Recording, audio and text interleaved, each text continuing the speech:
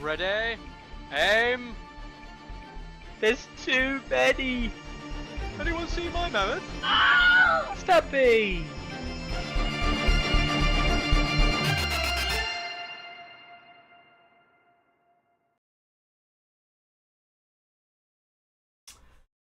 Welcome back, everyone. It's another Monday. I know it's been a few weeks since we last did one of these. We're in for well, not a treat, not that much of a treat, but we're in for a treat, I hope.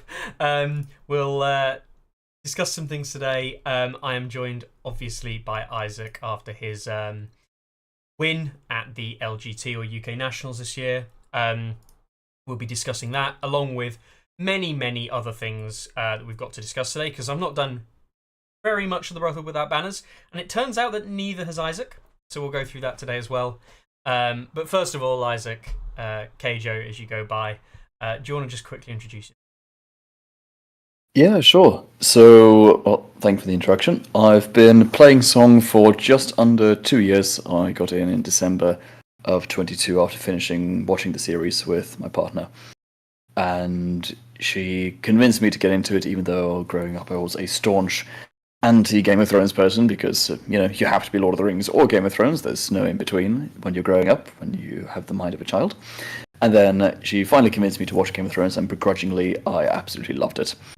And I've played competitive tabletop games for a while. I've played some other tabletop games in the past, which maybe certain people maybe have heard that I've played before. I think I might have mentioned it once or twice. And so the competitive scene of board gaming is something that I find very enjoyable. It's something I have a lot of fun with. And after that game, which I used to play, Imperial Assault, when that died, I then was looking for a different game to replace it for quite a while. I bounced around to some different ones. I found Warhammer Underworlds, I found Age of Sigmar, and had some fun with them, but they never really truly scratched that itch. But then eventually, when I found, after finishing watching the series, I knew that there was this game, and I thought, okay, let's have a look at the rules. So I still remember that day. I finished watching the series, got on the plane to head back to England, and before getting on my plane, I downloaded the entire Song rulebook, and on the plane, I read it front to back. And by the time I landed, I decided what my next game was going to be. It just jumped out at me as being such a good rule set, a simple. It was just easy to learn, hard to master. It was just abundantly clear from the first read through, and it just really appealed to me. There we have it. Yeah. There we have it. I mean, I think that puts you in very illustrious company, right? You are one of 7 people who've probably read the whole rulebook. I know, yeah. No, there's loads of people read the rulebook because the rulebook is actually quite small for this game, like one of the biggest yes. positives. No, fantastic. In case people don't know, there is a bit of an inside joke, which is Isaac is not allowed to mention Imperial Assault. He will, at every given opportunity, mention it and mention how amazing it is. I will make him no longer mention it after now. And if you want to, about hour to 3 hour long conversation with Isaac where he does all of the talking, and this is me, right? This is me saying this, who is renowned for being a blabbermouth. You just mention Spectre Cell and watch him just go off it. Yeah, still hurts to this day. So, why is Keijo grey? He's not grey. He's just in a dark room, because you have to live in a dark room for a man of his intellect, and it's the only way you can preserve the baldness. Correct. It does grow, and so I try to moisturize it as little as possible and give it access to as little sun as possible, just to make sure that the hair doesn't grow back out. Yeah. Can't go outside very often. Yeah, exactly. Not good for him. Right. I think it's funny, and before we dive into anything else and thingy, I think it's still funny to this day that I remember when you start playing, certainly online, you started playing online, and I was like, oh, I'm going to play against this guy, I'm sure this will be. And to think a few years later that that you've come on this way and been on quite a long journey, I think is really interesting, because I've seen the whole thing pretty much, which I think is really fun. And obviously attended events together and things like that. play some Space Marine together, brother. Yes. So that has been very fun. it's great to have someone who I obviously call a friend nowadays in the scene. Not like you're the only one. And there are quite a few people in the scene who are like that. But I think it's so interesting, obviously, from my perspective, of seeing that start point where you are today, which is really cool. Well, thank you. UK Nationals. Yeah. Yes, indeed. Again, I spoke to you about this already before you went last week anyway, but you were pretty much shoo-in my book, doing well. I said to you, there's no reason you shouldn't win it. But, all events like this, we all have good days and bad days. I've been there, done that, got the t-shirt. Yep. So it is always down to the performance today. And the performance over the 2 days was good. So before we dive into anything else, the event itself, LGT, what was your thoughts going into it? So I had some thoughts going into it and some thoughts leaving it, and those thoughts were very, very different to each other, and that was a significant surprise to me, and a very pleasant surprise, which I was very happy about. Go on. Going in, what did you think? So going in, I had the impression and the feeling for a while that the game, even though it was growing in other parts of the UK, in other parts of the world, it was dying in the UK. I'd seen people leave. I'd seen the situations such as Scottish Nationals being cancelled last minute, and other very notable events going down in popularity, going down in the number of people attending. And going into it, going from 120 people in 22 to 60 players, including several internationals, in 23, to then being around 45. I think we had 44 in the end. In 24, going into it, I was not very positive about it. I've had a feeling of the game was in decline, and I was being completely honest. I started to look at other fields and other pastures. I started to look at other games, consider, should I maybe be pivoting, be moved to a different one? And what I found when I got to the event, it really surprised me, because looking from the outside, it's easy to go, cool, numbers are less, therefore the game is dying. But what I instead found is an incredible amount of communities that I'd never heard of, that I never knew existed in the UK, starting to grow. And whilst some of the people that I've known, certain groups around the UK who have stopped playing, that's kind of been my only impression of how the game had been going in the UK. And so I see those groups and those communities and those players stop playing, when actually that doesn't mean that the UK as a whole stops. And I think one of the big moments was, it turns out that there's a Southern GT happening next year, being run by a few guys down south. And that's really cool. And the fact that there are players who, they want to run the first of a kind of tournament. They want to run more GTs in brand new areas. Mm-hmm. If you had asked me to bet on that happening, if you gave me 100 odds to 1, I probably wouldn't have taken that bet, because I really thought that the game was dying in the UK. But going there, what I saw was you had a lot of veteran players who have played the game for a while. They have started to move away from the game. And we also had no internationals. But despite that, we still hit 44. Mm. And so you look around at the player base and you see so many people that I spoke to who went, oh yeah, I just started playing a few months ago. Oh yeah, I just started playing recently. Oh, I just started playing recently. And I really think that the work that those Chelmsford guys have done has really paid off, and I wasn't expecting it to pay off, and it was surprising to see, and I was very, very, very happy to see it. And you have communities in those areas where they've been running tournaments, where they've been organising things, and it's been going so well. And I think Grant did a very, very good job of running the tournament. Also, the prize support for the tournament was genuinely the best. It was some of the best prize support I've had for any song tournament. I I'm not going to lie, the trophy for UK Nationals was Really the nice. most beautiful trophy I've ever seen in my entire life. Genuinely looked really nice. Yeah. Don't get me wrong, I've had some nice stuff in the years, but I looked at that and thought, that is nice, you know? Yeah. Yeah. And the blood effects in the glass, I don't even know how they did it. It must have cost half a fortune, but I was very careful on the trip home, let's put it that way. but yeah, so no, I left the tour, and it's not just because I won. Like, it's easy to go, oh, I won, therefore I feel more positive about the game. And maybe there is some of that, but even when, we were just a few games in and I saw just the amount of new faces who weren't just people going, oh, this is, my 14th cousin's second game that I play with my dog. It was actually a game that they wanted to play and that they wanted to properly enjoy.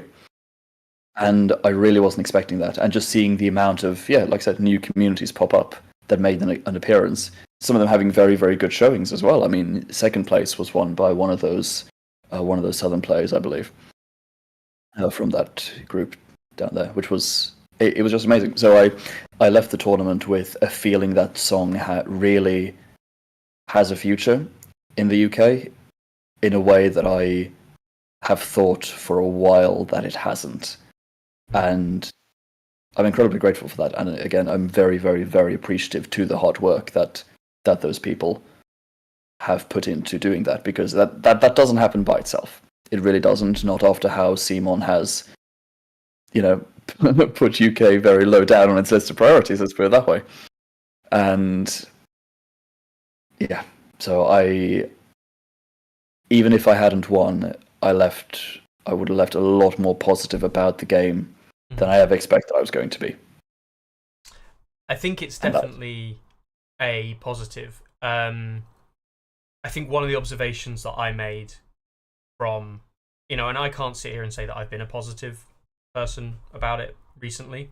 I've been pretty down in the dumps about it, obviously.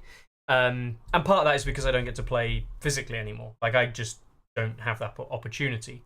And it's not because people don't want that. It's just that my clubs don't want to play it. We're talking about some of the most invested players in the country. And they've wanted to move on. Don't get me wrong. I won't go into the full details, but turning up to Friday night and playing games about making wine, Euro games about making wine, is good fun. I'm not going to lie. Viticulture, if anyone doesn't know it, you should check it out. It's a brilliant Euro-based game. I see. So you're allowed to promote other games, but I say Imperial Assault once and I get kicked off for a year. Well, yeah, because, you didn't mention it. That was the problem. I mean, that's fair enough. But yeah, no, so, like, it is nice, it is refreshing, and the guys, it's really good to play games like that with the guys. But unfortunately, it means not playing Song, and when you don't get to play physically, you do lose out. The online game is fine, and look, I've played the online game plenty. I don't want to imagine how many hours in TTS from watching and playing. In fact, probably a scary amount, in the thousands, I imagine.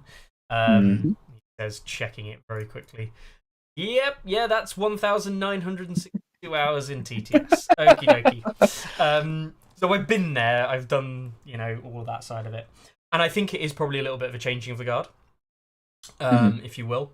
But at the same time, I think also what this highlights is actually a bigger problem, which is not one of Grant's doing, and Grant's done a great job.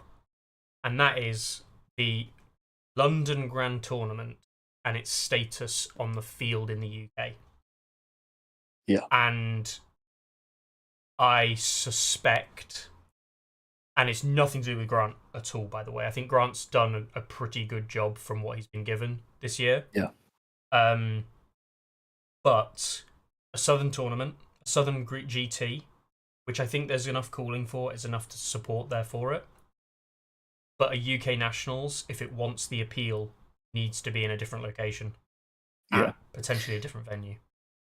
Which is exactly a conversation that we had at the event with Grant and with James, because, I mean, Birmingham is, Birmingham is just somewhere a little bit further north, and it's, I like joking, because I am a little bit further to the south, I like joking that, London is, is the middle of the UK. Yeah, it is the center of the world, and it's the terrible, horrible black hole where everything goes to die, center of the world, but still, it's the center of the world either way. And everything, 2 meters above that is north. But in actuality, a lot of other game systems, which will not be mentioned on this stream, they tended to have their national championships run in those areas, say Birmingham or Liverpool and those kinds of places. Now, I think a fair counterpoint to that is the fact that, as far as I'm aware, at least, the Scottish scene has basically vanished. Now, there's a good chance maybe it hasn't. Maybe it just was. 2024 was a bad year. Maybe there's a scene for the game, I don't know. But obviously, when it's like the two largest groups for the game, as far as I can tell, is Cryptic Cabin and Chelmsford. And those are both London-ish areas, pretty much.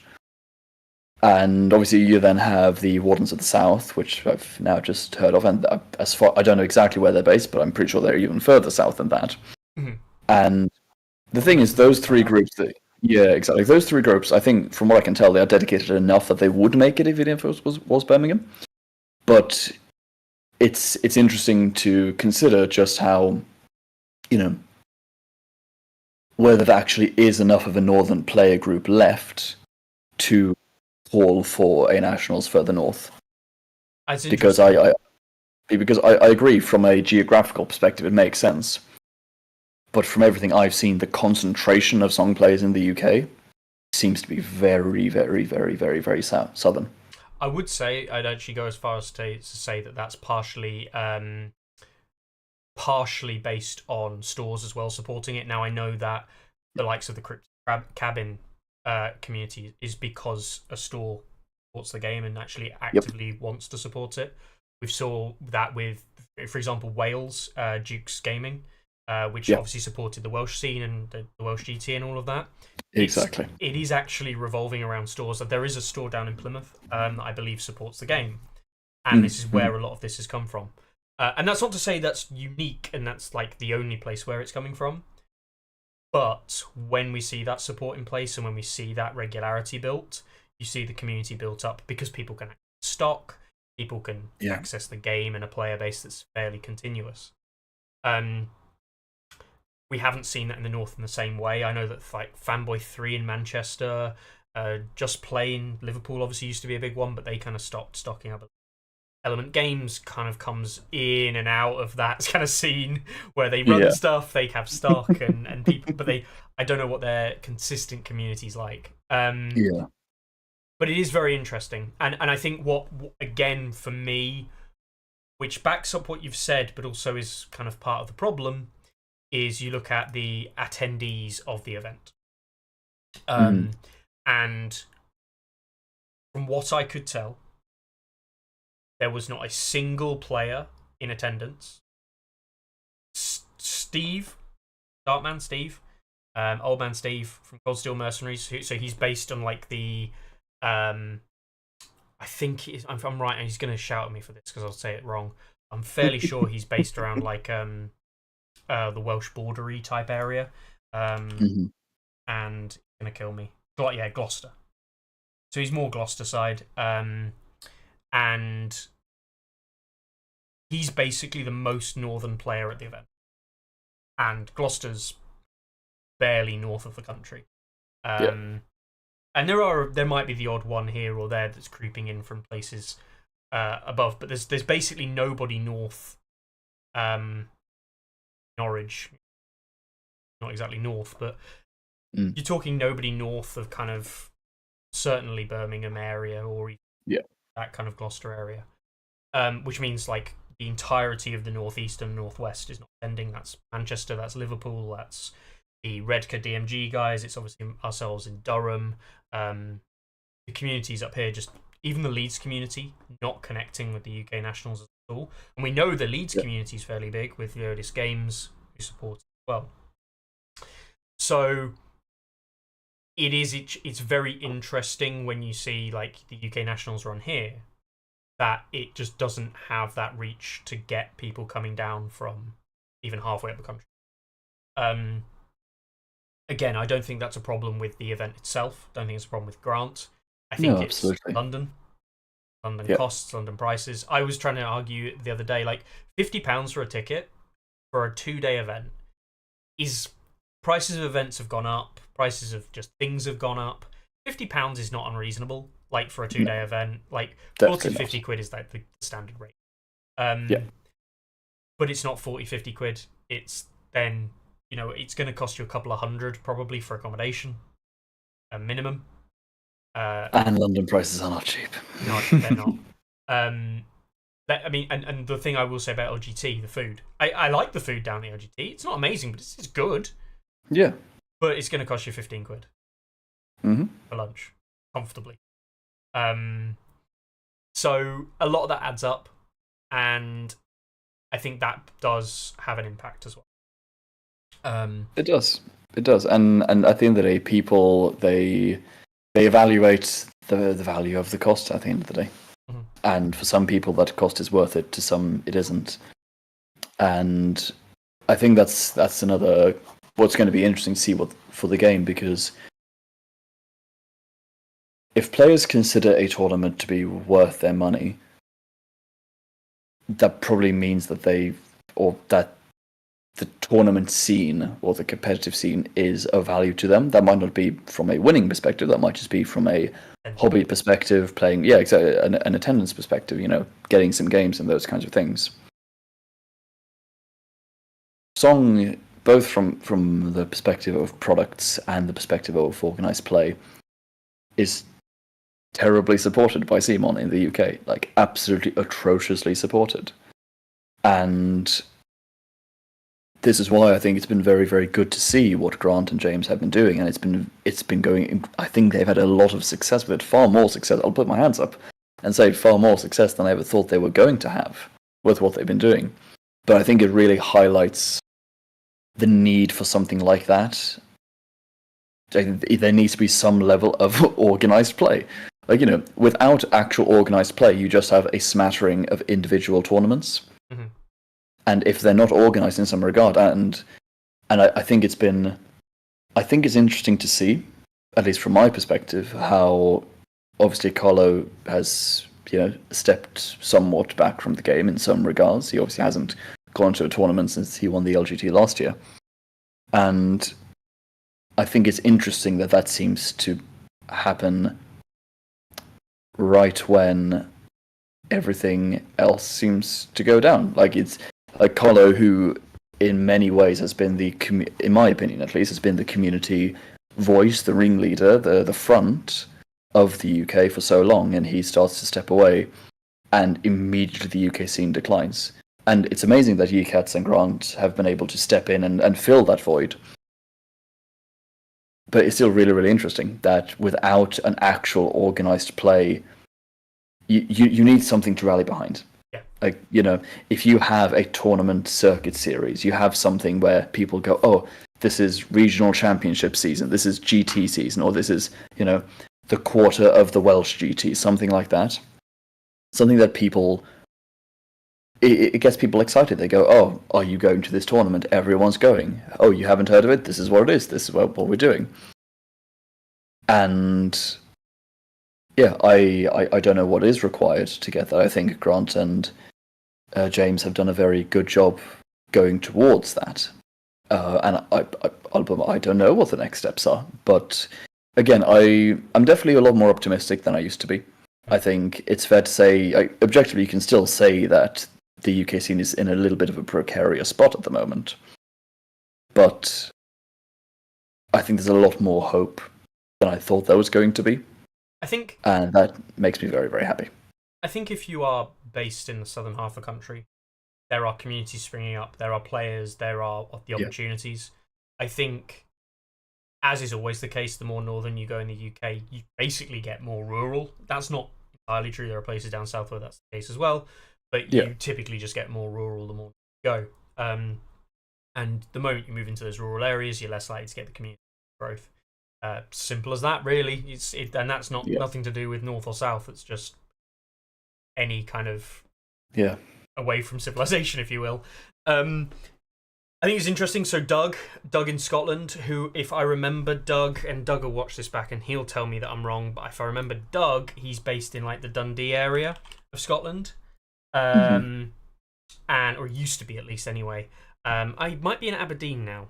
I was about to say, I could have sworn last I checked he was Aberdeenish. I swear he used to be Dundee. I swear he used to say he's Dundee. Anyway, I think he's Aberdeen based, and he's saying that there's a community now in Aberdeen that's growing. Now that's interesting because I'm not gonna dox you or anything like that, but I know that that's an area that you're particularly interested in looking at.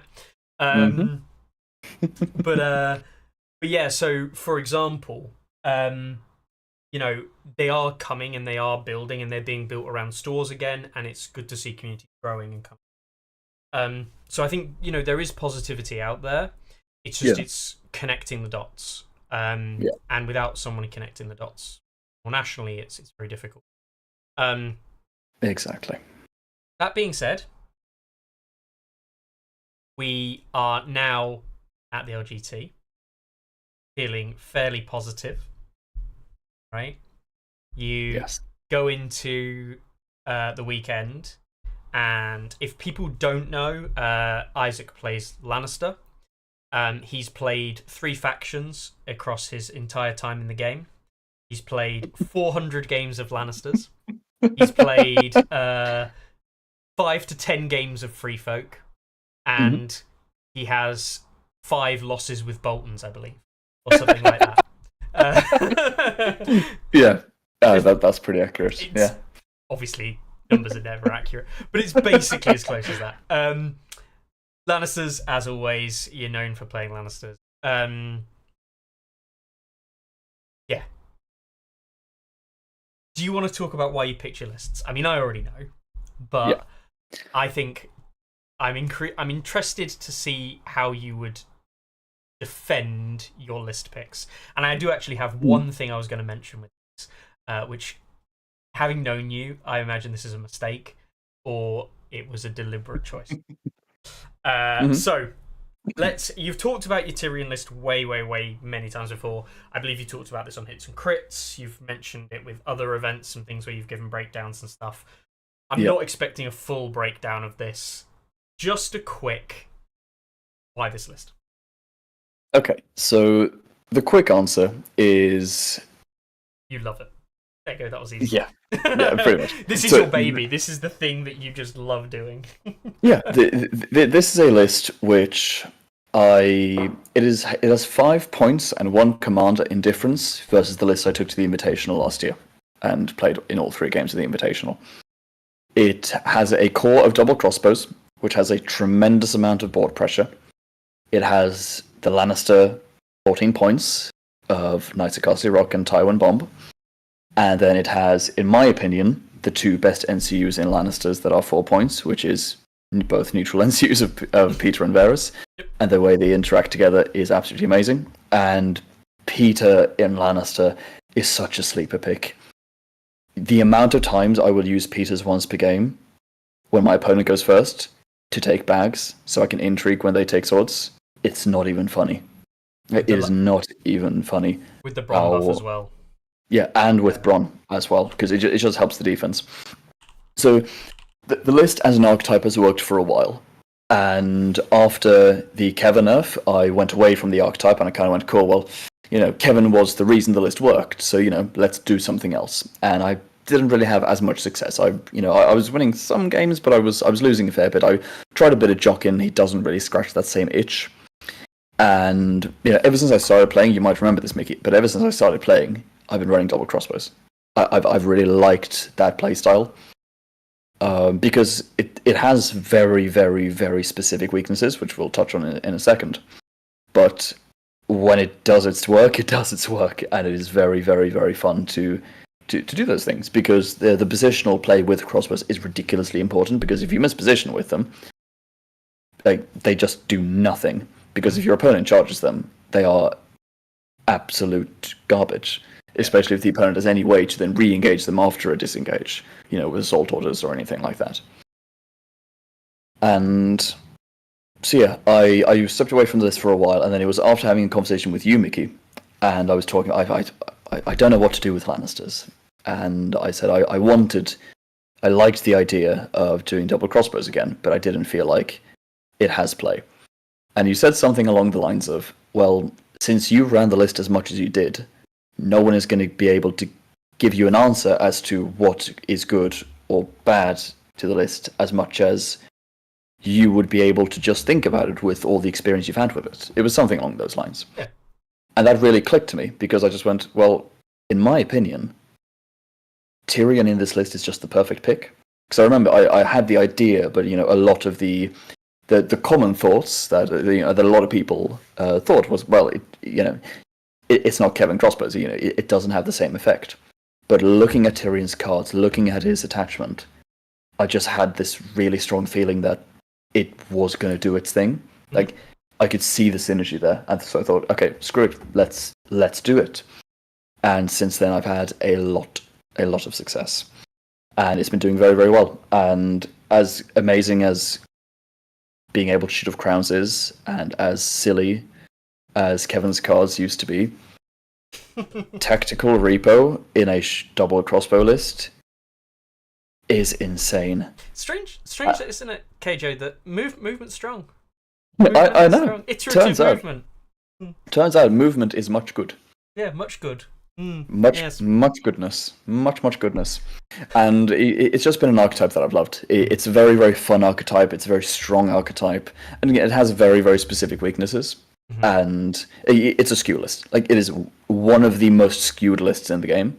And I think it is probably, of the top meta lists at the moment, it's probably the most skewed of all of them.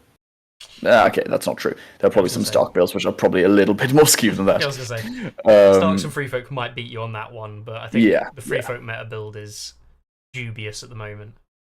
And Starks is the same thing they've done forever. It feels like forever. Yeah. I mean, the thing... Turncoat is amazing. Yeah, I mean, the Turncoat is amazing. Undersold, I think, is... Don't get me wrong, I don't think you can get away with more than one or two. I don't think you can get away with more than one, to be honest. No. But there's, in case people don't know, and it's actually, I would argue that it's a problem, but not from the reason that, like, a balance problem or an overpowered problem, but it's actually a problem with Lannister at the moment, which is the integrity of the Turncoat, Tywin, Peter, Knights of Castle Rock combos, in that you've got such explosive potential where you can just be like, right, shut down this, do this. I'm gonna kill a unit, bang, bang, bang, done. And it works consistently. Yeah. But if it doesn't work, you really have to have a backup plan. And this is exactly why, so not to cut you off, but this is exactly why you've spoken, because we've discussed this list, you and I, for years at this point. And you've told me many, many times that the win con of the list is not crossbows, it's the knights. And this is true. But I also do think that the largest strength of this list, in really competitive games, the games come down to how well I play my knights. Like, that was abundantly clear to me as Swedish nationals. Like, those key games came down to, what do the knights do? If they do nothing, you lose. If they do amazingly, you win. But what is so incredibly strong about this list, in my opinion, is because of the amount of shooting you can do and the amount of iterative damage that you have with stuff like Subjugation and Varys hits and Tyrion's cards as well to move them off swords so you can take swords again, and when they took swords, you give them Varys hits, but also, whoopsie, you don't get to attack because of implicit order, so now you just took 3 hits for nothing, and I get to move you to another zone that I don't want. And now I moved you onto horses, now you can't actually move up into my face anyway. Yep. And it's just unbelievably strong with the things that he can do, but I've run the math, and I've not just run that's a lie, I haven't run the math, I just have these statistical gains to back this claim up. Crossbow shot in short range, plus Tywin, plus Turncoat, plus 1 Lannister card. If you've softened up a unit even a little bit, that's a dead unit. And there's a massive difference between burning Tywin and Turncoat off a starter round NCU board take and a starter round Knight's Charge. Yeah. It is not even funny how the difference is. Because you still have the Knights. because you still have the knights. But also, even more importantly, in my opinion, because yes, you still have the knights, which is huge, but also you have zero chance of rolling a 1 on the charge. Yes. So if your game plan involves, cool, I pop the turncoat, the take a 1, give you a vulnerable, pop Tywin, take 4 hits, re-roll those past saves, and I give you another vulnerable. Take a panic token, take a panic test. Not going to spend the panic token, because I have Hear Me Roar in hand. Or I have Fealty in hand, and I did Peter's once per game to take the crowns. And then I go, cool, take swords, I know I have rerolls, and I know I get to play my card. So if you've taken, like statistically, instead you take, what's the average? Statistically, I believe you take about 4 to 5 wounds. If your average defense, you take about 4 to 5 wounds from the turncoat Tywin bomb. Assuming you pass your morale test and you're on a 4-up armor, then on average you take 5 wounds. If you've taken 1 crossbow shot before that, even at long range, you've taken 2 wounds. On average, you take 5. That can't be right. Be 3 or 4.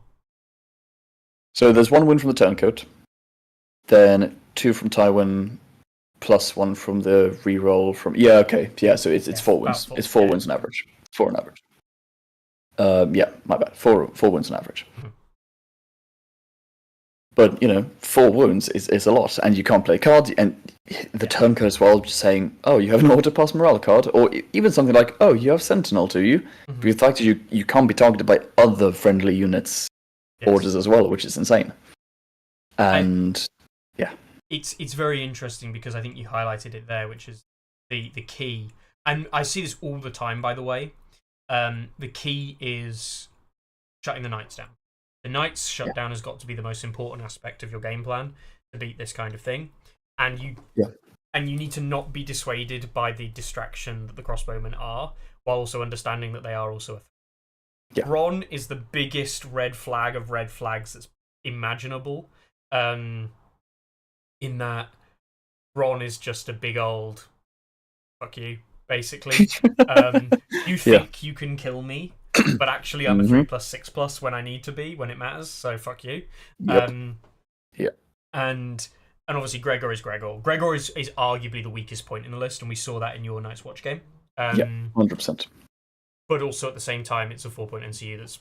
4-point combat unit that's probably just the most effective in it. And it's a 4-point cavalry unit, which just gives you, because it is the core of the list, which is the double crossbows. They are ridiculously static. Like they don't move as much as you'd want to, but still with And this thing, Tyrion is. When I started playing the game, I took one look at Tyrion's cards and I went, "This feels insanely good, but I know for a fact I'm not nearly good enough to be able to use it. So I'm just going to leave him to the side and think about him another point when I'm slightly better at the game." And because all of Tyrion's cards, you can play them at the worst possible times, and it is so funny. And because they will be terrible. But if you understand, like if you really play them at the right time, like going, okay, my opponent really needs to block swords right now, for example, but they also really want to move later for a certain thing to get, like currently they have no Varus, they have no shifts. First of all, what are you doing? But they have no Varus, no shifts, and their infantry unit is currently 1.5 inches away from a palisade. Yep. Cool. And I know for a fact that they need to, for example, block swords, or even if it's just take lasers, or whatever it is. But either way, they are not going to take horses round 1, or this is first activation. They probably should, but they're not going to do it. Well, now suddenly, I'm moving you onto horses, and I'm blocking the zone that you want. And even the amount of times I'll just go, well, I want crowns, but I mean, I'm just going to move you over to the crowns, because that's a zone which no one's going to take anyway, and it gets you out of the way.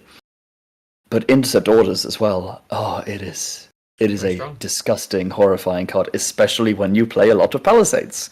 Like when you play palisades with the double crossbow list, and the opponent goes, "Oh, I was finally able to catch up to the palisade. Okay, take swords, get rid of it." No. Yep. Wait, what do you mean? No. Ah, okay. And this 3 hits, please. This actually comes back to a whole discussion around playing against lists like this and playing against the soft control lists. Yeah. Need to put yourself in a position where the control is less effective. Yeah. Ironically, having less all-in strategies against something like this will actually make your list better. 100%. However, 100%. comes back to the problem with Tywin, Knights of Cassirock, and all the components. The explosive nature of this can just gain such a large advantage from that one moment flip that it makes playing your average lists into this very difficult. Yeah, it really is. It really is. I actually don't think this is like super powerful or anything like that. I think people might think, oh, I think this is list OP. No, I mean, I think it's a very good list, but I actually don't like the design that Lannisters have at the moment because of the nature of what Tywin brings, and it's very obvious when you look at the stats.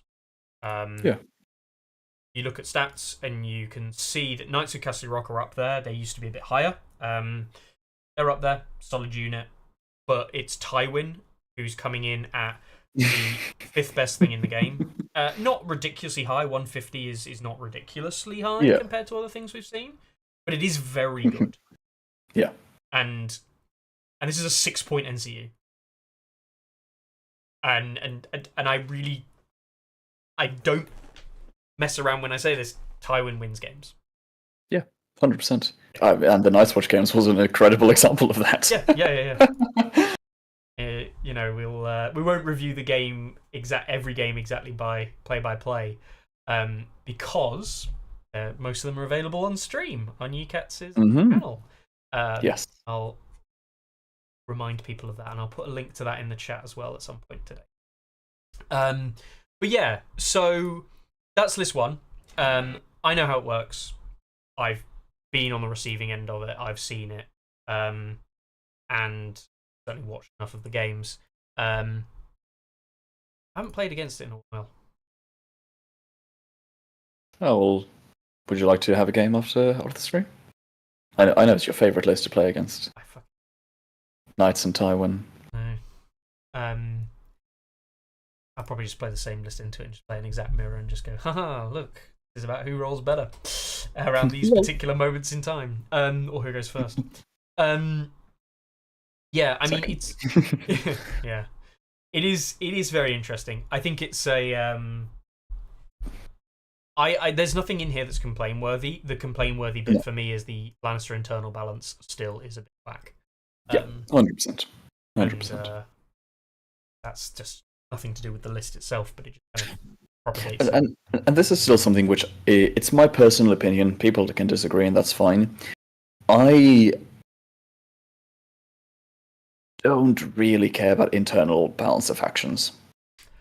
In a game as large as Song is, with 10 different factions, and every faction having a bunch of different units and different playstyles, yada yada, what matters to me, and again, I like to preface saying these things because I approach my view of the game from a competitive angle. I genuinely, and I don't mean this in any negative way, and people can disagree, and it's good that people feel the other way to how I do. I could not care less. Yeah, I do care to an extent in regards to the health of the game, but I don't really care about the balance of a game of 2 players playing locally, having some fun. Yeah. How good is the game for that? Because if you're playing a game for fun, usually doesn't matter how bad the game is, you're going to have fun anyway. Because, if the game is super unbalanced, then don't run the unbalanced stuff against your local friends. If 40k, I played 40k for a while just for fun. And you know what? When you're not playing, I played Necrons in the days of 8th edition when I never played 40k competitively, but I remember there was, for a small period of time, you could competitively run 3 Tesseract Vaults and another you just spammed magical spells. You had to buy 3 £110 models to do it, and then just run them around a board. But you know what? At local games, local game night, no one ran that, because you don't run competitive for that. So when I talk about the game, I talk about what I'm looking at the competitive angle, like what do I want to see on the top tables? Because unless the core mechanics of a game is bad, local players who play, or casual players, will be able to have fun. And we can still acknowledge that there is a problem with balance, and internal balance is important for those things. But as someone who is a casual player for other games, I just take the models that look nice, and if I lose, I lose, and if I win, I win. That's just my personal view of it. But I mean, I agree with you on the most part when it comes to the competitive versus casual, and I think that there's an overstatement when it comes to when we talk about list building, we talk about good list building choices. It is always through that lens of competitive list building, and through that lens of what can you want to work and make work within lists to give yourself good options. Yeah. That will always end up with a reduced pile. I understand that, because ultimately, if you've got 2 units costing 5 points, generally speaking, one's just a better choice than the other. That's not to say that the other isn't a good choice sometimes. No, exactly. But it's just that it's better most of the time. And that's the thing for me, because when I look at the balance of the game, I just genuinely personally don't care about the internal balance of actions, because what I want to see is I want people to be able to go to a tournament. I want people to have their favorite faction, and I want people to be able to go, cool, I want to go to this tournament and I want to take my favorite faction, and I want to have a list that is possible to win with. And if your faction has a winnable list in it, as long as I would much rather have 10 factions all be perfectly balanced against each other, but then each faction having 4 viable lists in the competitive scene. I would rather have that than have the internal balance and external balance of 9 of the 10 factions be completely perfect. You're in Lannisters, you can take Halberdiers, you can take Guardsmen, you can take City Watch, you can take Goldglow, you can take anything, you'll still be fine. Mm-hmm. But unless you're playing that one faction, you're never going to win a top-end tournament. I would rather have the situation where more factions are viable. So, because for me, I don't want to have to see people go, I hate this faction, but I want to win, so I'm going to run this faction. That makes me much more sad than I don't like running Tywin NCU, but I have to because that's the only way to play Lannisters, at a top end competitively, in my opinion. I think those are 2 different problems, and for me, one of them I mind far too much, which is why I really like the current meta, because the current meta has incredible cross-faction balance. Now, the internal balance of certain factions is not good. Like, Lannisters have probably some of the worst internal balance in the game, I think is fair to say. Yeah. You just, like, Baratheons, I think, have much, much better... Actually, that's not true, because Renly is still, in my opinion, really, really bad. But yeah. I mean, I do actually agree with you to some extent, which is you want the external balance to be good. I think the key criticism I have is the homogeny of certain aspects of the game. I don't like that we are in a situation where, and I said this to you before, but like for example, your Tywin list. Your Tywin list is a list that's existed for a year or longer, a year and a half now, and the homogeny that it has with basically like you should always include these components. I always used to say this way back in the day when it came to Free Folk, when Free Folk were broken. And basically it was like, you pick this, you pick this, you pick this, you pick this, you pick this, you pick this. And then you've picked 24 points of your list, and you've got 16 points to do whatever you want with, because that 24 points is done. The same criticism of Mother of Dragons, when Mother of Dragons was released, with you must take the 3 dragons. It was, we built you a competitive list by telling you the 21 points you have to include in your list first. And I know, right? That's for me the problem, is that it's the homogeny. And I think certain factions suffer from it because they're carried. I think Lannister is actually a perfect example of this, where Lannister's with and without Tywin are night and day. And yes, it's only a 6-point NCU, but it does homogenize the way the list feels. Yeah, exactly. Because it's not like it's a unit which... Tywin is not a unit that does a thing for 6 rounds. Tywin is Tywin is similar to... And I think Balon is another great example of this. Like, Tywin is... He's not an NCU. He's not a unit. He is a once per game... He's a game plan. Tywin is a game plan. And I think that is... I think that's a very fair criticism, because... The homogenizing list building, like, no one really cares. to an extent, but no one really cares if every list takes the same NCU. Like, everyone took Baelish, fine. Do it. Was Baelish really a problem? Not really. Like, he was too good, and he made the internal balance and the external balance worse to an extent.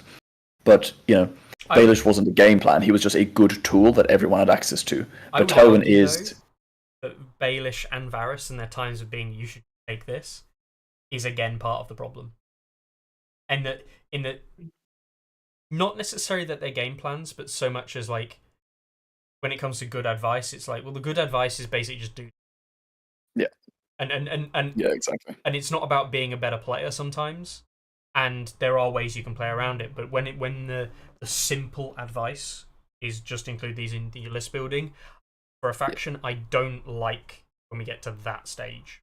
And I'm not saying that you won't have a list of things you should include and a list of things you shouldn't include. You'll always have that. Always have that. But having, like, you should just take this. This one specific thing, or these specific things should be in your list when you build it. Always feels bad. Tycho was, ubiquitous Tycho was way more annoying as well, I agree, Data. When Tycho was just prevalent in everything. And I agree. And it's not a balance issue, actually. I just point out it's not a balance issue. It's not if something's OP or not. It's shouldn't be in a position where the objectively correct thing to do is always include the same section of points. And that goes for any faction in the game. Like, any faction, anywhere. I'd argue the actual biggest issue for a long time, when I talk about Free Folk, is it's basically just always been objectively correct to run 2 units of Raiders, or 2 units of Trappers. Or both. Or both.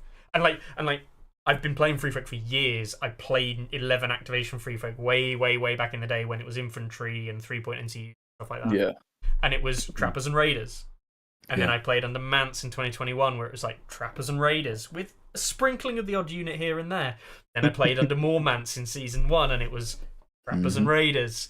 And then I played in Season 2 with Steer, and it was mostly Trappers and Raiders. And I played in Season 3, which, guess what? It was still Trappers and Raiders. And, they have... They even nerfed Raiders to the point of insignificant, and my response was, just run more Raiders. They're still playable. And for me, that style... Don't be wrong, I think it's good that that's remained a valid strategy. Yeah.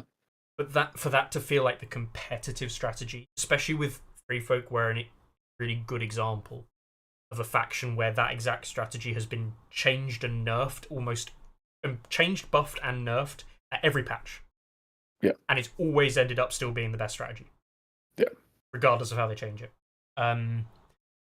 Which I think is also a really interesting question in terms of to what extent is something a strategy that should be changed, and to what extent is something the faction, just the actual core of the faction. Because what you don't want is homogenization of factions. Yeah. Because that would by far be the worst things for the game. Like, if everyone runs the same list, but these guys this is the Lannister list that everyone takes. Oh, in what way is the difference? Absolutely none. I've counterplotted my deck. That's the only difference. Okay. How about you? Oh yeah, I'm running the exact same list, same stats, same everything. Oh, but I final strike. Oh wow, that's interesting. Like, you don't want that. You want the factions to have a theme to themselves. Yeah. And I think it is an interesting conversation to what extent you can change the theme, because to a certain extent, obviously I'm playing a little bit devil's advocate here, but mainly just because it's an interesting conversation. Free Folk, or Wildlings, or whatever you want to say, their faction identity is just Horde. Yeah, because they are a meaningless Horde. And fair enough, you can have the kind of idea of, cool, well, maybe you could have 2 kinds of lists, because you could also do giant spam. But could you really do anything else in Free Folk without diminishing the theme of Free Folk themselves?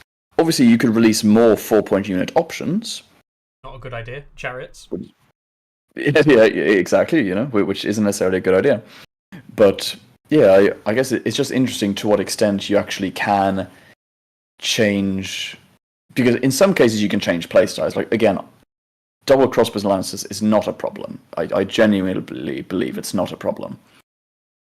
And I think you can change, but if you wanted to, you could nerf double crossbows and Lannisters, and you could still feel like Lannisters. Yes. But in Free Folk, could you get rid of 10 activation lists and have them still feel like Free Folk? Probably. I actually think you probably could. But it's definitely a difference in. I don't know if it's a difference in degree or kind, but it's certainly, if it is a difference in degree, it's a significant degree, I think. Yeah. We went off topic there a little bit. Massively. Should we look at the second list? I know, right? Yeah, we should look at the second list. So we see, and this doesn't really surprise me. I know some people were like, "Oh my god." The thing for me is we see Castle Rock Honor Guard coming in as a double pair. This doesn't really surprise me, and I know you're not a massive fan of 7-point infantry units yourself, Isaac. But the recent changes to them just make them like they're up there with the quality of 7-point units that these are as infantry are right up there at the top end. I'd argue they're equivalent or probably better than Kingsmen, or at least very equivalent. What we mostly consider the best 7-point infantry going before the patch. One with Gregor, one with Sandor, making them both Clegane. Obviously, that's very good with assault orders. You know how I stand on Fueled by Slaughter and how I think Fueled by Slaughter is just the best thing that ever happened to anything ever. And we see it here again with Sandor, which is obviously great. The first question I'm going to ask before we dive into the list as a whole, and Carly has asked this so many times, and it's never been answered, and I've tried to answer her, but I'm going to get you to do it. Because I think she'll believe you more than me. Why not Stonecrows? Because I cannot be asked to buy them. It is the honest answer. I think so. For me, I love Poor Fellows. I love Poor Fellows. I've had so much fun with them. I think they are an amazing 4-point unit. I think they're one of the best 4-point units in the game. And it's a small roster of good 4-point units. Let's be fair here. But I think they genuinely are very, very, very good. If I take a step back and I admit to myself, okay, well, really, are Stonecrows better? They might be. I'm honestly not convinced. Because what I like about there are many reasons why I like Poor Fellows, and maybe we can touch on that. But I can certainly see why Stonecrows might be better in certain regards. Still not convinced they're objectively massively better, but they're different. They're different. But the main honest answer is I have Poor Fellows. I've already bought 2 7-point infantry units and spent my own money doing that, which I already feel dirty buying, and I just could not be bothered to buy another box, to be honest. For me, and I say this, and I know Rich is like the armor is way more clutch for a lot of situations, but like the Poor Fellows should, like the whole point of this, Poor Fellows shouldn't really ever get attacked. No. And if they are, they're doing it to hold something up and just be a bit of an annoying piece of shit. Yeah. This is not a combat unit. This is a objective holding unit that you just need as filler in the list. Yeah. The +1 morale means you're more likely to hold objectives from range attacks and everything like that. That's what matters most. Yeah. Less likely to fail a panic. Yeah. 100%. That's 6 morale, and also, yes, you have passive healing on Stonecrows, but you only have passive healings because you're far more likely to take panic damage. and you're also going to take more whenever you do. And also, the amount Insight is a horrifyingly bad order. It's crazy how bad it is. But rerolls and precision, even when you're hitting on 5s, is amazing. And we've been over this before, because precision, if you're hitting on 2s, is fine. Against 2-up, 3-up armor, it's amazing, obviously. But normally it's just whatever. But when you're hitting on 5s and you have precision, that's not a keyword. That's half of your hits are auto wounds. Yes. And that is a huge difference. Okay. And sure, that's a certain way to word it, which makes hitting on 5 seem better. I get that. But with the passive rerolls, and they are consistent because they're always going to be 5-4-4. So they're usually going to be rolling 4 dice, hitting on 5s. And also, if you shouldn't put debts on them, let's be honest. But if it's late game and you draw debts late and you put debts on Tyrion, poor fellas with a Lannister bases debts is really funny. It is very, very funny. Been there. Whereas Stonecrows get much less value out of debts. I'll just say. I think I don't disagree with you at all in terms of keywords like crit blow and precision are actually arguably better in terms of upping your damage rate than something like sundering. Like giving sundering to or even vicious to poor fellows instead of the precision, since most targets would actually be a down trade. Getting auto wounds through armor is so important. There is I know that Enline's saying you could run Stonecrows and poor fellows in an 8 activation list, and I think there probably is a place for that, and I'm never going to disagree with that. But for what we're looking at here in terms of this list, you don't want the Stone. I agree 100% with what you've said, and for me, it's that literal morale number is the only difference. It's the morale number, but also the extra wounds on panic is significant as well. Like it doubles down. And again, I'm not going to sit here and say that poor fellows are a ton better. Like we are talking about a filler piece that shouldn't really ever see combat, both of whom can die hilariously if they do, and also both whom can, and I've had it happen, hilariously tank if they don't. But it's like if you want to run this kind of list, go and take Stonecrows. I don't think that doesn't change the list. It doesn't make the list that much worse. I do think poor fellows are probably better, if I'm being completely honest. But it's not like we're comparing Honor Guard with any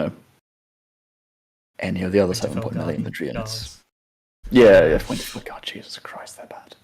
I mean, the big thing for me is that I've run Trappers, which are 6+, 8+, and I've said to them, like, you know what the cool thing about them is? Yeah, they don't have any armor, but they have shit morale, and they'll fail the morale, and they'll take a load of wounds from hits. Cool thing is, if my opponent doesn't roll enough dice, I won't die, because they can't do 12 wounds. Thumbs up from me. Exactly.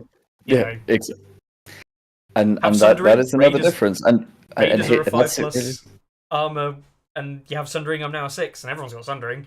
So like, and very significantly, that extra wound on the panic does make you more likely to be one-shot. Like that is not insignificant. One of the it is. It used to be insignificant. Disorganized now. Jesus Christ, that's terrible. That is horrible. But no, because this is one thing. One of the big things that has allowed me to learn as much as I have about the game in the short time that I played has been learning from you, Mickey. God. And I know, but one of the big lessons that you taught me, I think it was inadvertently. You were just talking garbage as per usual on Discord, and I was just listening in some conversations. But I remember that one time when you said, I don't care if you charge me because the maximum you can do is 11 wounds, which means I'm not going to die, and then I'm fine. And when I understood that concept, like it feels so alien when you're new playing. You go, wait a minute, losing an entire unit just on one go, that's horrible. But Song is not Warhammer. Like in Warhammer, if you lose 9 out of 10 guys, you don't do anything. In Song, if you lose 11 out of 12 guys, you are still a unit, and you still do amazing things because you still hold objectives, because you still can attack. You are an activation still. You are an activation, which is unbelievably important. And poor fellows, yes, they have 6-up armor, which is terrible. But if they're being charged in the front, like, I'm sorry, if you have a 4-up armor and you're being charged in the front with Lance Cav and they play Winter is Coming, so you get the double tokens. If you're 4-up armor, you're going to fail them, but most of them anyway. Because there's going to be Sundering, you're on 5s, and they have a vulnerable tokens, you're probably going to fail all of them. You pass 1 in 9. Yeah. Which is, like, if it's going to be 9 hits, 9 hits with Lance Cav now, guess what? You're failing most of them. Exactly.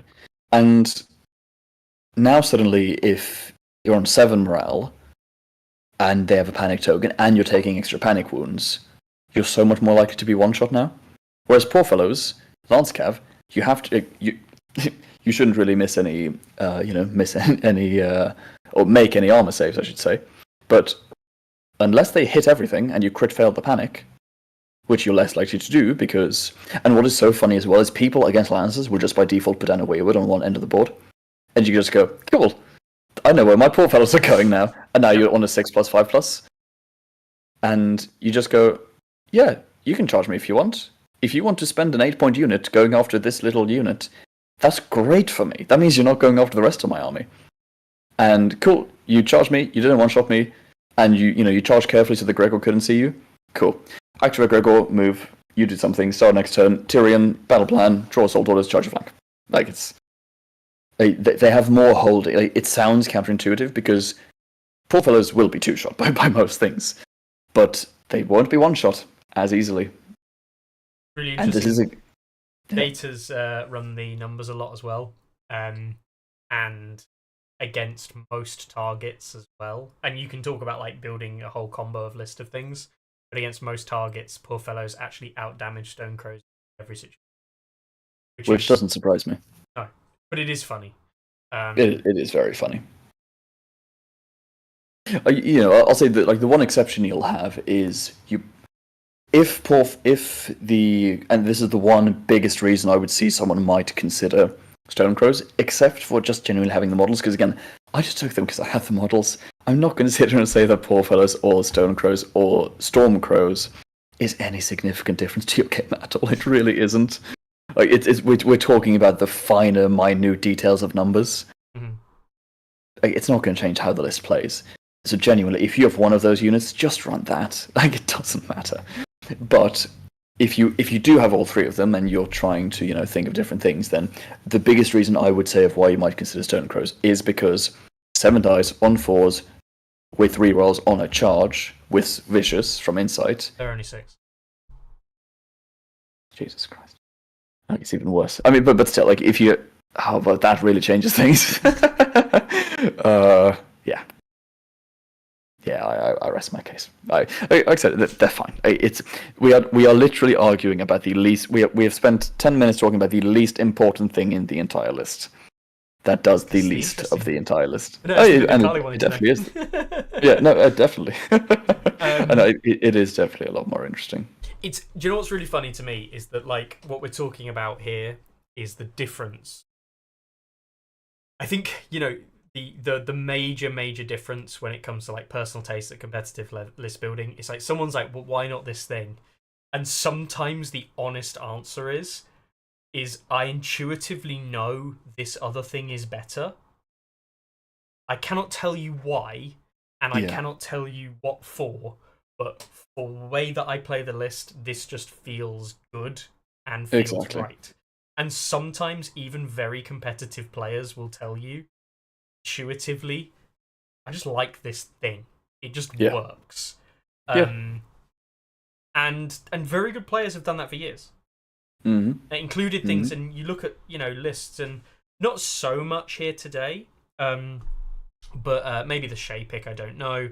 But like there are pickups here that you'll see in lists, and people just like, I take that because I like it, and that's kind of like the thing that I like and enjoy. And that's been true, and I will add this to all list building I've ever done. I like this cool thing, I think it's really strong, and I think people underthink it, and so I run it, and I go, yeah, I was right. Yeah. That's fun. Why'd you pick it? Like it?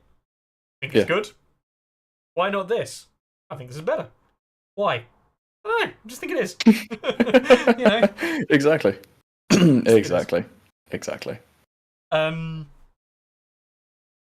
Double casting Rock on a Guard. People's heads in. You didn't play this list often, did you? You only played it twice? I played it twice, and I played in exactly the matchups that I brought the list for. The way I build my 2-list format is I take one list, which is my go-to list. It's my all-comers list that I fight most things with, that I play most games. Yeah, it's the crossbows. And then I go, cool. Well, no list in this game is perfect. There's too many factions for a list to be good in every single matchup, and if it is good in every single matchup, it's probably a bit too good for the health of the game. And so, the double crossbows does have very, very, very specific weaknesses. And I found that out specifically playing against Dan. So Dan Gilbert, who we'll probably talk about later, Mhm. He came third at the LGT with Boltons, which is it's an incredible feat. Like it is, and I'm going to put my hands up and say he had a very, very, very difficult line of opponents that he was playing. Like he was not just playing, bottom table, slowly working his way up. He was playing Winter is Coming. He was playing Jacob. He was playing like all these, high level players in the UK scene, and he was certainly not going the easy route, so to speak. Mhm.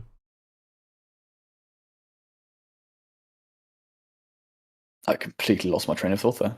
It's all right. You were talking to me about your second list. Yes, exactly. So I was playing my crossbow list against him, and he ran a list which completely and utterly destroyed it, which really made me think about how I needed to play my other list pair. And that then brought me onto an incredibly fun few months, because I remember I was talking to you about it. So, I lost this game. I shouldn't have lost this game. Something is wrong with this list. I need something to counter that kind of thing, because I don't see how I can easily... It's doable, but I don't see how I can easily beat that kind of archetype. What do I do? And you basically went, you can probably just do these. Maybe try this, maybe try this.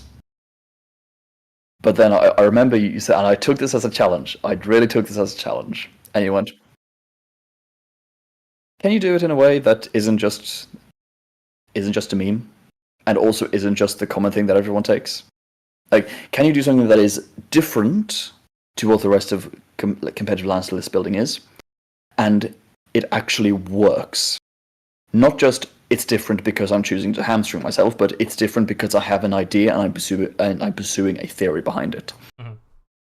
And you didn't exactly say that. It was something along. I'm not sure if you didn't properly give a challenge, but it was. I did, and I know exactly what you're talking about. And this actually comes back to a really interesting thing that, for me, separates good players and really good players, which is, you look back at your history and you see lots of Tyrion games, like fuck tons of Tyrion. Yeah. And you can see a Gregor list here that, strange enough, you played against someone online. Yeah. It is the same list. But, on the most part, this is a list that you've basically not played. Yeah. So the Gregor list I played once before going to the LGT, and that was against a Bolton player, and he was a super friendly guy.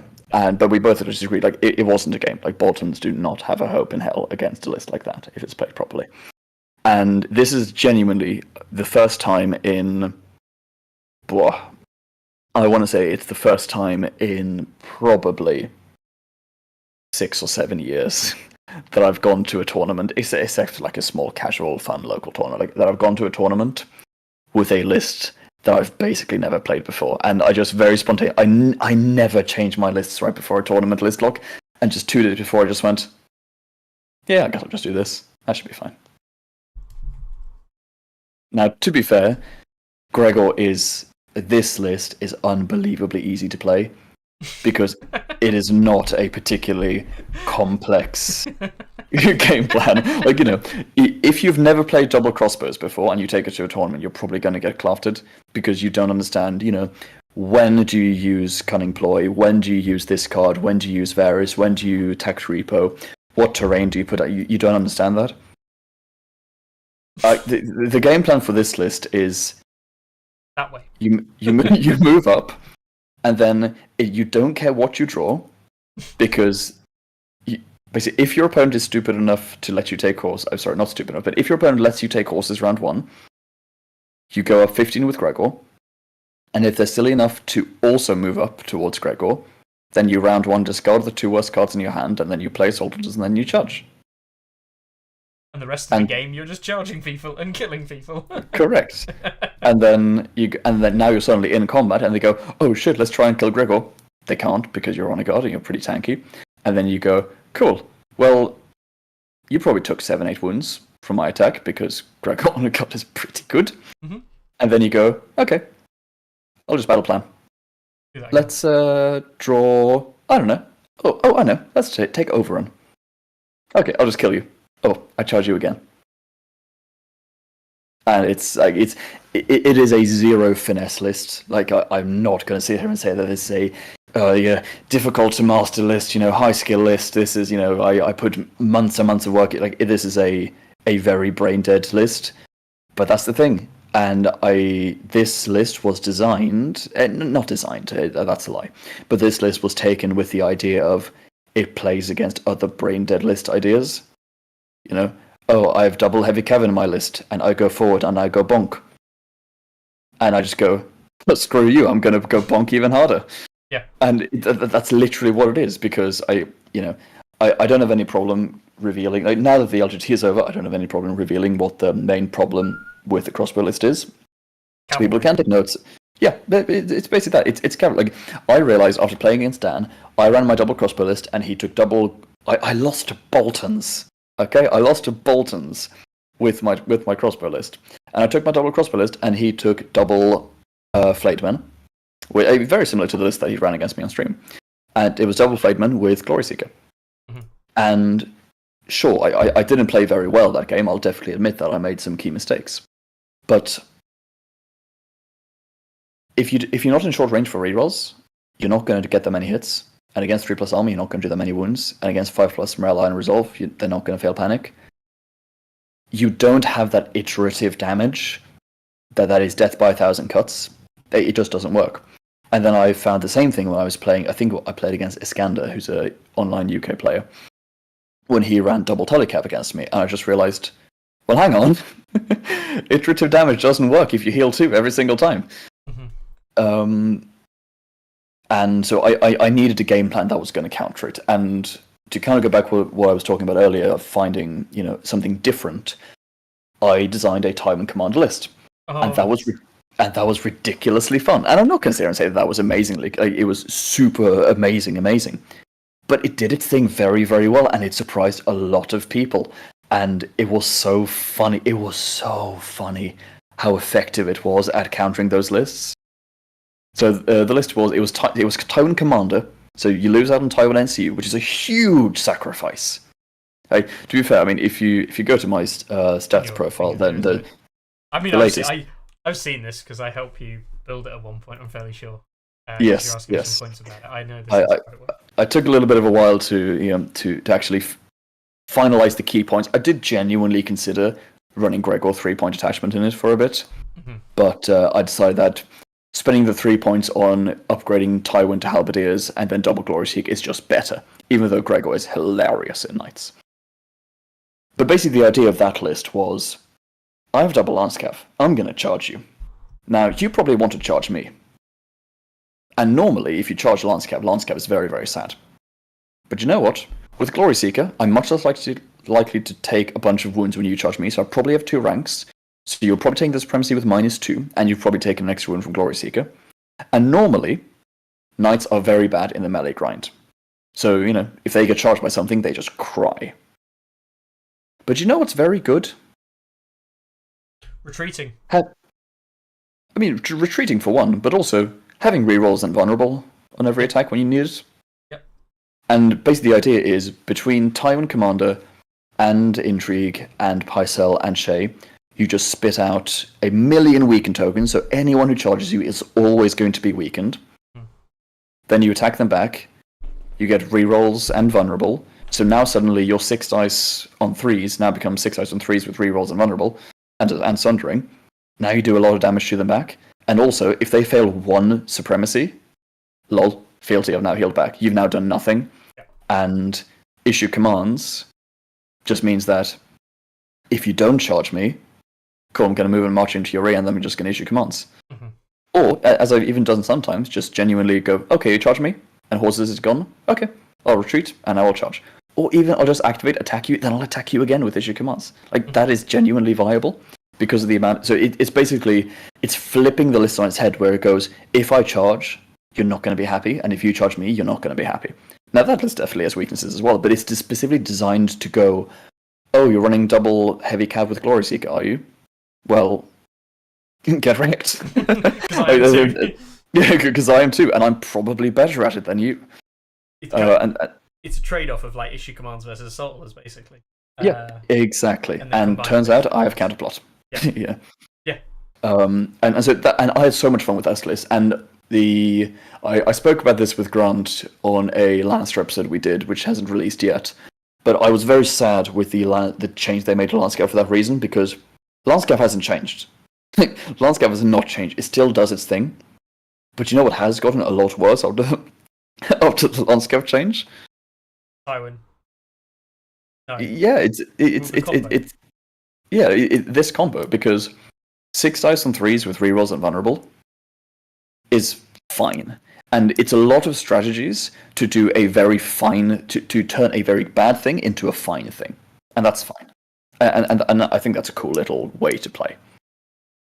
But 5 dice for 9 points is a big difference. And it's probably still playable because the enemy Tully Cav has also gone down to 5 dice, but the Tully Cav they never really needed or wanted to grind anyway, so it doesn't really matter.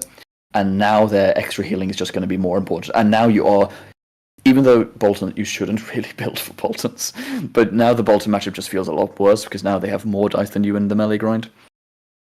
So yeah, I was a bit sad with the change, and I took that list to Swedish Nationals, and I didn't run it a single time. Yeah. Because I just went, well, like round 1, I was up against Darks, and I just went, I looked at his list, and I looked at my list, and I just went, even though one is literally designed to beat Stark cavalry, no, I'm better off trying to outposition him with crossbows, which is a giant gamble, because if he doesn't let me outposition him, I just lose that matchup, because it's a really, really, really bad matchup for crossbows. But I was able to get some good positional plays off. But yeah, and so yeah, that's the second list. I do like it. Brigands, I love. I love Brigands. I'm not someone who enjoys the Gregor playstyle as a competitive game plan, but as it took. I've said this. I've told you for a long time that I just refused to play Gregor. That I just didn't want to do it, and you can call me a sellout for now going for it. But the honest reason of why I now decided to run Gregor, it's not because I caved, it's just because, like I said, when I went to the tournament, I'd kind of not fallen out of the game, but I just didn't really care as much about it anymore, so I just kind of went, well, it's not a principled choice. It used to be a principle, and now it was just a choice.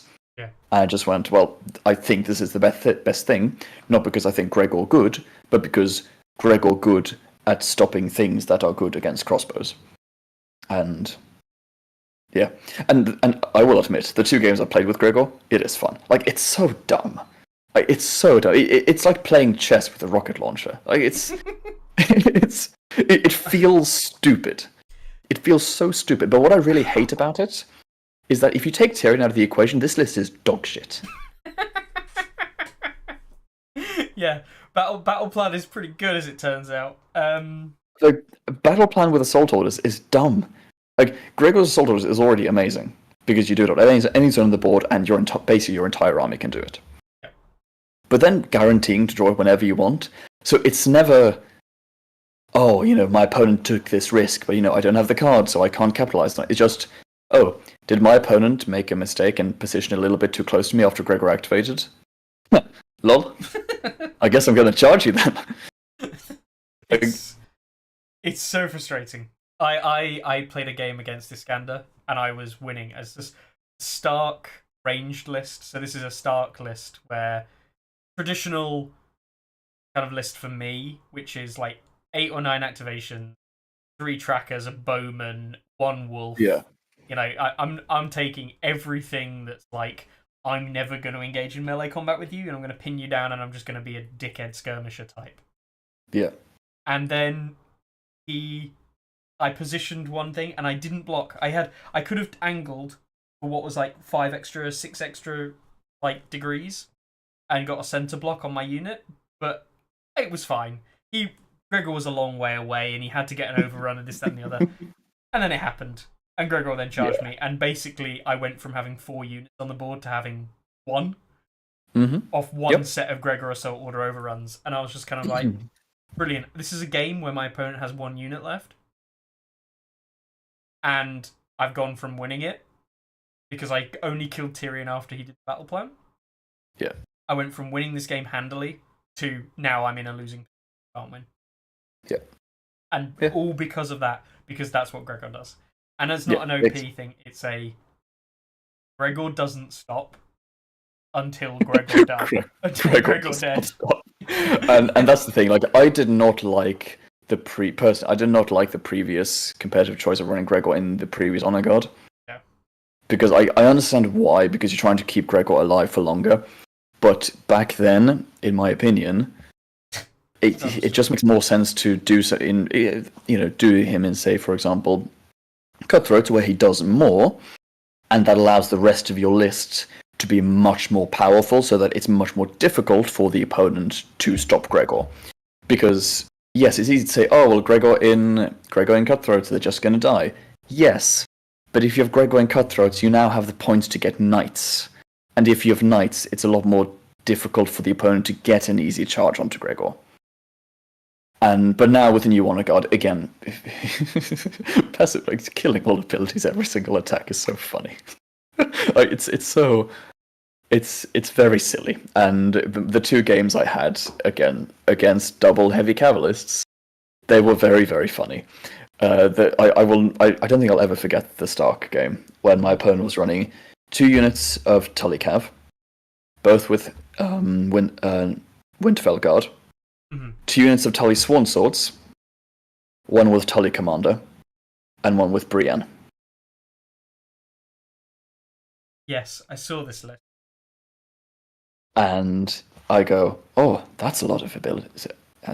He was the top Stark player, yeah.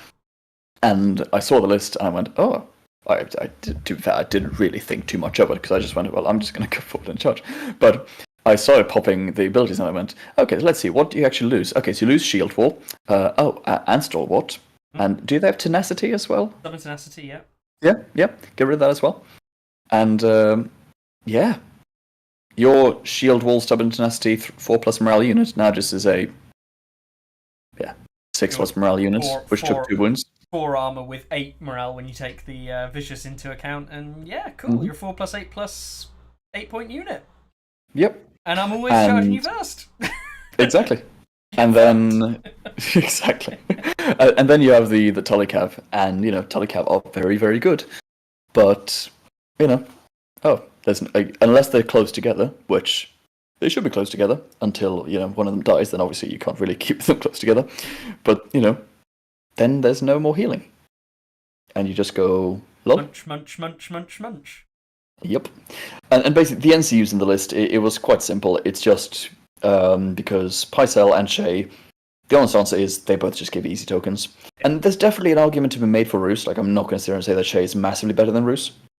But again, the list is designed to be against the kind of list, because we're talking about a context where you're taking infantry to counter Cav. And the obvious counter to that is, well, you're never going to get engaged, you bastard, because they have cavalry. Which is very, very true in many cases. And they can charge you when they want. And it doesn't matter how good your defensive stats are, Tully Cav in the flanker is always going to hurt. Yeah. And that's basically what Pycelle and Shay are for. Because, one, it's cool. I'm going to either assault orders or take swords and attack. And I'm going to first give you a token, so I now have more honor card abilities. Get wrecked. But also what it is I'm going to give you a bunch of weakens, so if you do take the initiative on me, you're not going to do as much. Yeah, no, it's fair. It's, but also, a shout-out that I do want to give, I believe it's Flurpy on the Discord, because I'm not going to sit here and say that I thought of this list myself. Flurpy put out a list on the Discord, which was the exact list I ran, but instead of Poor Fellows, he had the Stonecrows. And it was right after the patch, he put that out, and he thought, oh, this seems pretty good. I took one look at it, and I went, yeah, that makes sense. I built a list of basically the exact same thing, but then I just flavored it to me by doing, Poor Fellows instead. Mm-hmm. I ran it once into a bottom player, realized, yeah, this is pretty good. And then I decided I never wanted to touch it again. And then up until I went into the tournament, I went, well, this kind of solves all the problems I'm having with crossbows. Let's take it. Again, I played one game with the list. But again, so shout out to him, because he designed the the original core of the list itself. I always find it interesting. So I think there are competitive lists that we know, like mainstay lists. Second lists, like solve certain issues. They are not like, and I say this with a degree of certainty from experience and also from having seen do it. A lot of those second lists are not like tried and tested. Yeah. Right. One of those lists, and this is from like some players who were playing a lot as well. It's worth remembering that they're not testing out everything and playing everything. What they have is a list that they just believe in. A list that they just believe is like probably the best list they can possibly field, which is in your case your Tyrion list. And, you know, in previous Night's Watch iterations, it was the activations in the Mance list. In the steer era for me, it was my steer list. And when everyone was running Varamir. And it's just like, I believe I can beat basically anything with this. And then what you do is you go, right, what's the few things that you just cannot fathom to beat? What counters this so hard that you're just so scared? And it's like this. Okay, cool. Yeah. What beats that thing? And Exactly. And you just make a list and you go, cool.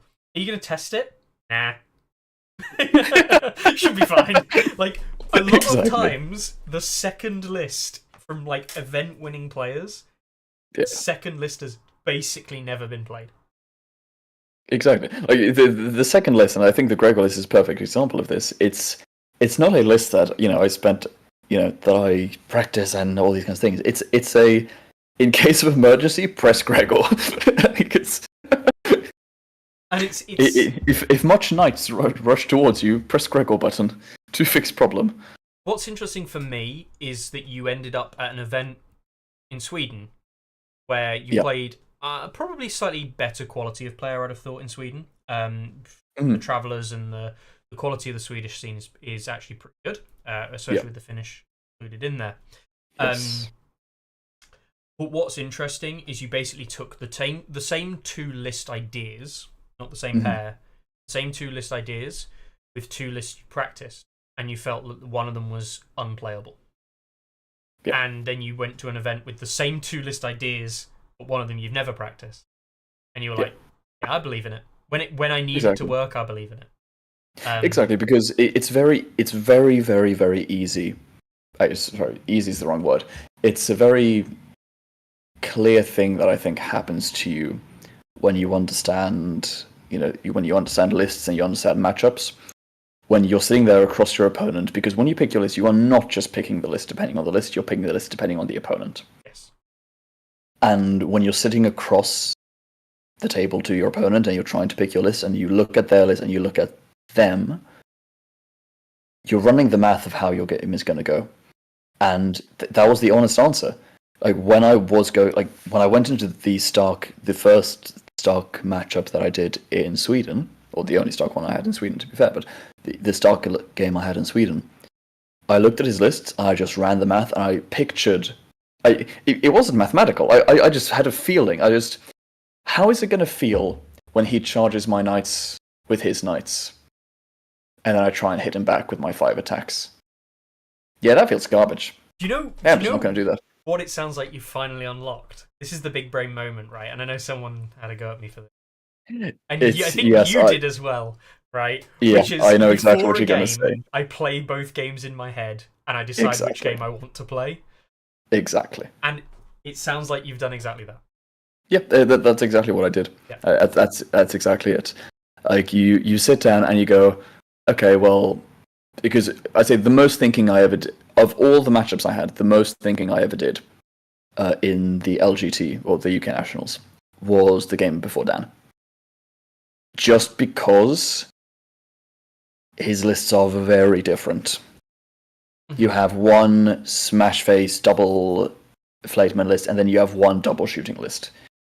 And I know from experience that if I play against my Gregor list with my Tyrion list, I'm gonna laugh my balls off, because that is a matchup I should never lose unless I make a mistake. Because double shooting, if you have good double shooting, you just destroy them. Now, to be fair, I do genuinely think that the Gregor list probably has a pretty good chance into that other Bolton list anyway, because Boltons do not have amazingly good shooting. They're fine shooting, but it's nothing. It's like you're a 3+5+.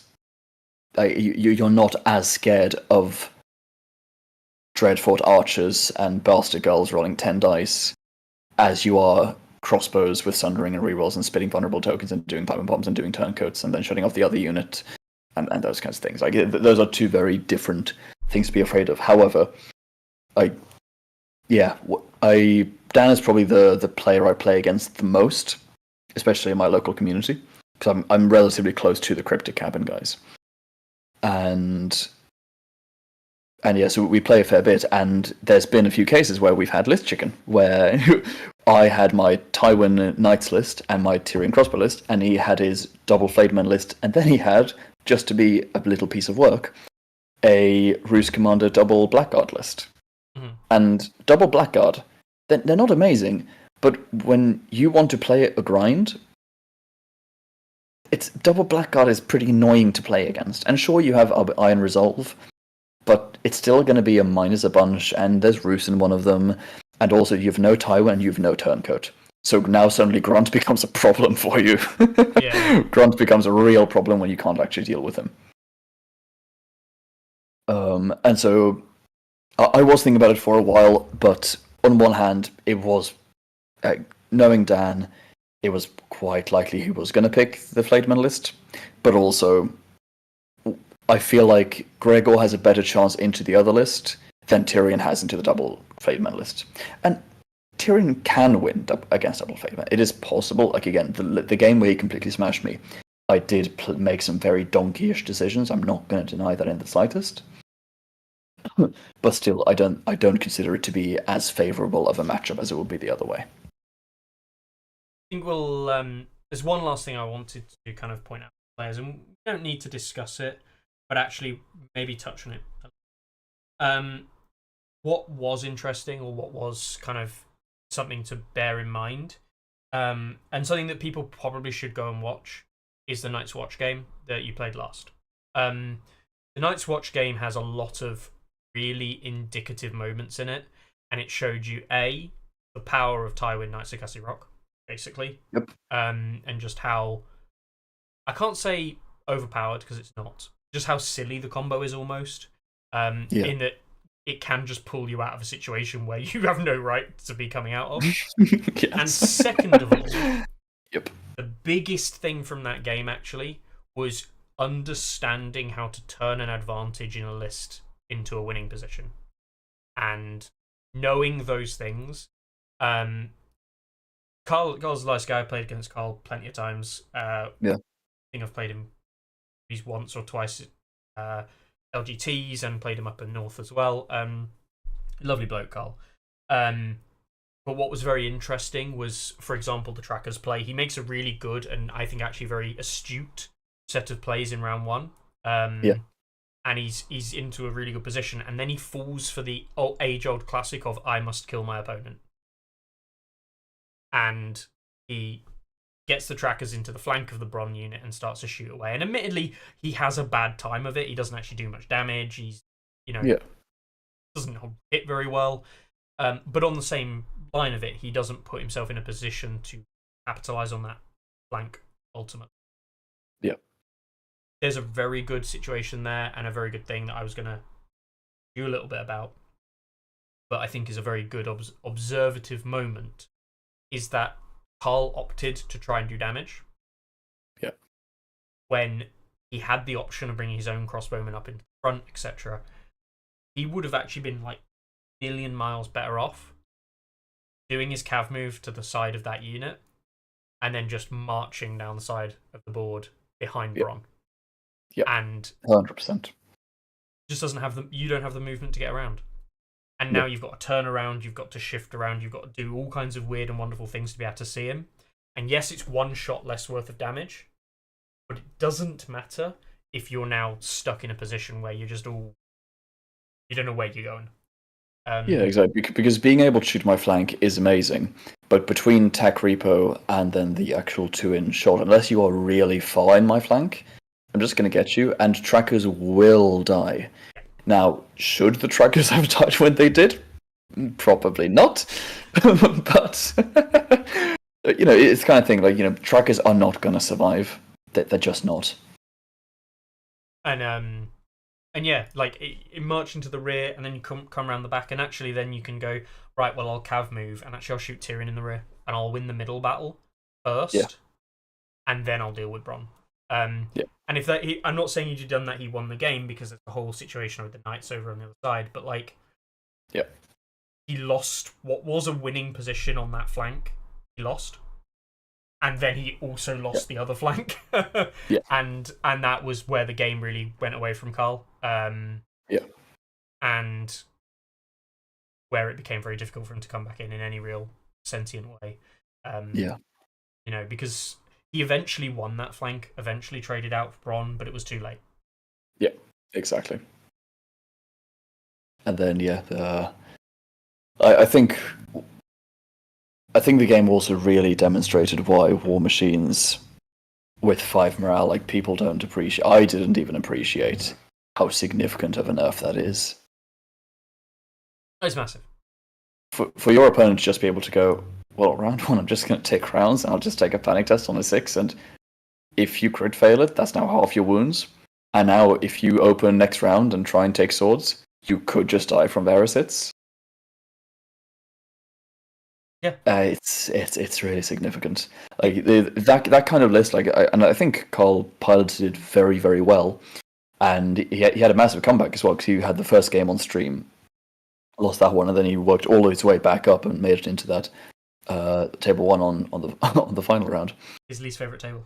Yeah, exactly.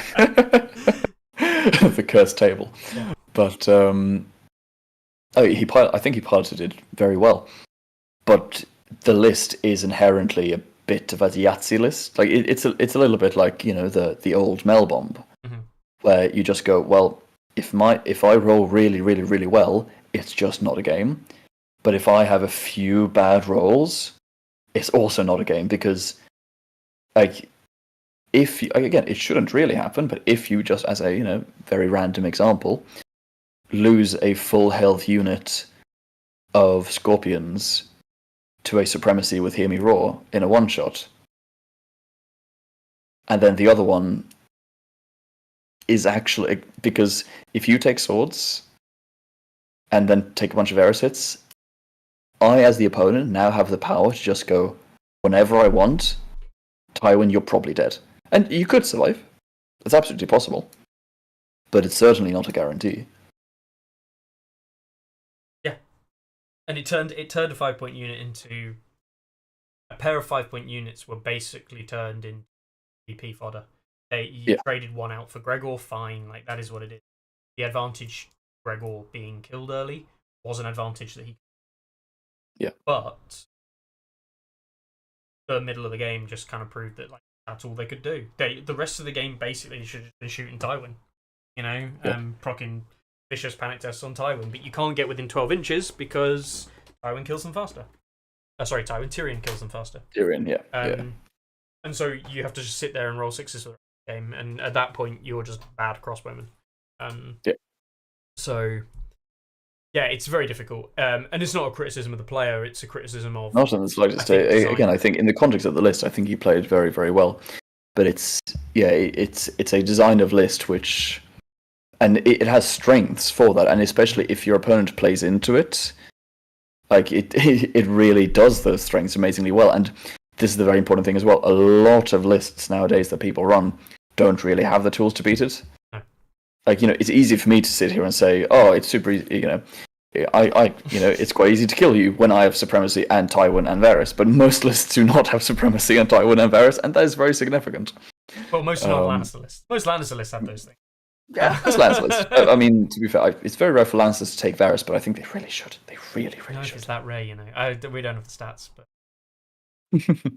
he's the one of the highest. I think he is the highest rated NCU in the game at the moment. Second highest rated component in the game. Yeah. For good reason. Very good reason. Still very good. Yes. Still. Said that.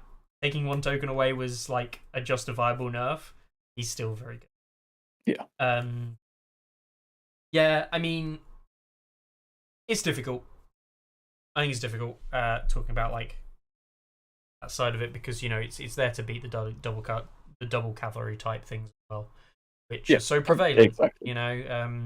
And that I could definitely see that list do quite well into those kinds of matchups. Yeah. Yeah. It's not necessarily a list that's supposed to beat everything anyway. So obviously we're looking at very specific matchups there.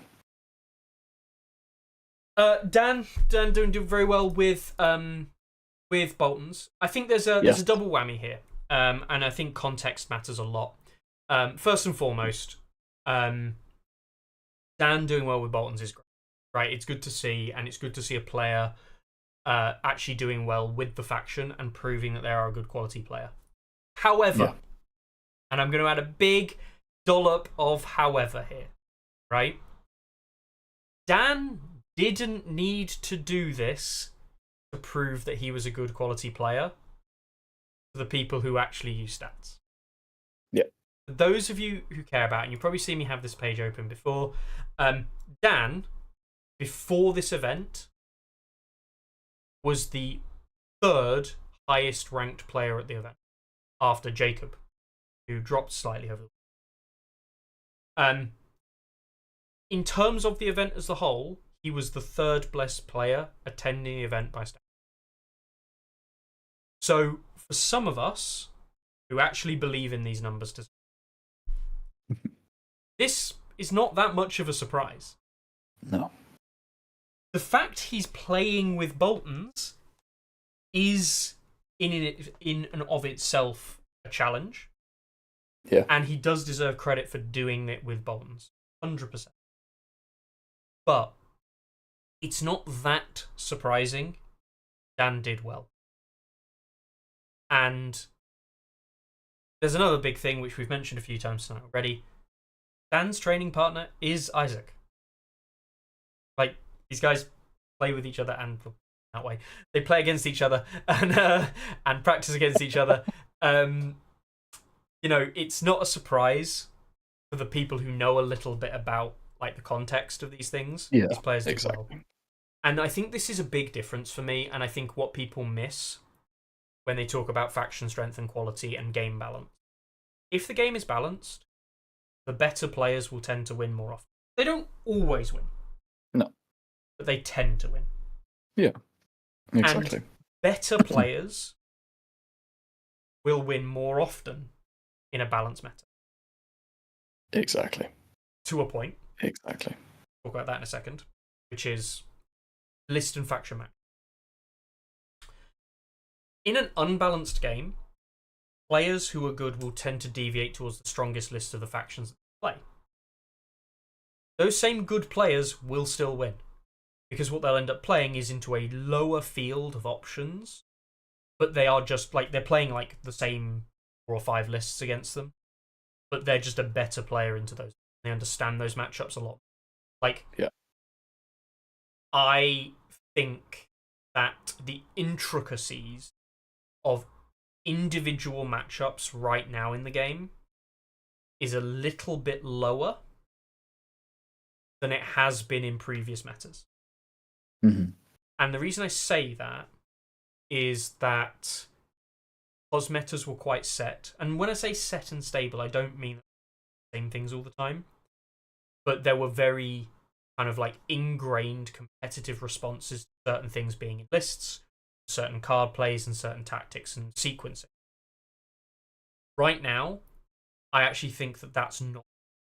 I think certain factions have certain certain components, but I think the kind of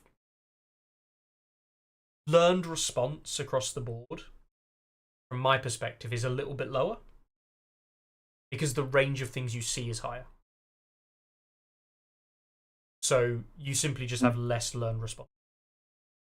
And that's not a criticism. That's just a difference that you see when you see 5 factions being played a lot and being competitive and the same similar list themes versus 9 factions being played a lot and similar list themes, and the play patterns differ a little bit. Am I saying Bolton's fixed? No. What I'm saying is that Bolton's what's interesting about Dan's list, and I really want to point this out, right?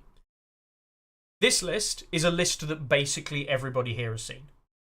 Dan has not engineered this list. He's not done anything clever. He's running the Roose Bolton 7 activation list, which has got a bit of everything. I've discussed this at length. I've even shown people you can build this list, and he's built it and he's used it and done well with it. This is a perfectly playable competitive list. I remember when we spoke on 20 Grand last year, we literally built this list, basically. Yeah, we literally built this list, and we both, whilst we were building, we said, yeah, we've both already built this list, because it's the obvious thing.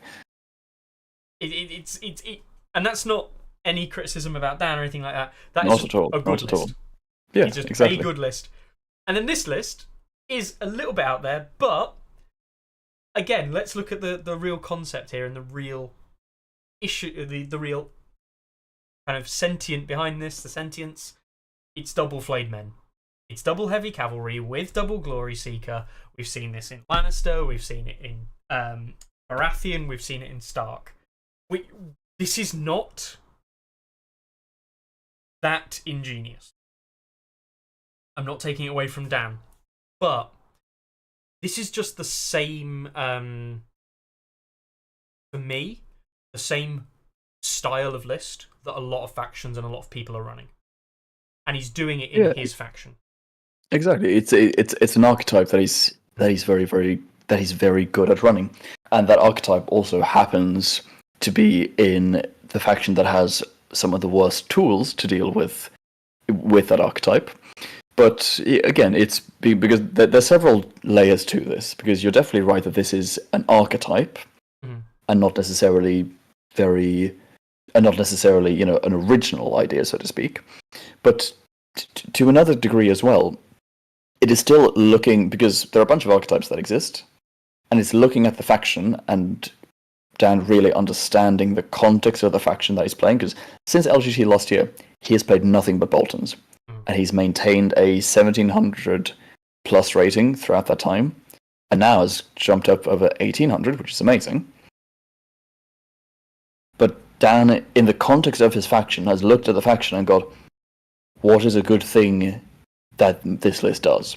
Yep. And genuinely, because Boltons are terrible, but Boltons do actually support this game plan very, very, very well. Now, I've had this conversation with him. I personally do think that Ramsay Command is probably the worst commander to run in that kind of list, specifically because Ramsay NCU, Fueled by Slaughter on those flayed men, just activates them so much, and having it as a card is just so much worse than having it as an ability or an influence. The major difference, the opportunist, right? Opportunist is great. Opportunity is great, and there's absolutely no denying about that at all. But I still think something like, honestly, Vargo, Vargo has that same card that, and it's not necessarily for the free attack. The free attack is fine, and in certain situations it can be amazing. And I know he was running Vargo for a bit, but it's the export weakness. Mm-hmm. It's the rerolls and vulnerable. Like, rerolls and vulnerable is so good, and you get that with Opportunist as well, of course, but Opportunist is dependent on more things that are out of your control, because if the event activates, you just cry. Whereas in this one, you actually go, well, actually, because I have Shay, and I have Threaten, and I have all these other tools, I can guarantee throwing out a weaken if I really want to. And you can also stack that with the Fueled by Slaughter. Carlo says, Carlo says, the way you describe that makes it seem like there's less skill involved. No, I think it's different. If it did sound that way, I do apologise. I think the difference is right now for me, and this is my take on it from being not as involved, right? Where I think matchups aren't explored as much as they used to be because there isn't big bads, right? It used to be a case where there was a big bad in the meta. A matchup was really explored because you were trying to beat it. And I know that from having done it myself and also been involved in discussions with other people wanting to do that. I don't think that stopped. I'm not involved with that side of it anymore myself as much. I only really talk about it with Isaac, to be honest. And a little bit with the likes of like Sophie and Leon a little bit. But like I don't discuss it in great detail like I used to. So my perspective is it's gone down.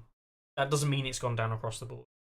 But I do feel that it has decreased across the board outside of just my perspective. And that's when I speak to the likes of you and Leon about it. You see it's gone down a bit. Yeah, and I think that's also just a difference in they're different kinds of list building, though, and I don't think that one is particularly more important than the other necessarily. No. Because there's no one big bad, list building is now much more about mastering your faction, and in the context of that, I really do think that Dan really is mastering Boltons in that way, because Boltons are, we can say all these things that it's an archetype and all those kinds of things, because Boltons are really bad. Yeah. Really bad. And that is just a fact. They are horrifyingly bad. And being able to take a strategy, do well with Boltons in that strategy, even if it is a strategy that other factions can do as well, I think the game is more now about mastering your list than it is countering the big bad. I just think that they're different kinds of playing, and I think, like I said, I think Dan has done amazingly well with that. I think that is very. I think that's needed to say. I think it shows that Dan is a good player. Yeah. Which I think is interesting because I didn't need to have that. Like, I think for me, I didn't need that to be shown. Like, I think it was, and I think this is the major difference, is that you believe in the site, you believe in what it shows and what it tells you, then that should be evident when it comes out to play. And I think it's good that it's happened. In some regard, I'm glad he didn't win. And not because you won because of it, but actually, I'm glad he didn't win. Purely on the basis of the double whammy faux pas that it's going to create. Is one, people say you can win the Boltons, which is true. Can. Boltons can win games. You shouldn't be in a position and genuinely feel that you can go to a big event, say, I can win with Boltons, if you believe the event is of good skill or high skill. Because the players that you should be playing against, if they're equivalent to you, yes, on the day they might perform poorly, but if they're good players that you're playing against that are equivalent to your skill level, and they're playing better faction, they should have an advantage. And over a 7-round event, should lose a game. And that's not a criticism of Dan, by the way, but it's the belief that we have which Boltons are shit. If Boltons aren't shit, then that player is just far better than the players they're playing against on the day. And because each game comes down to individual stakes, it is a skill matchup. It's not the games of yesteryear. And Carlo's right in this sense. It's not the games of yesteryear where you play a matchup and it's just lost from the moment you put the models on the table. Yeah, exactly. It does still come down to the decision making. And that actually comes back to the way the game is played. The game is very aggressive now. The game is about killing enemy units constantly. And the game is set up in a way that you are killing units more often. I'm the first person to say that I play a movement game, and I still believe that movement wins games. Yeah. But I Absolutely. no longer believe that you can win games without making it. Which I used to believe you could. And I still hold out true that there might be possible with some factions. But I don't believe that's true anymore. I think you have to be able to attack and be able to kill units to win games. Yeah. And because of that, it's a different skill set. It's probably more skilled than it's ever been. While at the same time, I think it's very matchup. And something when you put two players of good skill on the table and you have two lists, the quality of list will win out more times than, and not faction, by the way, the quality of list. Mm. The list building element becomes very, very strong. Yeah. Not, the faction element, which I think is the bigger difference. It's does your list in the way you've built your list and the way you pilot it make sense? Which is what you go back to saying, which is knowing your own faction. Yeah. When people haven't built lists that work very well, yes, they can still pilot them well, but there becomes a night and day difference of how they function. Mm-hmm. And that skill element of list building is a skill. Like, that's part of the overall skill. And a big element that, the copy and paste meta in many, many moons has gone. I think, well, to some extent, I think certain factions still do it. But that's gone. You have to be able to pilot it. And what is good, actually, is the stuff that is copy and paste isn't put on the board and win. You actually have to be able to. So it is probably true that there is. I'm going to use my term carefully here. I think there is more ways to express your skill in the game right now than there has been previously. Yeah, I think I really agree with that, to be honest. But because of the internal balance in the way that it is, you can express your skill as long as you jump through A, B, and C. And if you jump through hoops A, B, and C, you've then got the whole rest of the alphabet to do what you want with. But it's like you were saying, you have to have this, you have to have that, you have to have a solution, you have to be able. Exactly. And that's always true. Every meta's like that. But that's never gone away, even in what we're now in a situation where the game is the most balanced it's ever been. And I think that's why it's such an interesting thing when we talk about good list building versus average list building. Because average fun list building doesn't have to jump through the hoops, and the whole game is open.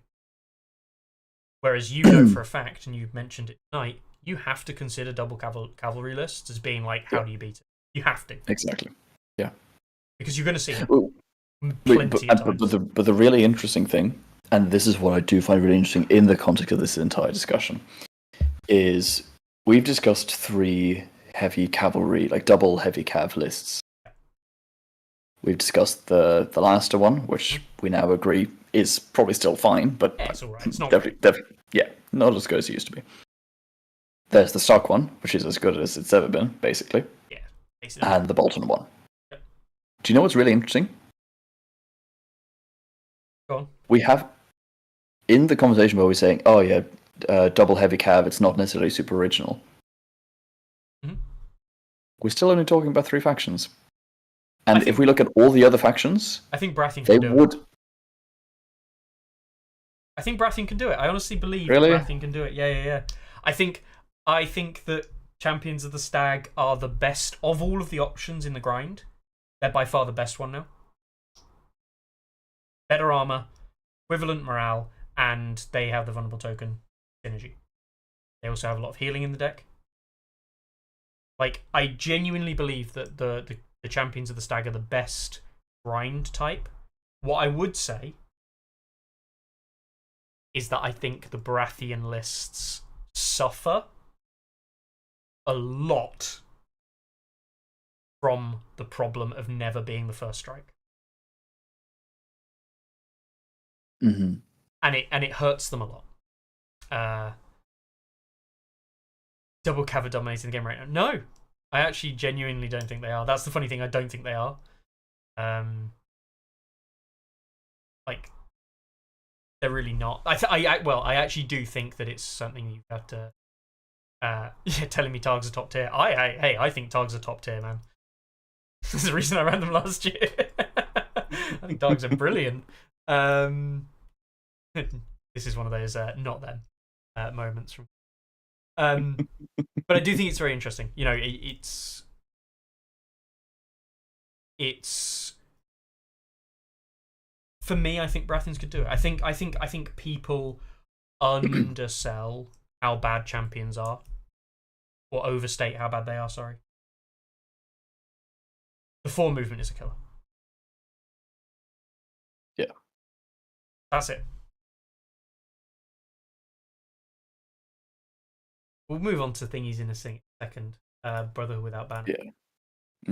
But no, anyway, just to finish the line of thought, I think what I meant to say is the double cav, I don't think, is necessarily as of an unoriginal,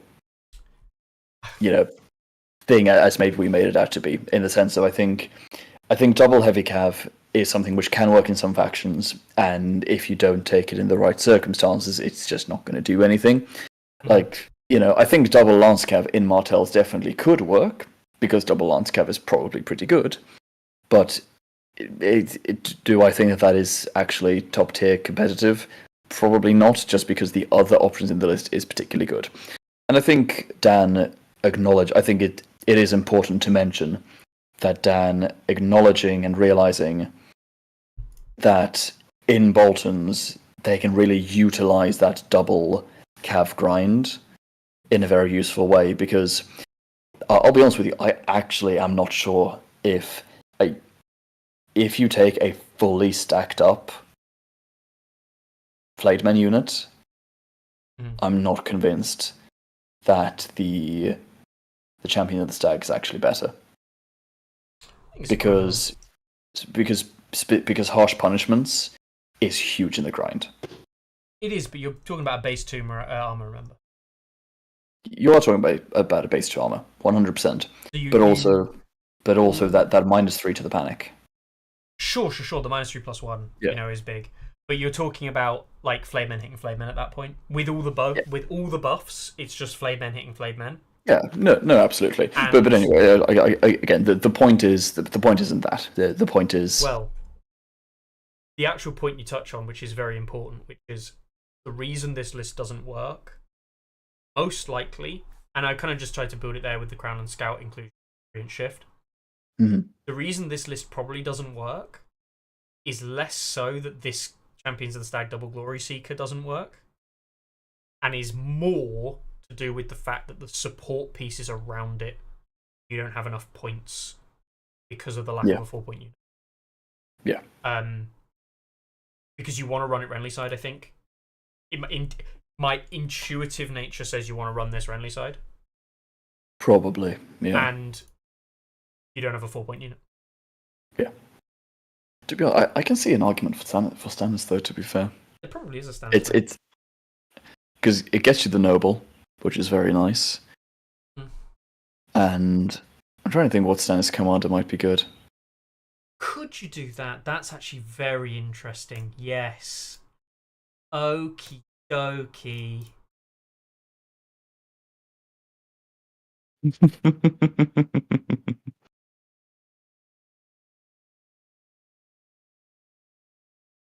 Oh.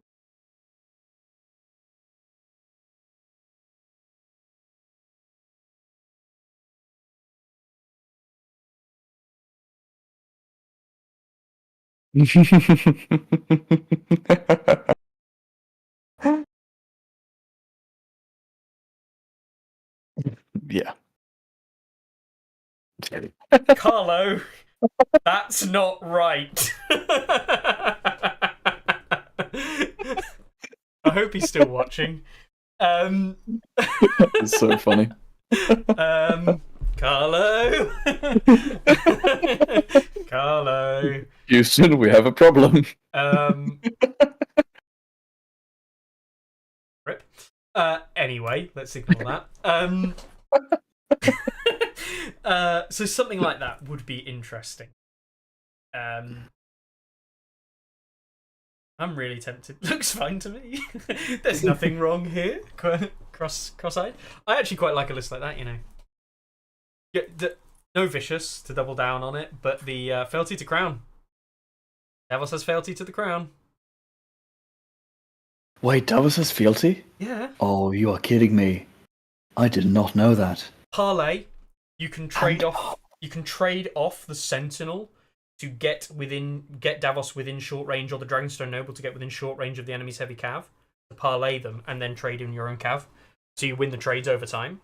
I had no idea Davos had fealty. Flea bottom tricks. So after an enemy completes attack, you just get to make a friendly unit anywhere on the board do a maneuver. So you can just maneuver something into place. There's loads of stuff that's based off melee attacks, which, by the way, those double heavily cast cav lists do all the time. Then you've got everything, which is terrible. Because it heals 2 infantry units and is basically an infantry synergy unit. So it's a dead card. Which card do you get rid of to get the Flea Bottom Tricks? Final Strike. Hmm. But, like, you're playing heavy cav trade-off. Yeah, it's not that big of a deal. Yeah, it's not that big of a deal. The difference is that you're movement 4 and everyone else is movement 5. So, like... Which is still huge. It's a problem. Or they'll be move 6, which is also a very real possibility. I don't hate that, though. Like, I'd have to think about it a little bit, but I don't hate that. I did not know that Davos had fealty. That... I've also got Solis and Shireen in there for the take a morale test, auto damage back, and then survive on D3 wounds. Keep something like your Dragonstone. Stacking that with tenacity is very funny. Or these guys alive on D3 wounds, hilariously. Yes. I don't know. It's maybe you just put Crescent in there. I don't know, but something like that though. I'm not making any promises, but the thing is, like, in my head, something like that's possible, and I don't know if it's being explored. And that's not to say it isn't. I just don't know. So yeah. Anyway, LGT, done, dusted, well done, Isaac, for win. Notable mentions, so Joe, best Baratheon, best Bolton goes to Dan, best Free Folk goes to Tom, best Night's Watch goes to Carl. Then you get a repeat faction in Pascal, Orgmo, stats patron, him at Baratheon in 6th, and Tom Tyler with his Boltons in at 7th. Well done to Tom. Tom actually played 8 games over the weekend. Did you know that? Oh, amazing. That's impressive of him. Yeah, he played 8 games over... He played a 7-round tournament. And if you didn't know, Tom Tyler played his online tournament game on Saturday night. Oh my god. I was wondering when he was going to try and fit that in, so he was the outstanding game. 5 games on Saturday. That is 1 insane. online, and then played the 3 on the Sunday. So I messaged him on the Saturday night being like, mate, like, absolute trooper. Like, well done, mate. Anyway, yeah, so Tom Tyler's with that. We then see a Stark, and we see a Martell. And can I just point out that, yeah, it was only a 44 player event in the end, but this is one of the most diverse top 10s we've seen for the game in a long time. Right? And that is healthy. Like, there's 2 repeat factions, they're Boltons and Baratheons. And you have basically, 1, 2, 4, 5, 6, 7 factions represented in the top 9, top 10. 7 different factions represented in the top 10. Where the first Greyjoy does come in at 21. Bit sad for Greyjoys. Targaryen down at 38. There weren't that many Targs. There's only 1 Targ, 2 Targs at the event. But yeah, so overall, like, no neutrals. No, that's not really a surprise anymore. I think it's becoming less and less of a surprise. But of the 9 factions present, to have 7 in the top 7 in the top 9, 7 in the top 10 is like a good showing. And it goes. It really to is. balance. It really does. There was a neutral player, were they? Oh, there were. Sorry. Yes, Pete. Apologies. Yes. All right then. I'll let you do the breakdown, obviously, with Grant around the main event. If you're not sure, I know we normally do like full tournament breakdowns and stuff, but done a bit of an odd way and mixed it a little bit. Done a little bit different. Not that different. But you should check out Yicat's Miniatures. And Yes. I know that Isaac is going to be doing a video with Isaac, taking through like the breakdown of the games, the event itself. By all stretch and by all like metrics, it looked like it was a good weekend. And there's definitely call for that kind of thing. Continue in the UK, which is really good. I would like to see, obviously, I think in time that become back to the norm, hopefully. And we'll see how it all kind of pans out. Is there anything you want to add? For the LGT, no, it's just again reiterating what I said at the beginning, where I went into the tournament not. I was happy to do it, but I wasn't massively excited. I was quite down about the future of the game, specifically in the UK, not worldwide, because again the German scene has grown incredibly large recently, and the work that Hits and Crits have done has been incredible for that. Mm-hmm. And Sweden's meta, when I went there, seemed to be quite strong as well, and they have a good player base there as well. It was just really good to see a little bit of hope. A little bit of hope for the future of the UK scene, because I think that's necessary. I think having a reality check is important as well, but I think just purely just some positivity as well sprinkled in is important. I think it really is, and actually feeling that positivity and seeing so many people excited, so many people promoting the tournaments, and people going, "Oh, we're running the first ever Southern GT. It would be great if some people come along." Mm-hmm. That's really cool. That's really, really special. And I believe that's running on the 9th of February. If anyone's interested, I'll do my best to go to that one. I think that should be very, very good fun on a Sunday too, which is much easier to get off. I thought it was a Saturday. No, they're actually running it on a Sunday, which I'm unbelievably happy about. Are you sure?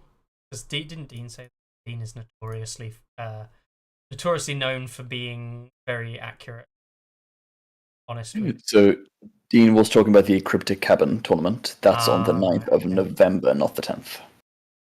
I do apologize. Same. Sure it's not the 8th? But no, we'll... fantastic. All right. Well, for the small amount, I know that Yicats will talk about it all anyway, and Grant, who I call... Grant will do his whole breakdown at his end. And best painted, for those who cares about, these were the entries of the best unit. Went to the Champions of the Stag from OJ, who I will say, I met OJ many years ago, and he had a lovely painted Free Folk army, so I spoke to him about back in the day. One thing I will say, and a small storyline, because I love my storylines from these types of events. Did you see the final results and the final standings? I was aware of the top three, but I didn't really look too much throughout the rest of it. There is this absolutely lovely moment from the standings. So where's OJ's? Right, OJ Tidball in at 30th with his Baratheons. Yep. And for those of you who don't know, OJ got his son into playing the game, Michael, and his son beat him by 1 place. That is amazing. Unit destroyed points. That is amazing. So we can now effectively say that his son is better at the game than him. Absolutely. But I think that's lovely. OJ's been on and off player down at Chelmsford for some time, and I've met him a few times, and I think he's a great guy. And I think it's really funny that his son beat him. I don't think they played, obviously, but yeah. And that is one final shout that I do want to make. The genuine of everyone in the tournament, there is no one else I would have rather have played on the top table in round 6 as the only 2 undefeated players than Dan. He's one of the newer players in the scene. I think he got into the game a little bit over a year ago, and basically first tournament he went to, Cryptic Cabin, smashed face in, just demolished everyone, and won that one. And he was running Victorian very, very well, But Victarion, I think, like Gregor, I think Victarion can definitely be played well, but Victarion is a bit of an Unga Bunga playstyle. And I think it's been very, very, very cool to see him grow so much as a player from those first times when he was, just charging people for lols, and now playing so tactically, so carefully. And he was a good player when he started out, and he's now a very, very good player. And seeing him get so good with Boltons in this past year as well. Of everyone at the tournament, there's no one I'd genuinely. If I was going to lose that tournament, I would. Of everyone there, I would have liked him to have taken it home. I consider him a good friend. He's done amazingly well, and playing him in the essential finals there, because obviously once that game was over, for anyone who was following along with the tournament live, once round 6 was over, the winner of the tournament was already determined. Regardless of what happened in that last game. Could have literally not played the last game, and it wouldn't have mattered. Yeah. Correct. I could have. I don't think I could have conceded, because I think conceding gives you, because that doesn't give you technically it doesn't give you a point. Yeah, but you could have just had all your units in the corner facing your backboard and done nothing all game and still won the event, which is a good position to be. Yeah, exactly. So just shout out to Dan. He's grown massively as a player, and it's been an absolute pleasure to be a part of it. Like, he's been practicing against me, but he's also been like, I take no.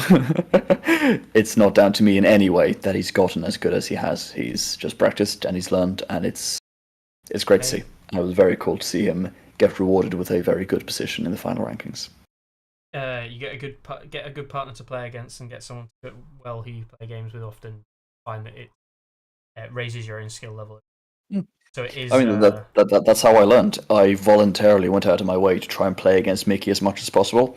By complete accident, I then beat him basically 6 times in a row. But that's for the past, I guess. Wow. All right then. Should we do Brotherhood without banners? I think we should, and I'm excited for this because I genuinely have been very loosely following. Until you told me, I was not aware that actually been released as articles on the Simon website. All written by War Factory. Oh, really? I'm not going to go into the details of this, but War Factory are doing a lot of the kind of the outreach for the game is now a combination of 2 things. You've got Simon Asia, Brick, and the kind of Simon Asia scene, which has been doing some outreach and has put some work in to try and getting more players to US Nationals. So they quote more players than are signed up on Stats, but Stats is currently at 70, which is the biggest US event. Or NA event, I should say. By very good. About 10 players over last year. Now, obviously, they say there's more people and they're expecting potentially 80 to 85. I always say the number of people sign up on Stats is roughly the number of people you'll get. Because when people have a registration system, and they follow the registration system to register, that means they are committed to going. If you have a registration system and they do not follow the registration system, it means they're not committed. And I know that is a massively, grossly untrue statement, but it tends to be the case. Like, if people are not going to follow your sign-up procedures, what makes you think they're going to get a bus, a train, or drive across the country to attend your event? Yeah. It's not a criticism of the player and the event, but believing that they have more commitment to that than a sign-up procedure is crazy. Yeah. There are always late stragglers, there are always people who are slow. I know that from personal experience when I've done that. But yeah, I think that it's not gonna be significantly more than 80 at this moment in time. Yep. I'd be surprised if it is. But that's outreach that Simon Asia has done since Rick took over running NA a lot more, and he's gone to individuals and been sending emails and telling you should turn up or sign up or do this and the other. That has gotten a lot of people out the woodwork, contacting and trying to get in contact with the various different regional winners, which wasn't being done previously. So all of that side of it that Brick has done has paid out. Where the event was looking smaller than last year, it has definitely now got to the point where it's most likely going to be bigger. So that's positive. But we have Brick and Asim on Asia over that side, and we have War Factory in Europe. Now, we can talk about community side stuff with like hits and crits and stuff, but I'm not considering that. Considering effectively official engagement. All the official engagement has been with War Factory. For those of you who don't know, there was a video on Under the Hedge Gaming with one of the developers of the game. I'm not going to touch on that video. I am glad they did it. I am glad that Under the Hedge got the opportunity to have that discussion. Pre-asked, pre-prepared questions, as is Simon's kind of like normal take, seems to be the way they've done it. And their discussion from one of the developers that says bear spam and like drop bears coming into your flank and killing a unit. Oh, they played against it a few times and they didn't see the issue and they had strategies against it and they could beat it. Like, normally this is the point where I say, I'm no expert, but I think they're wrong, right? I'm an expert and I think they're wrong. I think that shit's broken. And I don't see how you can... I think there are things you can do with it. I do not think those things are consistent. Not really. Not when it's played to the utmost that it can be played at. So, there's that thing. There's also the community FAQ, which I've been involved with the development of, that has now been officially released. Videos and things like that have gone out. I'm not going to discuss that in greater detail here. There's better articles, better people to discuss that. And we'll touch on it in due course, in due time. But yeah, I want those people to discuss it from their angle. Because I think, you know, self-reflection, all that time off. I think a lot of people are fed up with me talking about my perspective and what's required. I think it's time and space for other people to do that. And I'll still be here doing this for a while. But yeah, there's a space for those people to do that more while I go through and sort my shit out. War Factory articles then. Not written by Simon. They're written by War Factory. Have you seen any of them? I've seen some cards, but like I said, up until right now, I didn't even know that any of these articles existed. So we'll start off with, and when we reveal these units, we're not going to go in the order that they were given details of, because there's a whole list of posts and articles which were all done at like different times where information was. We're just going to go through them in order of the articles and discuss what information we know about these components now, in the context of everything. Okay, not going to do the whole like we know this about this. Post, no. They knew about the full drop bear thing. They were shown it, and it freely says that. Peasant levy 4 points, Keijo, for a 6+6+ unit. Where have you heard those defensive stat lines? Ah, interesting. 5+ to hit. Where have you heard that? On a 6/4/3, bit more aggressive drop off. 5 movement with disrupt and gang up. You spoke earlier today about a 4-point unit that you quite like. What do you think about this? Yeah, they're very good. I think they look very good. I mean, for 4 points, Disrupt is such a sleeper pick on a 4-point unit because they are not as easy to kill as you think. Because Disrupt is not an amazing ability. Let me just say that to be clear. But Disrupt is not something which should be discounted as that's a 4-point unit that'll just super easily kill. Disrupt is a little bit of a pickle. Again, it doesn't mean it's a good ability, but yeah. Gang up is completely and utterly dependent on what else is in the list to take advantage of gang up. Like, looking at this unit and knowing nothing else about the faction, and yes, sure, I technically do know some cards from the deck. I did read through the deck, but not actively. Hey, are you going to see 10 activation peasant spam lists? No. So it comes down to what is the rest of the faction going to be, which obviously then is interesting when we look at like the faction rule for the faction, so to speak. But I mean, as a 4-point package, they're good. I mean, gang up. Like for me, I look at these guys and I go, yeah, I'll take poor fellows over them. But that's because gang up does nothing with a crossbow list.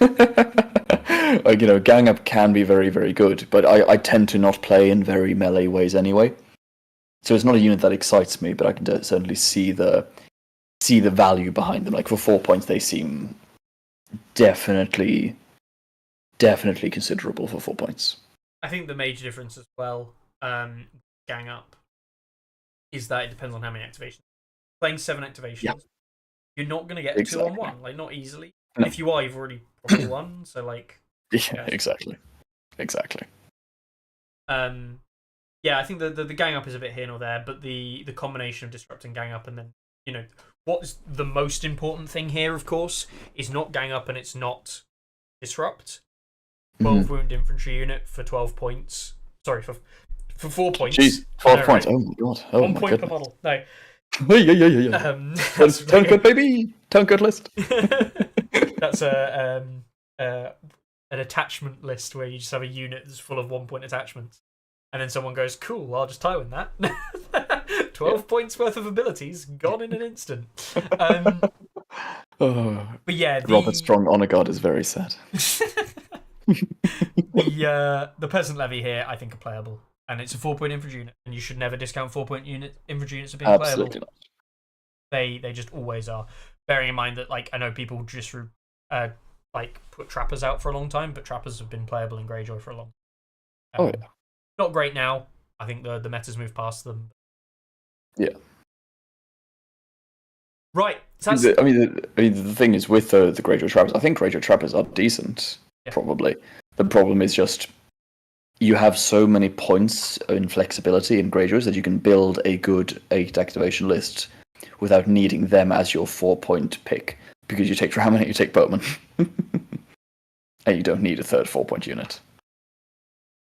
Yeah. We'll move on to the next article. I love how Randall says such great sculpts across the board. Yeah, they are pretty good. I would say that. Next up, we've got Men at Arms, who come in at 6 points. The Brotherhood Archers, we do not know the points cost of. It is heavily implied that they are also 6 points. I have not seen the Archers. Okay, do the Man at Arms first. Yeah, I think it says. It does actually say that they're 6. I can't remember. I think someone. I honestly haven't read myself that clearly at the time. But yeah, fairly sure this. Anyway, right. So we've got the Men at Arms. 764 on 4+, 5 movement, 4+, 6+ defense. While standard 5. Ambush and Brotherhood armaments, which is crit blow, and if your opponent doesn't control crowns, you get +1 to hit and summon. Similar to like King's Men Light, if you will. Did you say we knew the points for Men at Arms? Yes, 6 points. It does say these 6-point units be the backbone of it. So they're both 6. So they're 6. Okay. I think these guys are perfectly playable at the Men at Arms.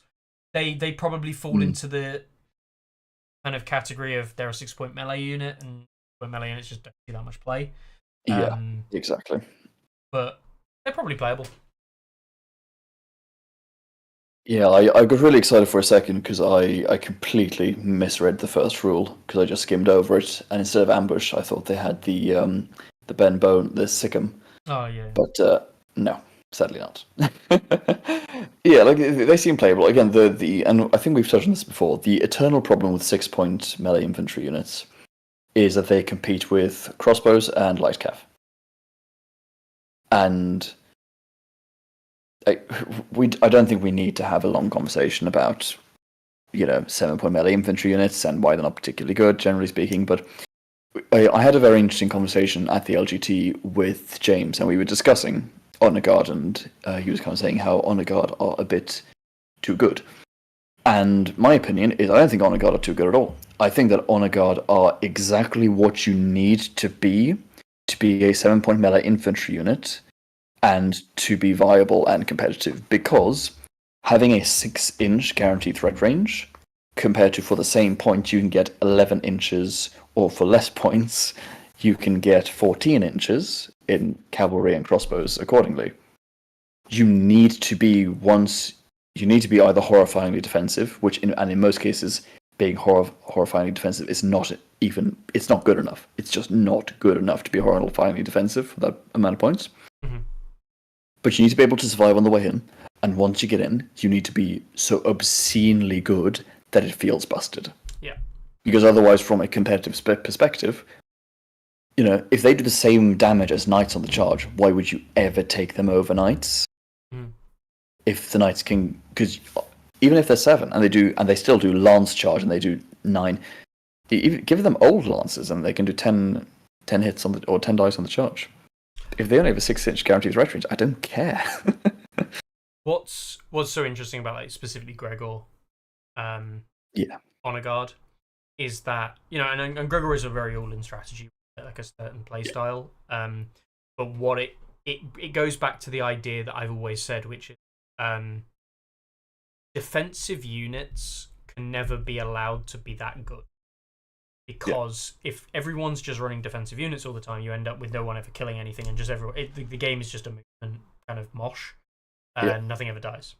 You need offensive units to be better than defense can be, because you need to be able to push through. And you want that. You want the game to be dynamic. You want those kinds of things. However, where the Honor Guard are probably a little bit of a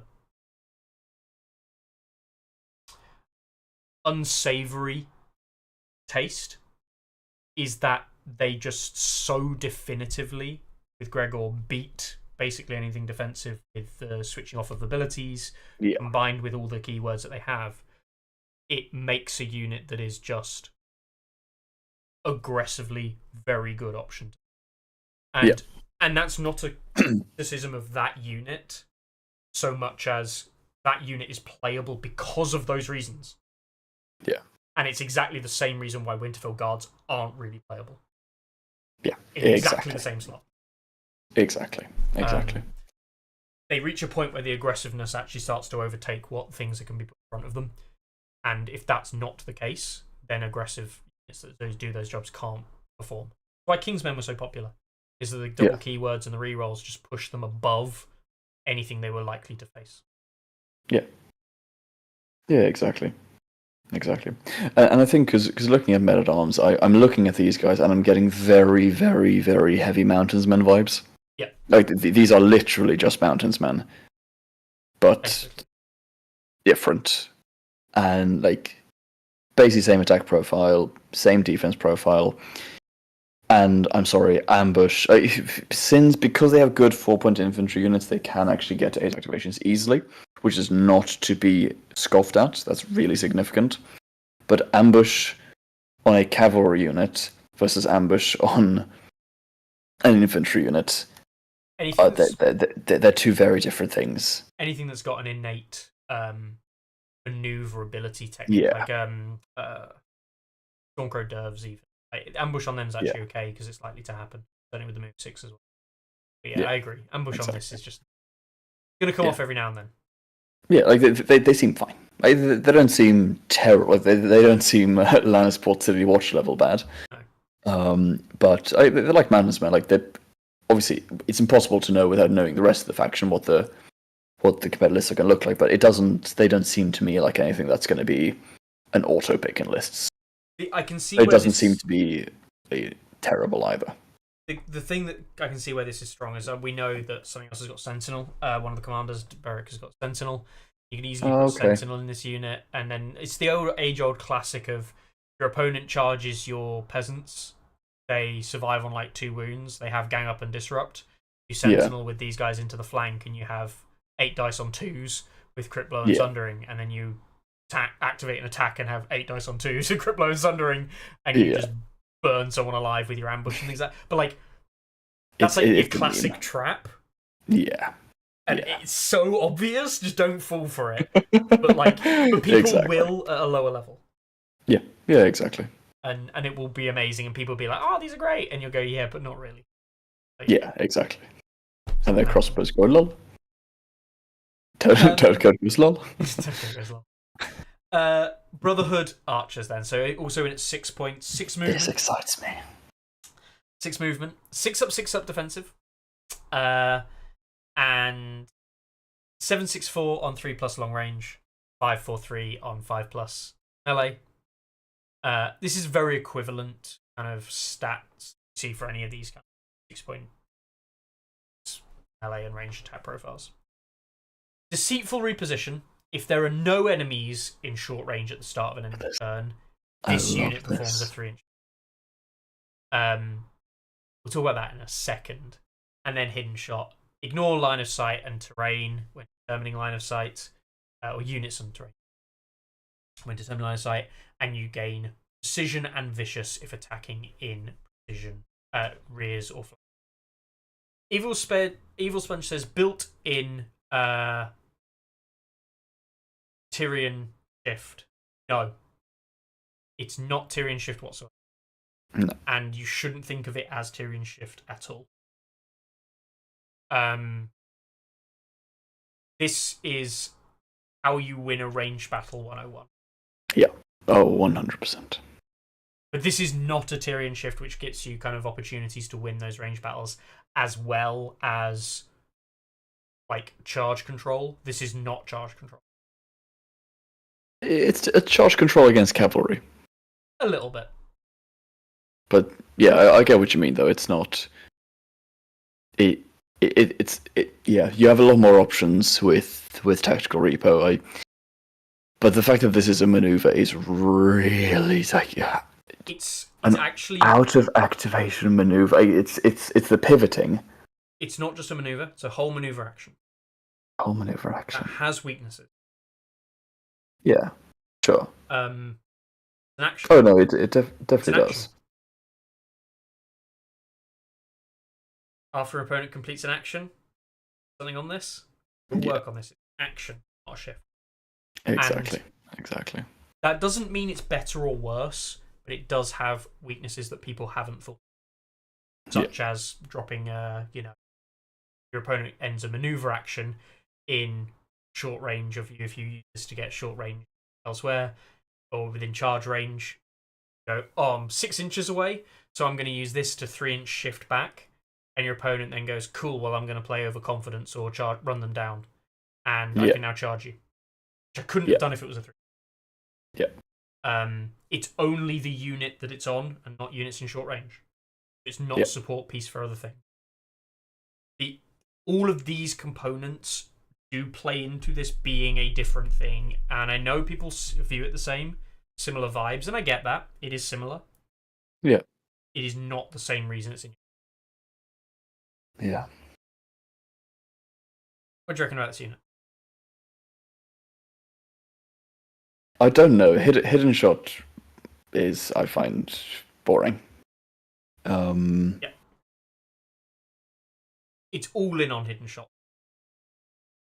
Really? Yeah. So I think 7 dice on 3s that ignores line of sight is just like start bowman. I'm sorry, it's just start bowman. And yes, sure, you've got 6 movement, which start bowman only have 5. You're just start bowman at that point. So the reason you're taking this is because of deceitful reposition. Yeah, no, I completely agree. And the flip side of it is that if you aren't getting those precision and vicious attacks off, you are by far the weakest range attack in the game. At 6 points. Offensively, yeah. Deceitful reposition still really helps in the range battle, like you said. But yeah, I like them. I think deceitful reposition is incredibly fun, but no innate keywords on their shooting is very sad. Like, very, very sad. The other thing as well, and this is really worth pointing out, that deceitful reposition is not going to be that helpful to turn your unit in a significant manner against most targets. Because most targets, if you're getting flanked, you're probably not being flanked at like 18 or 12 inches away or something like that. You're probably being flanked by someone coming right around the flank and within. Yeah. If you're being outflanked, they're just going to put the corner of their unit within 6 inches of you. That's it, done. Yeah. Part of my unit's within 6 inches of any part of your tray, you can't use your ability. Yeah. Like, this doesn't actually help you when the best time to have this order is. Yeah. Like, I like it. I think it's different, and I think it's good because it's different. I know that N-Line said that in chat, Richard. Different is good, and I agree. Different is good. I am actually glad that this exists and not TAC Repo. Yeah. But Same. I would say that I do think it's probably a little bit worse on its own than people realize. I think TAC Repo is probably better. Probably. I also think deceitful reposition is probably going to be easier to play because with a shift, it's always going to be dependent on how you positioned and Cardinal direct. Yeah. Whereas with reposition, it'll be a bit easier to play. But then there's just a lot less reward from it. Like, for 6 points, it obviously depends on what commanders are going to be in there. Because if you have a commander who can give them ranged, even if it's just sundering, or if there's cards in the deck that can help giving them rerolls on attack, like all these things can really change the math quite a fair bit. But yeah, I just can't really see you getting the good part of hidden shot off that much. Mm-hmm. Not most of the time. Yeah, and if it does come off, it's still worse than like. Greyjoy Bowmen have a better flank ability. Yeah, most likely. I think Lightbringers. They just have a better ability over. Yeah. Crossbows for sure. And even Sour Allen. Arguably, I think Sour Allen probably trades out fairly equivalently. Yeah. Roughly. Yes. Sorry, I didn't mean Sour Allen. I meant the Dreadfort Archers. Base Dreadfort. Yeah. I'd actually rate these guys very similar to base Dreadfort. Yeah, probably. But they're going to win the range battle because they get the first, basically. Yeah. True. Because they can afford to move up, be within 2, shift forward, shoot, and then 3 shift back, basically. Range battle. They do win the range battle against like the Stark Bowmen and Dreadfort Archers, but that's because they don't get shot back. Not because these guys are actually hitting hard. Exactly. I'd say the one thing that I do really like about deceitful reposition is when we are talking about the shooting battle, it's not just about a linear battle where, where 2 range units are in front of the other. One of the most important and powerful aspects of a ranged battle when you're ranged versus ranged is the diagonal. The ability to threaten, basically, the ability to threaten going into the corner of your opponent's tray, whilst they are unable to get you back, is huge. And that cannot really be done with TAC Repo. That I think is probably the strongest thing and the thing that most excited me when I read Deceitful Reposition. I agree. Because being able to do that means you just auto-win any ranged battle. Or you get to start it. You get to start the battle and start winning it. The problem is, does the base damage on this just not compare with the things it's going to do with like the likes of 4+, 6+ being quite common on those kind of defensive units? Bron just goes lol. Yeah. Plus side, Sundering doesn't do anything against these guys. Which is I'm sorry, that's a terrible benefit to have. I'm sorry. But Lightbringers will shoot into these like a field day, though. 6+, going to no armor, which is the weakness that Lightbringers hate. The Lightbringer crossbow battle's like, if I get the hits through, you're going to take the panic damage, whereas the crossbows are like, I'm going to do the hits and I'm not going to do the panic. Yeah, exactly. And here it's like, I will get the hits because you've only got 6 up, and then you'll fail the panic. The Lightbringers love this map. Oh yeah, all the range units love this matchup. To be honest, I don't know. Not sure. I think these guys are good, and I like 6 movement. yeah, 6 movement is huge, and again, 6 movement plus deceitful reposition, like especially for objective getting as well, being able to maneuver 9 right after when taking horses. It's, I think, looking at these as a, let's go forward and win the shooting battle. I definitely don't see it. I think these guys can be very, very, very interesting, and it also depends on the rest of the faction. But if there are more movement tricks that the faction does have, this by itself is fine. Like deceitful reposition, I really like, but it's nothing that's going to be game winning. Mm-hmm. Like it's really cool because, like I said, that corner in a range versus raised shooting. Like if you want to play ranged, learn and understand those corners, because that is what is going to win you those tight games. Because if you can put the pressure on, that's an amazing position to be in. But yeah, so that is interesting. I'd say I definitely don't hate them. They definitely don't excite me as much as the Martell ones do. But deceitful reposition I like a lot as an order, and again, especially for objective hitting. Funnily enough, these guys will probably actually be fine to take objectives on Hone and Ready, because they'll just stand the walls, take some hits, then first enemy turn, maneuver off, and then just shift back on later. All right then. Next up is the Brotherhood Sworn Knights, coming in at 8 points. 8-point cavalry unit. Oh, where have I heard that before? 5 move cav with 7/5 as it's on 3+, fairly standard. When I looked at this as a Ranger Vanguard, basically. In that sense, 3 up armor, 5+ morale. Knightly armament, Sundering, and if your opponent doesn't control crowns, they get rerolls. Fine. And Rally the Small Folk. After this unit completes a melee attack, if this attack destroyed an enemy rank, target one friendly infantry unit long range, they restore 2 wounds. What we're seeing here is an ability that isn't Rally Cry, and it only works on friendly infantry units that you're healing up. And it has another component of you have to destroy a rank. Yeah. But it's basically Rally Cry. Rally Cry. Yeah, exactly. We have Rally Cry at home. Yeah, we have Rally Cry at home. When I saw these initially revealed, people went kind of nuts and things, they're really good. I initially thought they might be coming at 7 points. And I thought, at 7 points, this would be pretty good. Peace with Hedge Knights is very equivalent in ways. But actually, you compare it with Hedge Knights, and it's like, it is very similar. Yeah. Like, the actual profiles are not that dissimilar.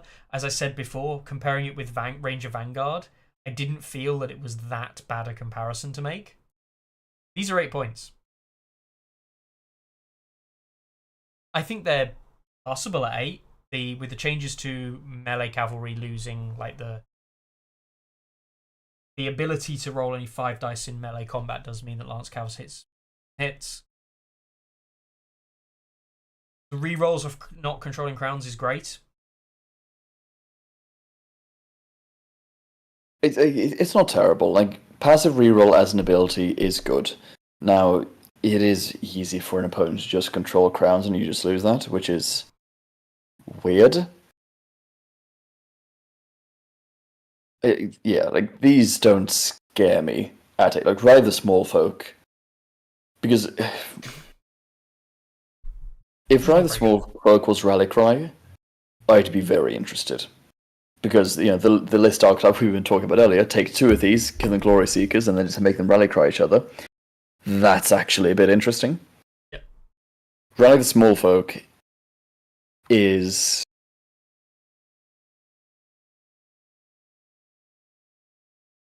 it's not a good role. It's not an ability. It's really weird.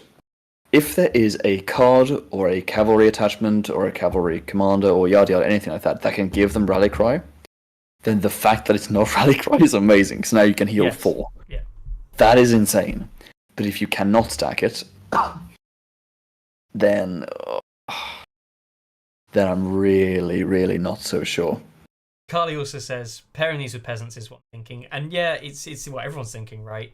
Have the peasants take the hit, and then these guys come in, or these guys can like start the engagement, and the peasants come in afterwards. But like again, we're talking about like a gang up situation, which you tend to just win anyway. Yeah, exactly. And most opponents just won't fall for the gang up rule. Mm-hmm. Imperial says the knights are your frontline tanky grind 7-point unit, but you pay an extra point for the cavalry rule. Yes, that's actually the point.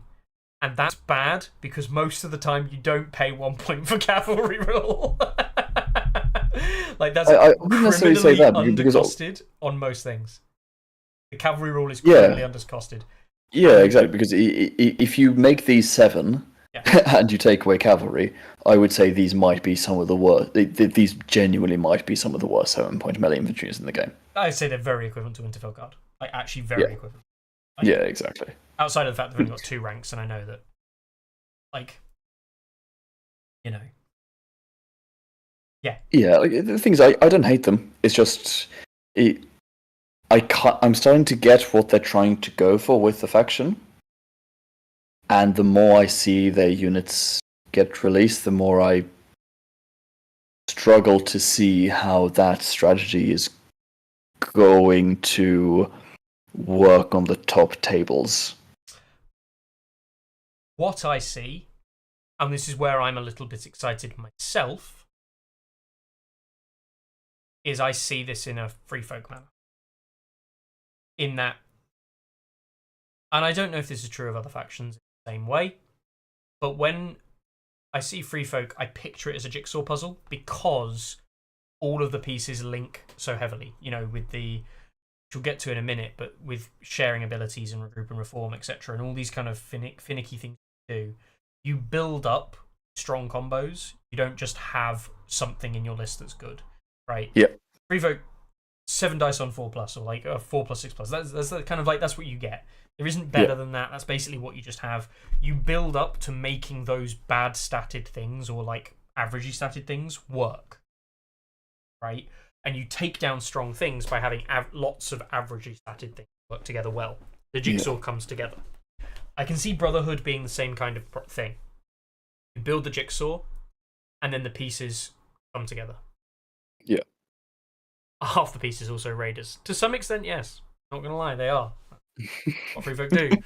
You run a raider unit and you put a 2-point attachment in it because it only costs 1, and you start getting combos. And people don't see me running this kind of stuff like as much, but I've put all kinds of shit in raiders, which people do not credit for a viable strategy. So that's the Sworn Knights. I think at 7 they'd have been like, oh my god. At 8, I feel like they're not really there. Maybe they are. I don't know. I mean, time will tell. Time will tell. And it does really depend on what the rest of the faction is. You cannot look at a unit in exclusivity and make a precise and accurate claim of this is good or this is bad. Okay, you can sometimes. The launch Costly Rock Honor God was certainly an adventure to behold. Not that I didn't even play when they were first released, but I did play in their original form. I think at least that was their original form. But yeah, like who knows? There might be ways of doing it. It's just looking at it as an opponent. Again, with the free folk comparison, the gang up stuff is never what scared me with free folk. No. As someone who's played against a free folk a reasonable amount. And I just see them as doubling down on that. Like, oh, I really want to have gang up, and I really want to be in your flank. And if I just don't let you get into my flank, what do you do? Yeah, you're 7 or 8 point. You're probably a 7 or 8 activation. And I just don't let you. Yeah. Because passive rerolls is amazing. Yeah. But passive rerolls that your opponent can stop is meh. And passive rerolls that your opponent can stop in a faction which I'm going to boldly assume doesn't have access to assault orders or extra text on the tactics board is even more meh. We will come across that in a second. Hold your Okay, horses. fair enough. Move on to the next thing, which is Brotherhood without banners. Special rule. Reduce the cost of one attachment included in your army by 1. I have not seen that first part. Oh god. 1 free point of attachment is very Bolton-esque. That is huge. You're running a 41 point list. I'm sorry, that is big. It is. It is. If the attachments are any good, right? Like, and then you don't have to be good because Glory Seekers and Ramsey exist. So, Yeah, so... exactly. Suddenly, I'm sorry, Brotherhood Sworn Knights with Glory Seeker, with the Glory Seeker built in for 8 points. Yeah, that's good. Yeah. That changes. Geez, I should have just scrolled down before making that big huzzah I did. But also what the hell? I'm sorry, that changes everything. You even Bronn in those archers for 6 points is now good. Okay, I don't think it's worth buffing the defensive stats on the archers for the bronze side, so you're only really paying for motivated. Yeah, exactly. But like having motivated by coin for free in a 6-point shooting unit is amazing. It's all right, but but my point is more or less if all you're getting out of it is a 5-point melee range attack profile. Yeah. It's not. I trade-off. I get what you mean. It's just. Oh. You haven't read the other bit, have you? Read the other bit? No, I've. You knew about the other bit. Yeah, I knew about the other bit already. But I just thought of one fun little combo on the first bit. Golden Company crossbows with Bronn for 7 points. Yes, because you can still take neutral. That seems good. And that's just a good combo. A playable combo. I think, I genuinely believe Ramsey for 1 point is nothing to shake a stick at. No, Ramsey for 1 point is definitely significant. So certainly something you should consider as an option is Stormcrow Mercenaries with Ramsey Theon, which is 5 points. Because of the double reduction. Oh my. And that's really not a bad package for 5 points. And is very equivalent to your own men-at-arms in terms of aggressive output. Oh no, I just realized something. Go on.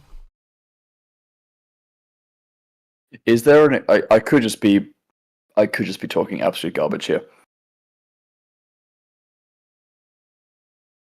Is there a rule in the game that says an attachment cannot be negative points? I don't believe so. So I could just be completely barking up the wrong tree. But could you point at your commander's attachment and say this costs -1 and I can now take 41 points of combat units? I believe that won't fly with a TO. And actually, I'm gonna undercut my own statement there. I believe that Carlo isn't gonna let that fly when he does the list building elements. So because I think you can't go below 0. I think you can't pay negative points in your list. That doesn't exist currently. I think would be fair to say. I do agree with you that that's a loophole that the rules don't specify because the rules on a lot of these things are actually really ill-defined. But yeah, you can't be putting a 1-point attachment in Stormcrows to make it cost 4. Because it would be 1, -1, -1. To be fair though, that I see much more of a reason for. I don't think you would, because I'm not even saying that would be amazing, but that I see more of a reason for, because my biggest argument against the commander thing is because the commander card doesn't have a cost, it just says commander. Yeah. But if a card has a cost which can be reduced, like I said, I'm not going to play this just because I see the chat is going a little bit pissed off here.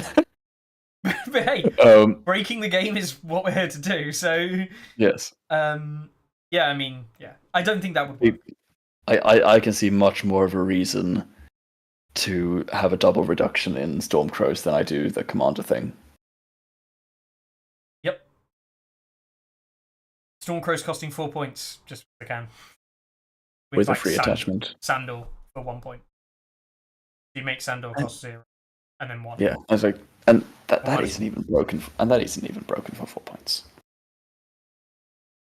All right, fine. so yeah, there's that. You also then have the element which is 1 combat unit, House Baratheon, House Stark, as its non-neutral points total. So you can take 12 points of neutrals, and then the highest costing unit in the game is obviously 8 points. So 8 points of up to Baratheon or Stark included as well. So you can have up to half of your list not Brotherhood without banners.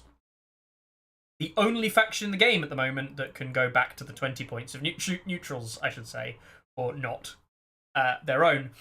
Yeah. 2 things for me. 1, this is a problem. 2, meh. So, 1, if you can just take Tully Cavaliers with a Glory Seeker for 8 points, because you get the cost reduction 1, you're just getting what another faction has for a point cheaper. And then you're playing the rest of your list around it. Oh no, they can take 8 points. Totally have with Yeah. Glory Seeker. For 1 point. Oh no. But you can only do it once, you can't spam it. But then you could have a unit Sworn Knights, and you can have some whatever around it. You know, the thing is that I don't know what the combo is going to be. And a lot of people said King's Men appearing in Brotherhood without banners because King's Men are a Baratheon unit, 7-point infantry melee unit that's pretty good. Like, sure, you know. But the thing is that you can find something, and there probably will be 1 or 2 things that are probably problematic in a combo that you can build, right? Yeah. Or there's nothing problematic, which is the other option I see, which is nothing problematic, which is a good thing, but also then it becomes a case of like, well, I get this cool little rule I can flavor, but it doesn't really matter that much because none of it's that powerful. It just gives me kind of this cool little thing I can do. Yeah. I don't know how I feel about the combos you could do, and I really haven't evaluated. Right, I haven't looked at what's possible, and I haven't thought about it at all.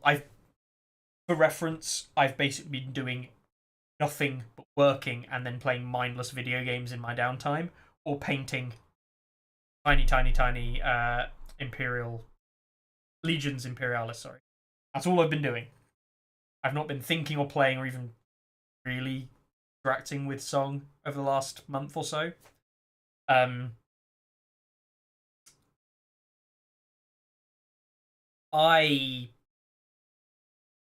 don't know how I feel about this as a whole. I think it's good. Like, I think it's good. I think it's I think it's great to be able to do that. Are we just going to see potentially problematic overtuning, where something we've noticed something's good and now it's being played in another faction and it's clearly very good? Yeah, exactly. Like, it's a cool ability, and what I really do like is that casual games are going to be incredibly fun with that faction. Yes, because because your roster is the largest roster in the game now. yeah, by far. And that is cool, and that is very, very cool. I don't have a problem with it, to be honest. I don't. I can see how the combination of both of those can be problematic in a way, because literally what that card says, if you look at the 2 things and you put them together and you look at it competitively, you just go, that card says, pick the strongest unit from another faction and then make it even better and put it in your list. And if that carries the faction, that's a bit sad for the faction. It's like basically Mother of Dragons. Yes. Like, Targs are shit. Do this thing, and then make Targ very good. Well, but you know, but yeah, exactly. Like, obviously, always talking about back then. It's interesting you say this though, because this harks back to the conversation we had much earlier today. Internal balance. The internal balance actually does have to be good enough to make the other things. And this is where we're at the moment with internal balance, where internal balance is good enough that it feels that there's options. Now, the truth is there aren't really that many options, but it feels like there is. And good players will explore those things outside of the norm because they think that they're playable. But what we have here is the problem where it's like, it's almost like if the internal balance isn't good, when it's okay at the moment, but in the situations where it's not good, especially in Baratheon or Stark, then it just exacerbates the issue. And we kind of already know that with Stark. The Tully Cavalier carry the faction. So, do you want to know something a little bit crazy, though? Go on. I actually care more about that first paragraph than I do the second. I think the second paragraph is a higher impact on the power level of the faction. Yeah. I think the first paragraph is more impactful in list building and the performance of getting the value out of that one. 100% agree. And this is the major difference for me, is that getting the value out of those the potential unit is going to come down to elements of testing and elements of combinations that you can do. Just having a 1-point reduction in your list, which is basically what we're saying, is just globally powerful. Like, that's just globally strong. That's got nothing to do with the combos and anything like that. That just makes the faction better. The unit is where the faction either shines or doesn't. Yeah. And I think, some people saying that Brotherhood Banner's going to be coming in as one of the top factions in the game. I would tend to agree. Because they're playing a 41-point game. Yeah. Yeah, the 41 points is really significant. But is it? Because we said the same is true about Bolton's. Bolton's basically run 41-point games. The first Bolton boy is free. It's a 1-point reduction, basically, to... Ben Bones arguably is a 2-point reduction because you get it in Bastard Girls. Yeah. And I know we could argue that the synergy only really works with Bastard Girls. Yeah. But the point is, in some cases, they're basically playing a 42-point list. And it's still not enough.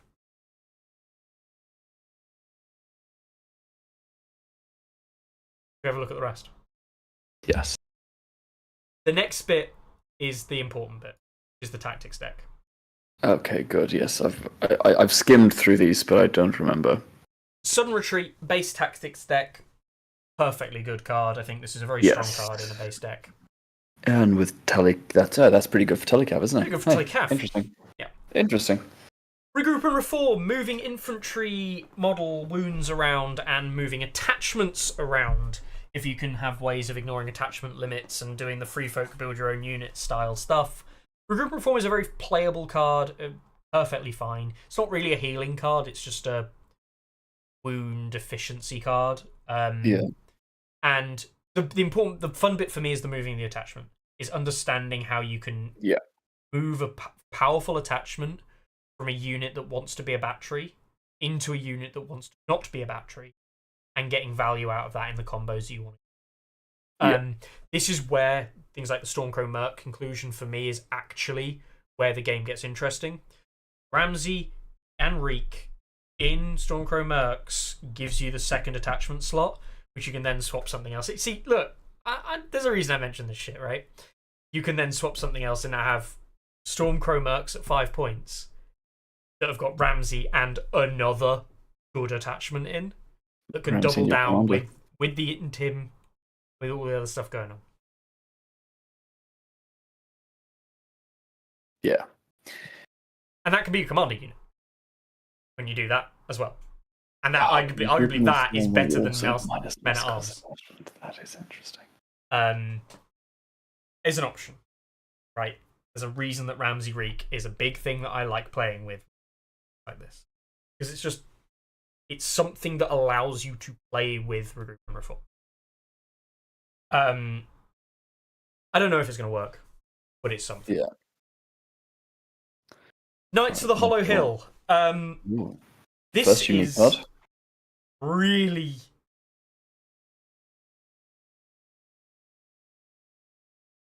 I don't even know how to justify this card as a base deck card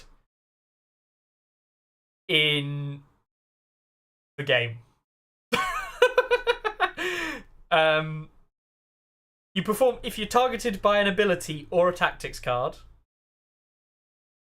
on your own unit. You perform a morale test, and if you pass, you cancel the ability or the tactics card. And that unit that was targeted can perform a 3-inch maneuver. Now, hugely important thing here. This is one. Because bearing in mind it's a 3-inch maneuver, what you get to do is a 3-inch maneuver action. Yes, Richard, so much for Tywin, says Richard.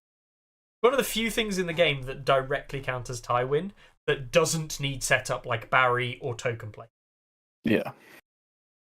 You just straight up say, I'm going to use Tywin. You go, cool. What are you targeting? Everything? Right, this unit that's got the opportunity to develop faith tokens, which we'll come to in a minute. We'll take a morale test on like a 5, and oh no, Tywin doesn't go off this turn. I also generate a faith token, and I get to do a 3-inch maneuver. And it's now my turn. Cool. So, yeah. Yeah. That's... It's got the high sparrow problem. It's got the high sparrow problem, Yep. which I will forever point out that it is a card that does nothing if you fail a morale test. Correct. That means in some regard it is a bad card. Yes. Because morale tests are some of the most swingy things in the game, Completely. in addition to charges. Yep. However, that is a very good ability. It's also handy when you've got things like, I don't know, Tully Cavaliers in your list. Because you just generate morale tests which heal you. I just want to check. There's nothing in Starks or Baratheon that have quickfire, is there? That's a shame. Yeah, there's no quick fire in Stark or Baratheon. Yeah.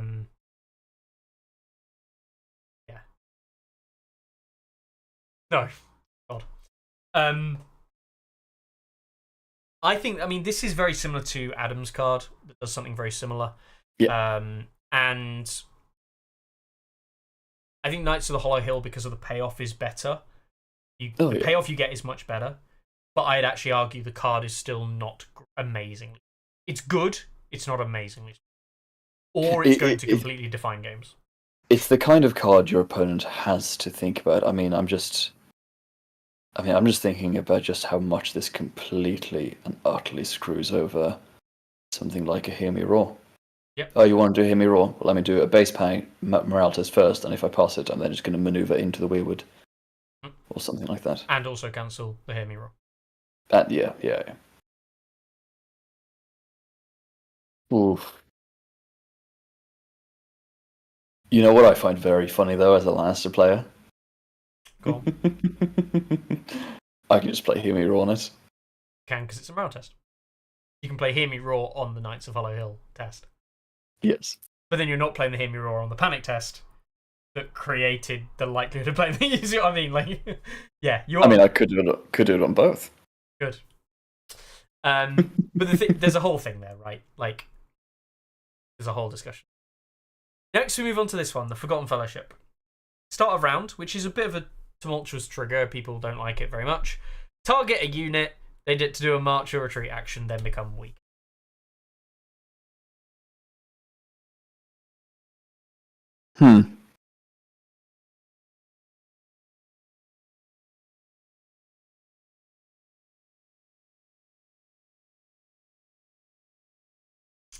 It's march or retreat and not maneuver, which means you can't change angling. Yeah. That is actually very relevant. Yeah. And it's not pivot and march or anything like that. But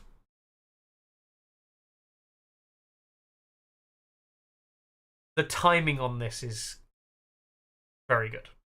Yeah. Oh, massively. Dodge a sword opener. Yeah. Who cares if you're weakened if you dodge a sword opener? Yeah, dodging the sword opener might actually be the most significant part. Because offensively, unless there's any native token removal in the deck, Yep. offensively, you look at it and you go, what the hell, Totally Cav marching start of the round, but that weakened token is really significant. Yeah. But, do you know what is significant, though? Go on.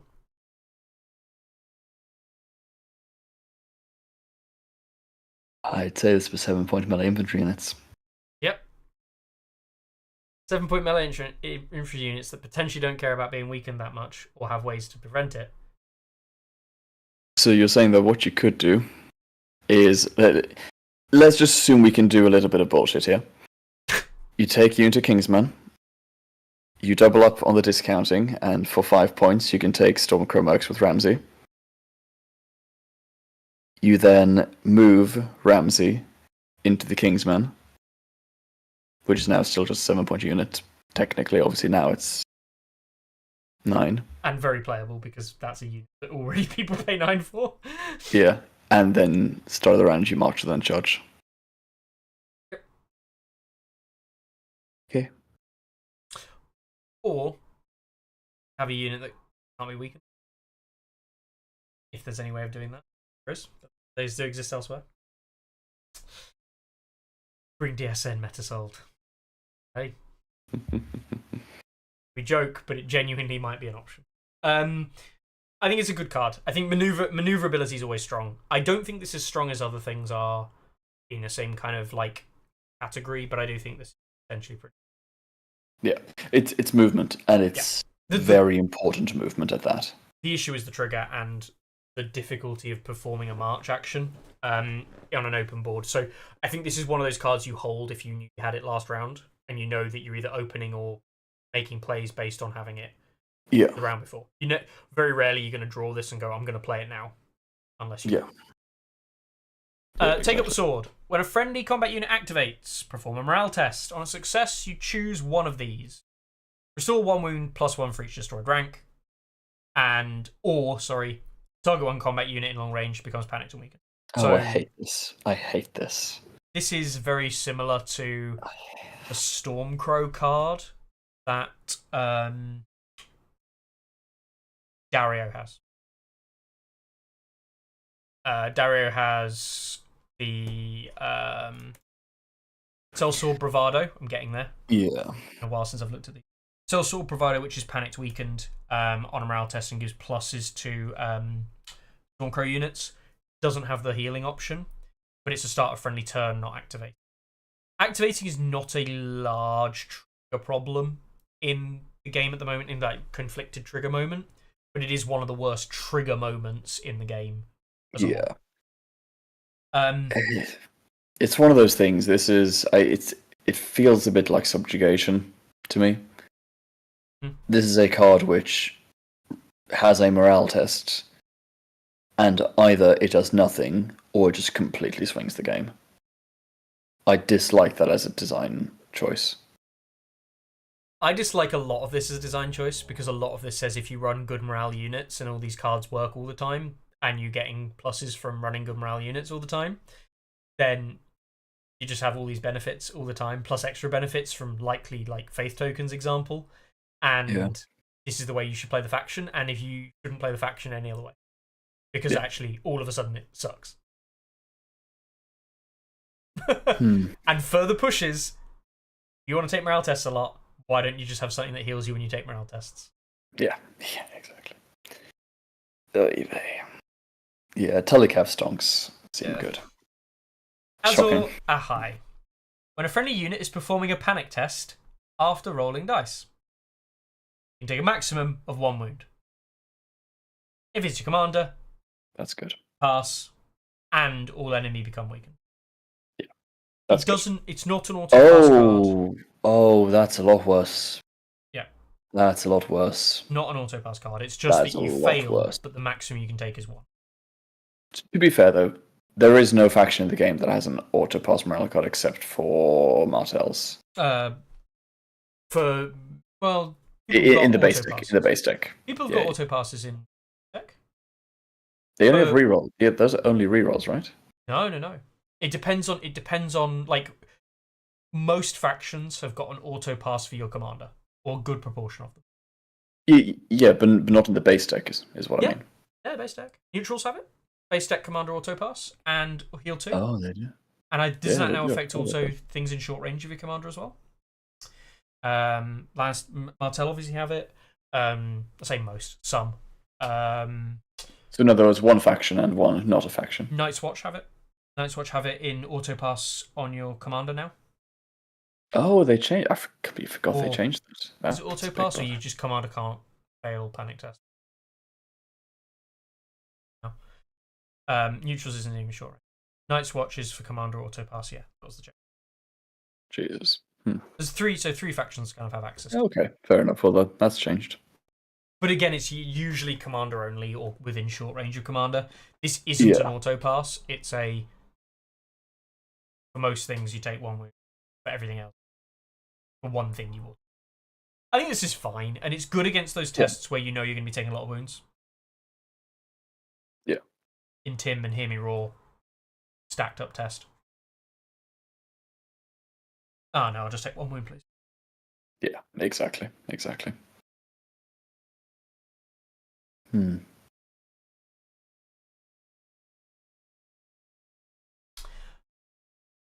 And last ability. Hang on. I'll check a time. Failties when an opponent fails a panic test. Yes. Specifically, not after rolling dice, when they fail the test. Yeah. So I think you would still heal 2, but you would only take 1.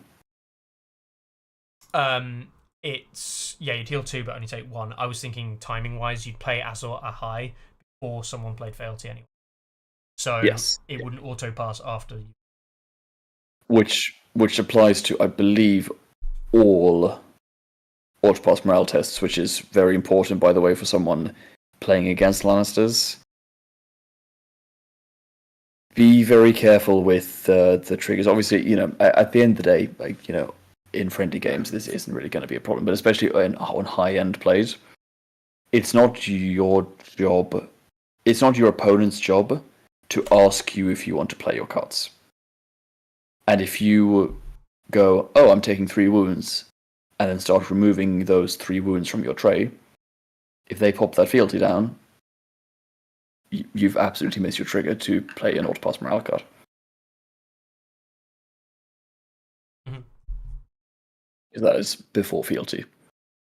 And again, it's not on the fealty player. I'm not just saying this because I'm a Lannister player, but it's not on the fealty player to remind you to play an auto-pass morale just because you see, oh, I'd be alive on 1 wound. Anyway. Last card. I guess it's the last one. Yeah. Oh, yes, I remember hearing about this one. This is the quest card. And I actually think this is probably one of the better quest cards in the game, if not the best. Yeah.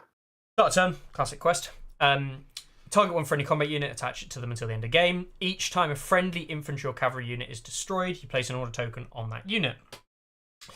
Notice infantry or cavalry, so NCUs dying to poison and things don't matter, and if you do run any monsters, I don't think you actually have access to any. No, because you can't unlock any of the Stark walls. So this just works at anything dying. Currently have access to. Then you place an order token on it. At the start of a friendly turn, you can remove an order token from it, and you just restore 3 wounds to this unit. And while you have an order token, you cannot gain condition token. Yeah. This is good because this is basically bags, right? You think about this as start a friendly turn, bags your unit. Number 1, you can remove a condition token because it never was allowed to be placed there. And 2, you heal 3. Now it's a little bit worse than bags because you can't remove existing tokens. But if the tokens weren't there in the first place, that's a buff. Yeah. Arguably, the tokens will be on another unit elsewhere because they've got to go somewhere, if they're in range, etc., etc. There's not quite as similar. But just starting the turn, here's a bags heal, is okay. Like, that is good. Yeah. Yeah. The trade-off is you only get a token every time something's died, and reasonably, if you're losing more than 2 units, either the game is an absolute bloodbath, or you've lost. Yeah, exactly. Like, you're 2 units down, your opponent better be 2 or 3 units down as well. And that's a bloodbath. So, this is going to help you. This is not going to help you if you're just losing units and not trading. Problem I have with this card? Go on. It's the problem with all other quest cards, but I think because most quest cards are bad, it usually doesn't matter. Yep. If you draw this after you've lost even 1 unit, but let's say 2, Game's over. You're going to really feel sad because this is an insane card. If you have a token on it. Like, you're almost never going to use sort of heal unless you really, really need it. I'm sorry, Tullycav or even Kingsman, who cannot get vulnerable or cannot get back tokens, cannot get weakened tokens. Oof. That's really cool. Peasant levy 4 points, you can get them killed off. And then you could just march into something's flank, become weakened at the start of the round. Oh no, sorry, you can't. Okay. We said before, it can't become weakened. Okay. Um, Yeah, that's interesting. But again, it's a quest card, and quest card, the order of which these cards come out matters so heavily. It's the one thing in the game I hate that is. They're just bad if they come out at the wrong time. Free folk players drawing endless hordes after you've lost the first few units. Like, cool, I'm going to put on some piece of jank that now doesn't need to be killed because I'm going to lose the game anyway. Or Lannister players drawing Lannister pays his debts when he's down to 2 units left, and he goes, "Oh, I'll play Lannister on my knights then before they die." For example, Stark players, the old classic where Stark players would draw would the North remembers and then draw it after they've already lost the initial engagement. Back in the day where Stark units used to kill themselves. Yeah. Or you'd get them out early and the first unit to die would be a wolf and it wouldn't give the card a token, so it didn't do anything. Like, quest cards on the whole have always been very poor payoffs. Yeah. If timed poorly. And the power level of drawing them, if you draw both of your quest cards in the opening hand, it's like actually insane how much more value it gives. Because you're going to redraw your hand anyway. Like, perfect. This is another one in that category for me, and it is good. Good card. Yeah. And yes, there's no raiding the deck. There's no getting things from the deck currently. There's no battle plan or anything. So it's just going to come down to. Yep. So apart from Sudden Retreat and Regroup, a lot of new stuff, at least like in name and in kind of like the way it's kind of built. Lots of new ideas been brought to the table. I think there's some strong moments. I think that there is a real tendency for this deck to live and die by the morale of the units. It's Yeah. They like a weirwood. They like a weirwood. Let's have a look at command. So first of all, this I genuinely haven't seen anything else. This is all going to be completely new. Okay. Beric Dondarrion, who has Sentinel, Duty to the Crown, and Pathfinder.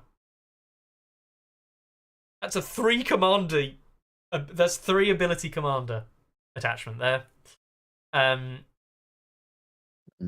sorry, and I really do mean this, but how can we possibly justify in the game this existing as a commander?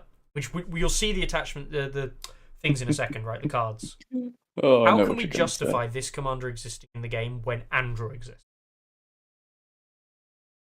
I mean, I'll raise you one more. Jockin Commander. I mean, Jockin Commander's pretty bad now. To be fair, they had to nerf him because he was. People found him oppressive, I guess.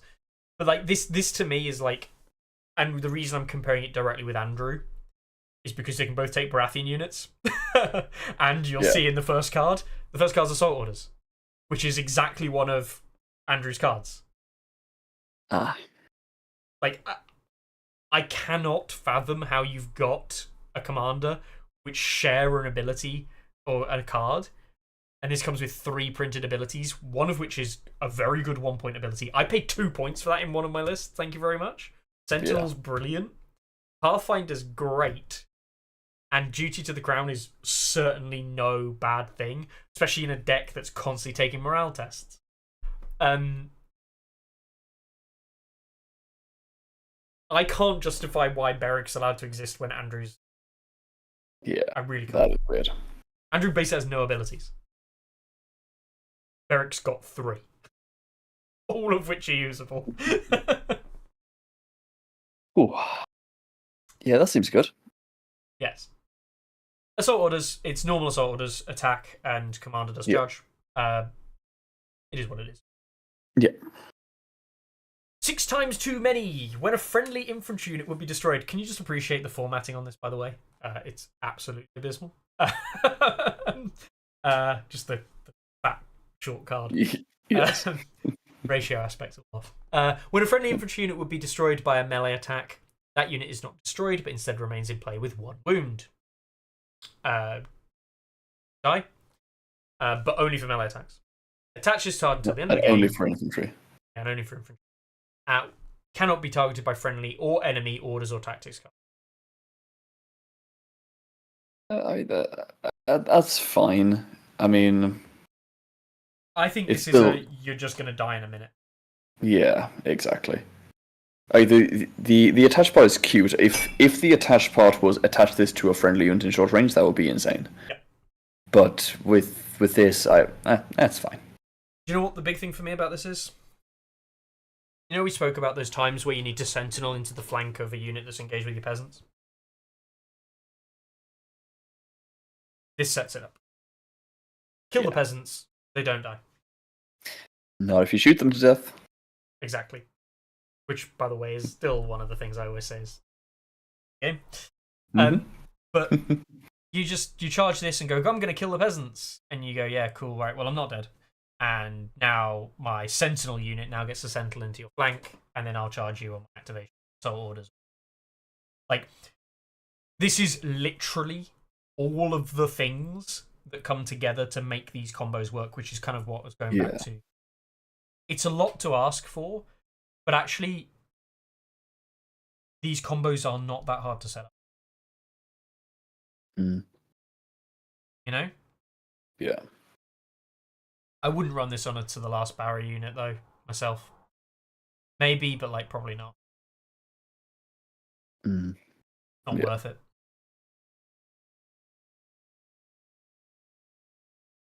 Lightbringer. And I will just point out that, by the way, before we read this card, I really hate this card. I hate this card a lot. For multiple reasons. After a friendly combat unit completes a melee attack, target one enemy in short range of the attacker. Suffers a panic test with -1 to their roll for each of their destroyed ranks. If the attacker is Beric unit, the target also becomes panicked. Oh, you idiots. This is just the Lightbringer AoE jump, but is not dependent on the opponent failing a panic test. It's just a free panic test for something in short range. Completely free. No, but you know what it also is? Go on. It's also just a second panic test. On the same this unit you just attacked. Yes. Which I think I really hate that. I really hate that it's a second panic test on the same unit you just attacked. Because one, either A, they have good morale and this just doesn't matter that much. Or B, they don't have good morale and it just fucking slaughters anything with bad morale. Not trash. Anything with bad morale. You know what would be very funny? Yep. You play this card and you just put Flademan in the list and you charge with Flademan. Yes. You just go, lol. Which you can do because they don't count towards your neutral. They count towards your neutral limit, but not your Stark or Baratheon limit. Yeah. So you can run a unit of Flayed Men with a Glory Seeker, and you can run a unit of Tully Cavaliers with a Glory Seeker. And then you can charge with your Flayed Men, cause a panic test. You then charge with your Tully Cavaliers, and then cause a panic test on the unit the Flayed Men are engaged with. Yeah. To kill them. I'm just charging you because you're here, because you're blocking the flank of this unit that I actually want to kill. But I just get to do a free panic test on the unit that I want to kill.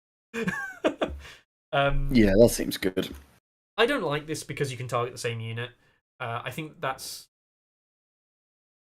slightly unthematic. And yeah, I just think it just punishes bad morale more. Like, I don't think we need to punish bad morale units more in the game. And I say this, and I know that things like free folk need to be punished, and I know that that's been an issue previously. But, like, you don't need to you're punish right. You're really right. the stuff that's in the game that's at bad morale already. No. Because this is good against free folk. You know what this is also good against? Cutthroat. So good against bloody mummers. You know, Zorse riders. Like, all these things. Just, yeah. Evil Sponge, as if you need more reason to never bring bad morale. Yes. And if you're a Bolton player who doesn't have the choice, we'll just fuck you. Like, you just have to run bad morale units.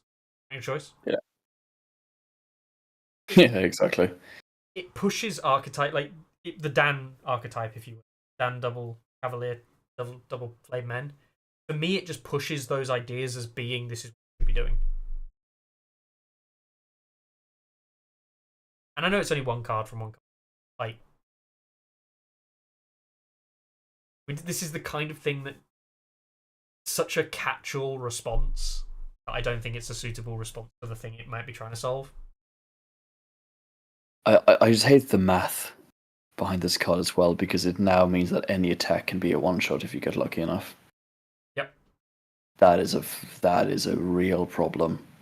Attack 7 That's dice. a real problem. 6 or 7 dice, bang. Take 5 wounds. Fail the panic test, and if you fail for crit, you're now taking a vicious panic test. And she also panicked. And the first one could have been panicked. The first one could have been vulnerable. So, yes, it's asking a lot. But, like, with a lot of what else we're talking about, it's not unreasonable. Yeah, I don't like that. I don't like that. I don't mind the bouncing panic test. I think that's thematic, and I don't see that as being super broken. It's a thing they can do, so I don't have a problem with it. But it's the double panic on the guy you just attacked. Yeah. I don't like that at all. Works well with like intimidating presence, which goes back to the Ramsey thing. Attachment is already very good and playable, and just going, oh, we'll run it with Beric because you get to move it to the unit you actually want it in, and then you get to use it. So you take Kingsman, you put Beric and Kingsman.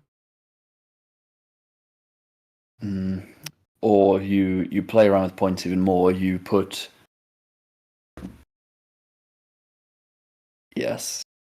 Ramsey and Kingsman with Reek. You then play Grub and Reformer to put Beric with Ramsey. Yep. In the Kingsman, and then you just go ham. Yep. Yeah. It's an all-in strategy. It is, yeah, and it's an all-in strategy with melee infantry, so you know how I feel about that. But yeah, I can. You know what? I think I'll try and kill them 4 times. That's not with Fuel by Slaughter. not even fucking. Well, only 2 because you don't get the 6. You don't get 6 too many twice. Oh no, you get it 3. Yeah. Yeah. And they have Fuel by Slaughter. Yeah. I don't actually think it's a joke, but you could even consider that in their own 6 point.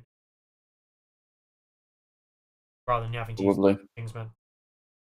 Yeah, Sentinel with them is Playable. Reasonable. Yeah, playable for sure.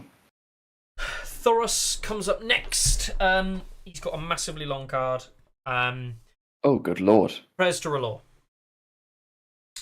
This unit has +2 to morale test rolls and begins the game with 1 faith token. So immediate +2 morale to any unit. Really good in a faction that wants to cast constantly fast morale test. That's huge. Each time it passes morale, gets a faith. When you perform a melee attack, you gain Sundering and Vicious if you spend a token. Alright. Fine trade-off. Yeah, decent. When an enemy in long range fails a panic test,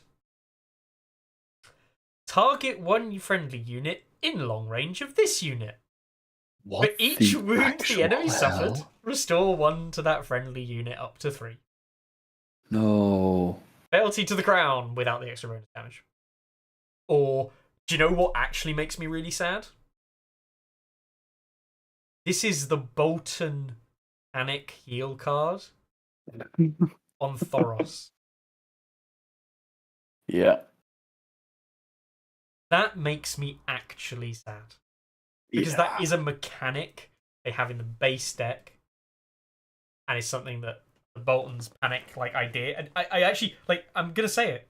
I think Brotherhood without banners would be better than Panic than Bolton's are. Oh, I think so too. I'd be surprised if they're not. Yeah. I mean, they can take Braun Lightbringers for 6 points. That is something we haven't even mentioned. Oh, exactly. You can't run all. That's the thing, right? You can't run all of it. That's the thing that people can't do all of it. Do enough of it. Yeah. Yeah. I mean, easy commander attachment. He comes with, to be honest, a bit meh, but a set of cards. Fire Charge, Auto 6, but become panicked. That is insanely good. It is, but it's not. Then you become Auto 6 is amazing. Auto 6 without Assault Orders is less amazing, but Auto 6, it really helps your infantry out by a lot. But Fiery Charge is generally speaking worse than Reckless. Reckless Assault? Yeah, Reckless Assault. Fury, Oh my god, I'm forgetting cards, that's bad. Yeah. Oh, Jesus Christ. What's it called? Reckless. Definitely Reckless something, isn't it? Rush of Aggression. Oh god. Aggression, you know what Reckless Assault is? That's me. Reckless Assault is the Andrew Estamont card, which is the comparison, which gives you Vicious or Crit Blow, or Vicious or and highest attack dice. Reckless Fury even. Trying to get that right. But yeah, Fiery Charge is of the two, it's the worst Auto 6. But it's still an Auto 6. And Auto 6 and with Flayedman is already hilarious, and then give a panic token on the charge with Flayedman. Loved by the free folk. Sorry, loved by the small folk. Freudian slip. This is basically just a card from Boris. Fine.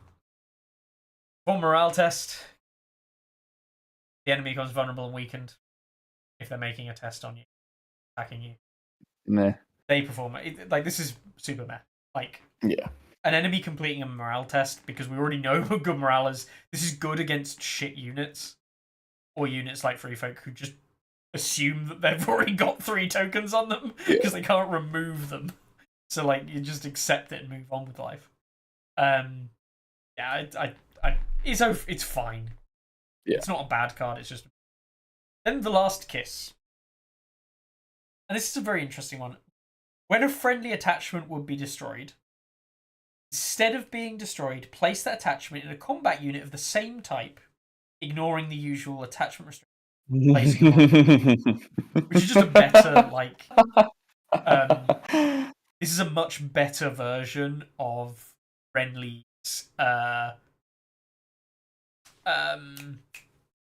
called Renly's Come Back Again card with Renly 2. Inexplicable Unexpected return? Yeah, inexplicable return. And it also has draw card as well. Cycle. This is just way better than that. And it's not limited to infantry. So you can bring back cavalry attachments. Now, most of the time you're only running Glory Seekers, so who cares? But if you imagine if you had a Glory Seeker and a Fortune Seeker, you could bring them back. Combo them in one unit of Flame Men. Oh god. And that might actually not be a meme. Might not be. I think it probably is. But it's a thing, right? It comes back to it's a thing. I don't know how good this is actually going to be. Yeah. The funny thing for me is that this does not say of a unit. You simply place the attachment in attachment in a combat unit of the same type. Wait, you Now- mean so it could just? Oh, I see what you mean. There is an odd one here that this game doesn't actually have the rules to effect. You are not allowed to attach anything. Attachments are not allowed to be put in solos. Is that a usual attachment restriction? Meaning that you can get a glory seeker killed and put it in a DSN. I think if you decide to use your pick to take a DSN, Like, look, I know that that's dumb and stupid, and you shouldn't do it. Yeah. Or it's not like it's not that powerful at all. yeah, But I do think it is interesting that that is funny. I think that that's possible. Yeah, You replace a model. Yes, you'd kill the DSN in the process and replace it with the Glory Seeker model. You'd actually genuinely do that.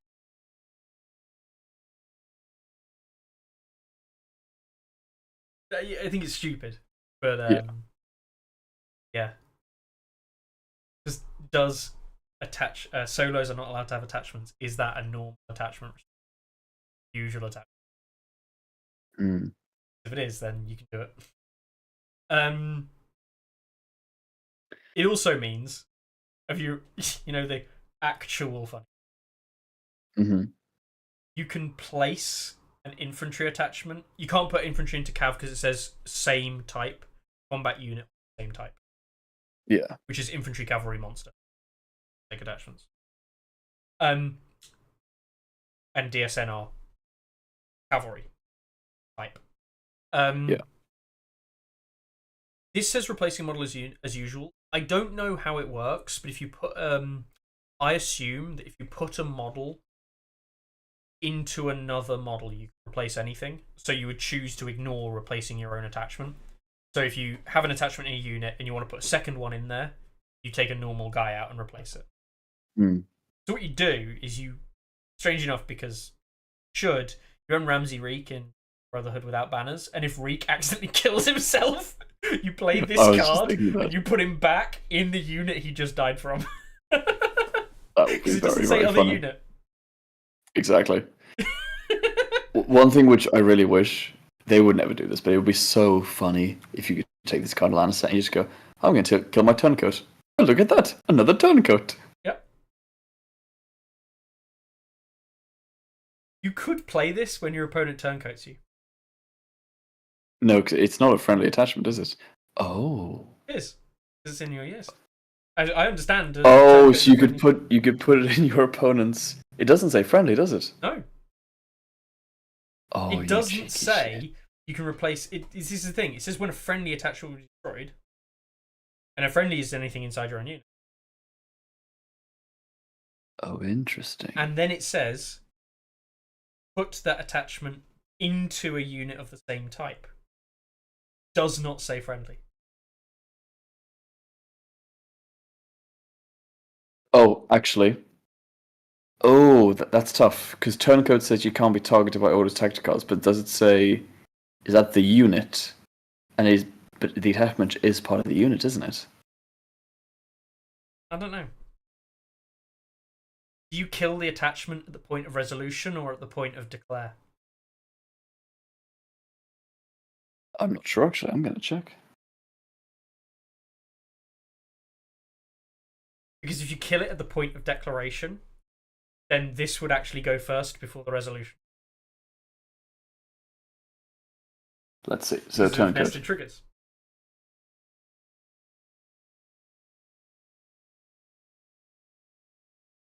Yeah. So you deal the wound, remove the model. Yep. Then place the condition token. Although it doesn't say then, it just says if they kill the model, Yep. place condition token may not use orders to be the target of friendly tactic cards. But the attachment dying, is that the moment you can't use the cards? Or does the attachment dying create a nested trigger? Therefore, you actually resolve Last Kiss before you resolve the rest of that. Hmm. There's a whole discussion here about how they want us to resolve like, Yeah. arcs, and I don't know how the answer is, but it is interesting. Like the whole thing of Very targeting interesting. and trigger times in this game, when you break it down, breaks apart. Yeah. It'd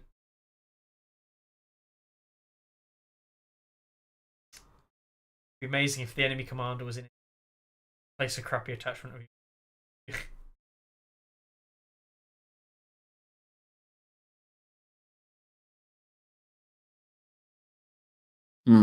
You can do that,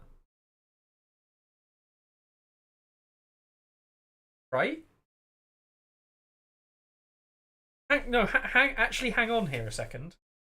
There is no requirement as the active player, as the player playing this card, you are not bound by having to currently say that you can replace any model, right? Which means if you wanted to, you could kill Reek and then replace Ramsey in that unit, right? In theory. Thus killing Ramsey. Yeah. There's no requirement for you to target your own units.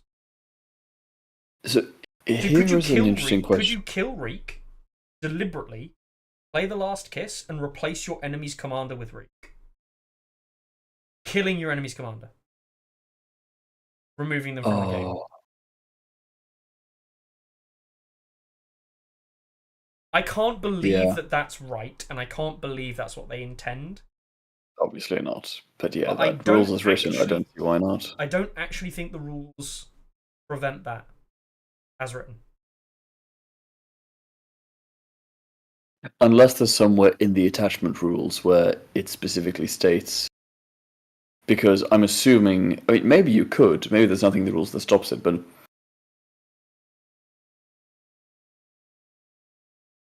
I'm guessing if you have Ramsey Reek, you couldn't legally kill your Ramsey with your Reek, or your... Not that you would, again, but I don't think you... Maybe you could, if you wanted to. I just mean... Rolling high is bad, by the way. No, I mean, because you would place down the attachments one by one, I guess.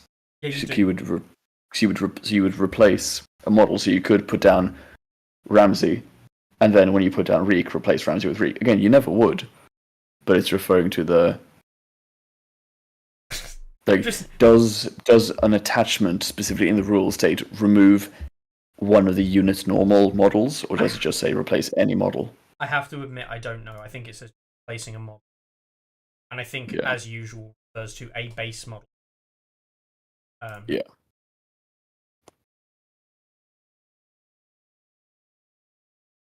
The turncoats don't say replacing a model.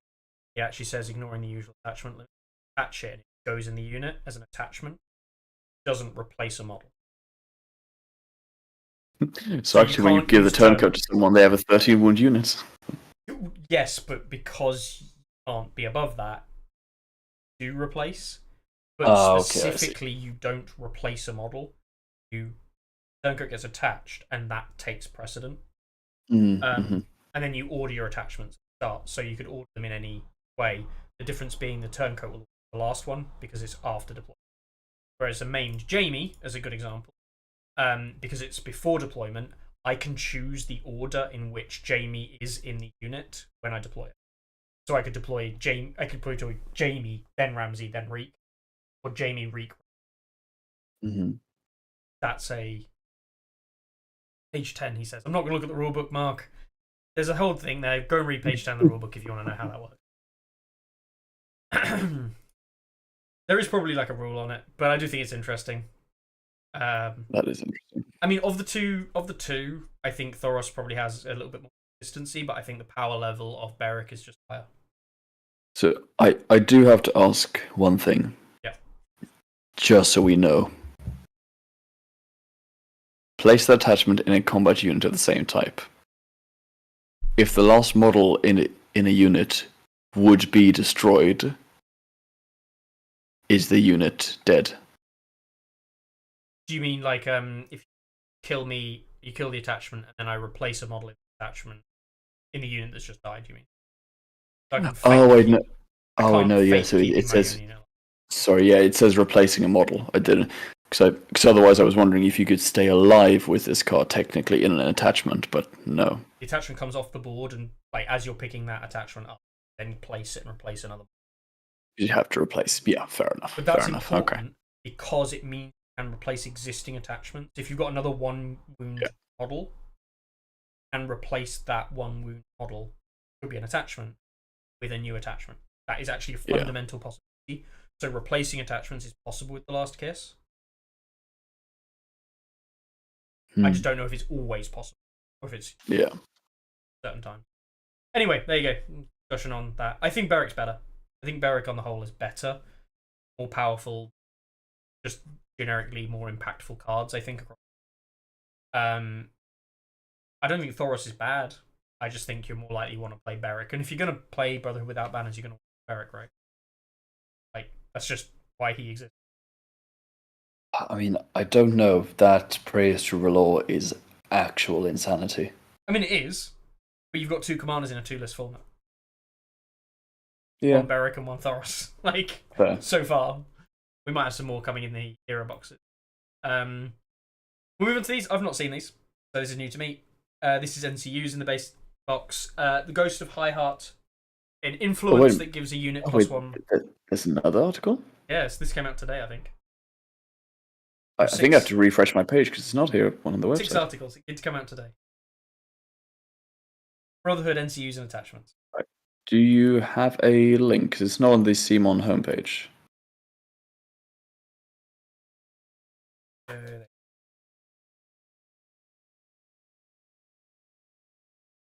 These I haven't seen at all.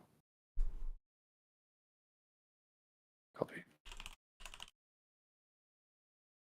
Yeah, they forgot to put it on their homepage, which is hilarious.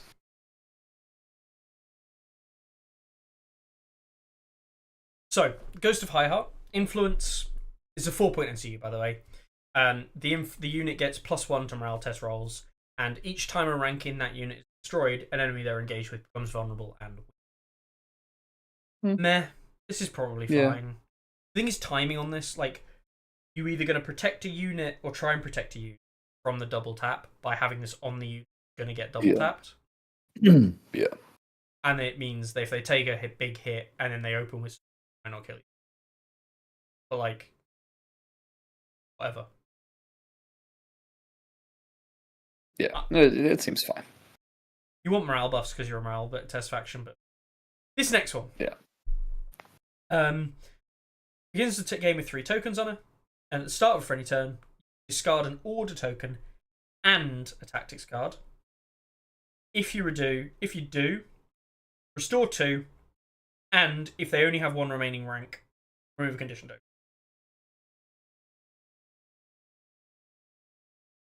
Why on earth would I ever start discarding tactics deck cards? Unless the card's shit, which is only going to be the case with the on activation card and the quest card if it's in the game. Like, that's weird. I just can't see. I can't foresee where getting rid of tactics deck cards is going to help. That genuinely might be a contender for one of the worst NCUs in the game. It's poor. Jesus. It's expensive. Okay. Expensive card. And there are cards that you could probably ditch for this ability because it's consistent, where the cards are not. Mm-hmm. Yeah. But I don't. Yeah, I can see circumstances where maybe, but healing is fine. And potentially removing a condition token is like meh. Yeah, exactly. It's because, like I said, consistency is good, but consistency doing a meh thing is okay. The thing is, Carly says I don't think this is the worst ability. Might not be the worst ability in the game, but I can't think of anything that is much worse. I can think of one. Go on. That is the nerfed Tybalt. But even nerfed Tybalt can be set up to have situations where he does something. Yeah, true. Like, he does actually introduce an interesting mechanic. You can't take crowns, Because if you take crowns, I get to crown zap a unit and set off Oda Panic. Or don't take bags. If you take swords, don't take bags. I immediately get to bags heal some of the wounds you've taken up, and then get to activate as well. There are things and there are situations where Tybalt is actually decent, or even just I'm going to take horses. Sure, you'll attack me, but then I'll get to retreat and then charge you with my flame men, for example. There are things it does. I just don't think it's. I agree with you, it's not that good, but it introduces a gameplay mechanic you need to think about.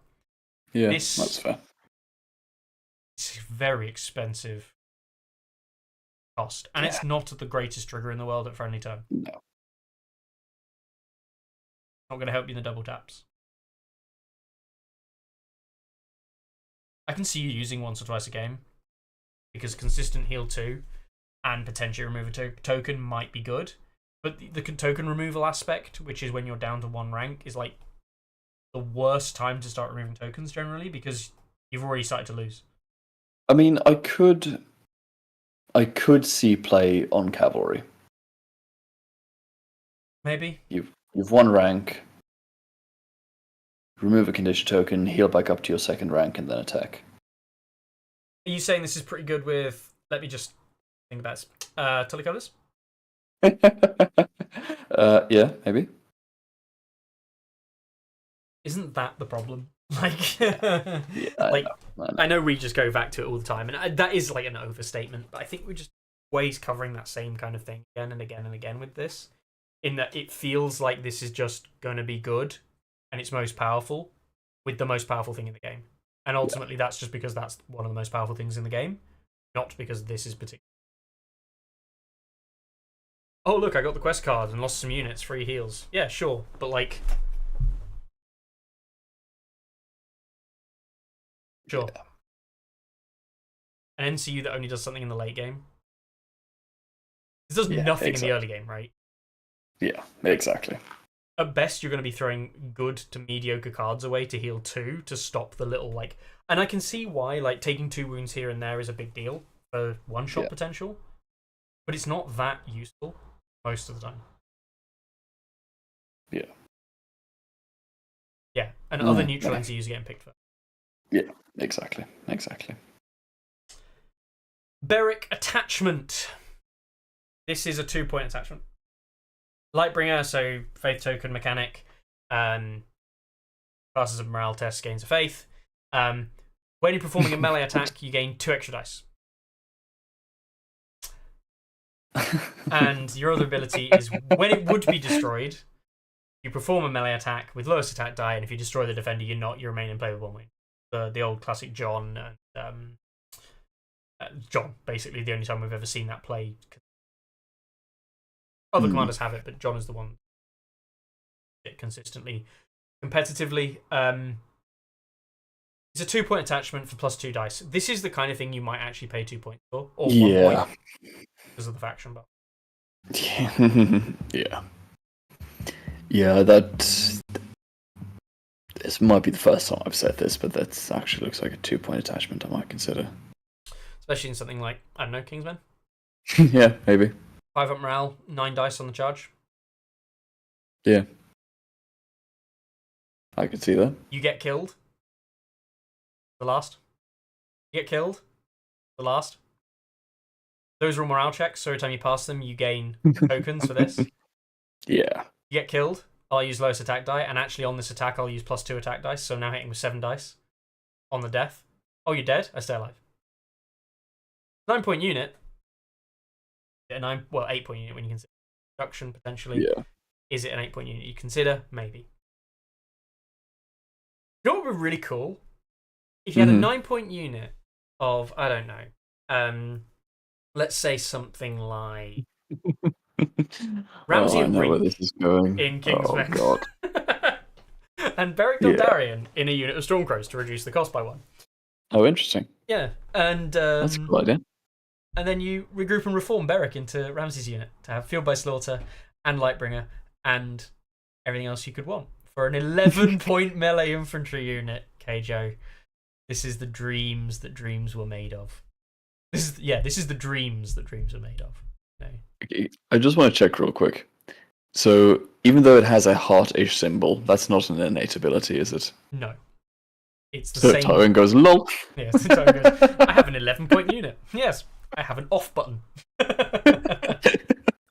In case of emergency, press no.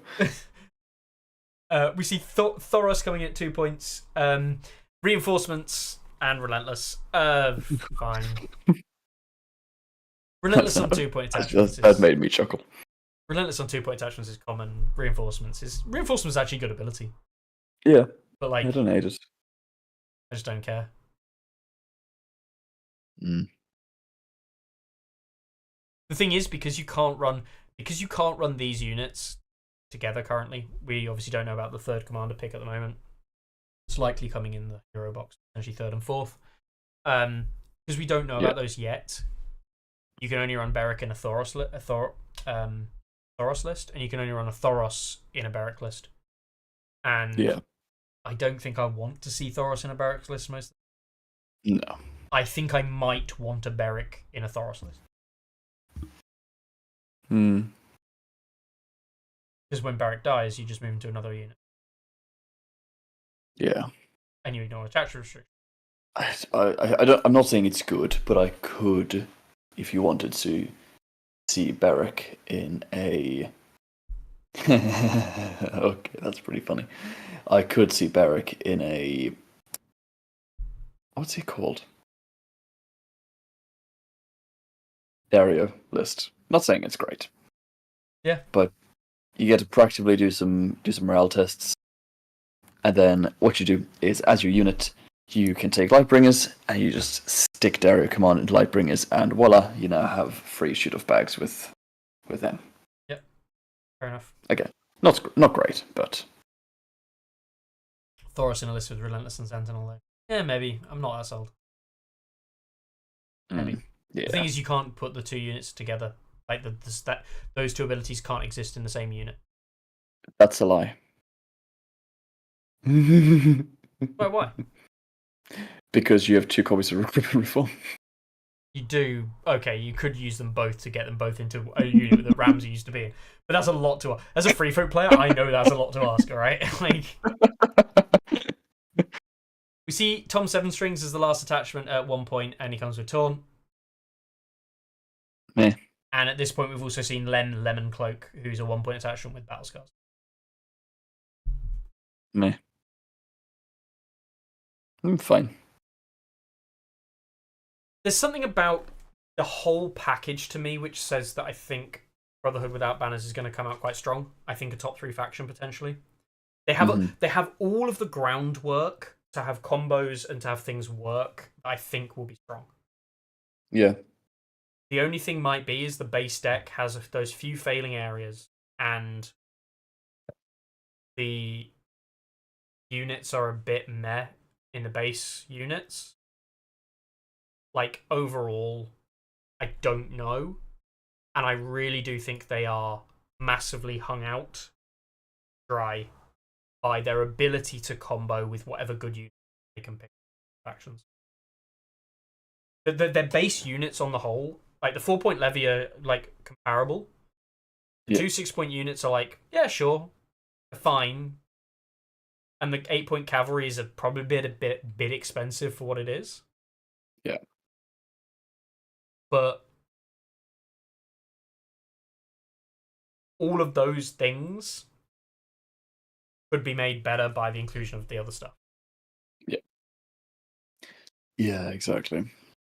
And like all these times, because you can potentially run 20 points of other stuff, if the base units are just not pulling their weight, you'll just run the 20 points of other stuff in the list, and the faction's base deck will either be good or bad with stuff that's available to other factions.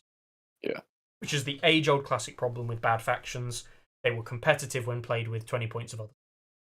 Yeah. Yeah, exactly. And their base deck was good enough to carry that, but the units weren't. Lannisters were for a long time, where Stark had been for a long time. A lot of factions.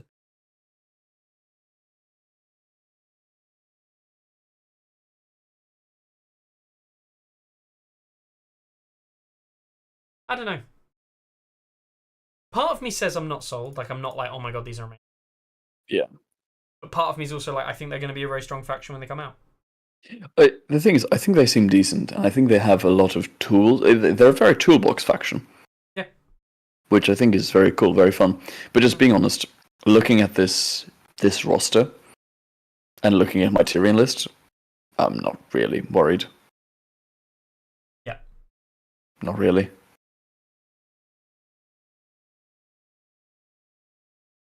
I would tend to agree. But that doesn't mean it's bad. It just means I don't see this dominating the Invitational, for example. I think you'll see it, and I think you'll see a double cavalry list with Brotherhood without banners if it does. I think the double cav list can potentially be pretty good, just because you can, for 17 points, take 2 8-point cavalry units with Glory Seekers. Yeah. And that extra point can buy you a lot of things, as anyone who's tried to build the rest of that list can tell. Can actually, because of the nature of this list, you can run an 8-point cavalry unit in Blade Men, you can run an 8-point cavalry unit in Bloody Cavaliers, you run an 8-point cavalry unit in Brotherhood Sworn Knights, you get 1 point of Glory Seeker somewhere in that list, and then you get 4 points of Peasants with your commander in, and then 3 NCUs. That's a 40-point list. It's 3 cavalry, 1 peasant. And all 3 cavalry are like playable cavalry units. Yeah. Yeah, I could see that. I don't think that's amazing, but I do think it's something you could try and do. Yeah, I mean, the fact that you can pick whatever unit you can on top of neutrals does mean that the variety for the faction is it's insanely high. Now, is that going to reflect the top-end meta? Absolutely not. But, I mean, definitely starting out with, obviously we don't know what's going to happen long-term.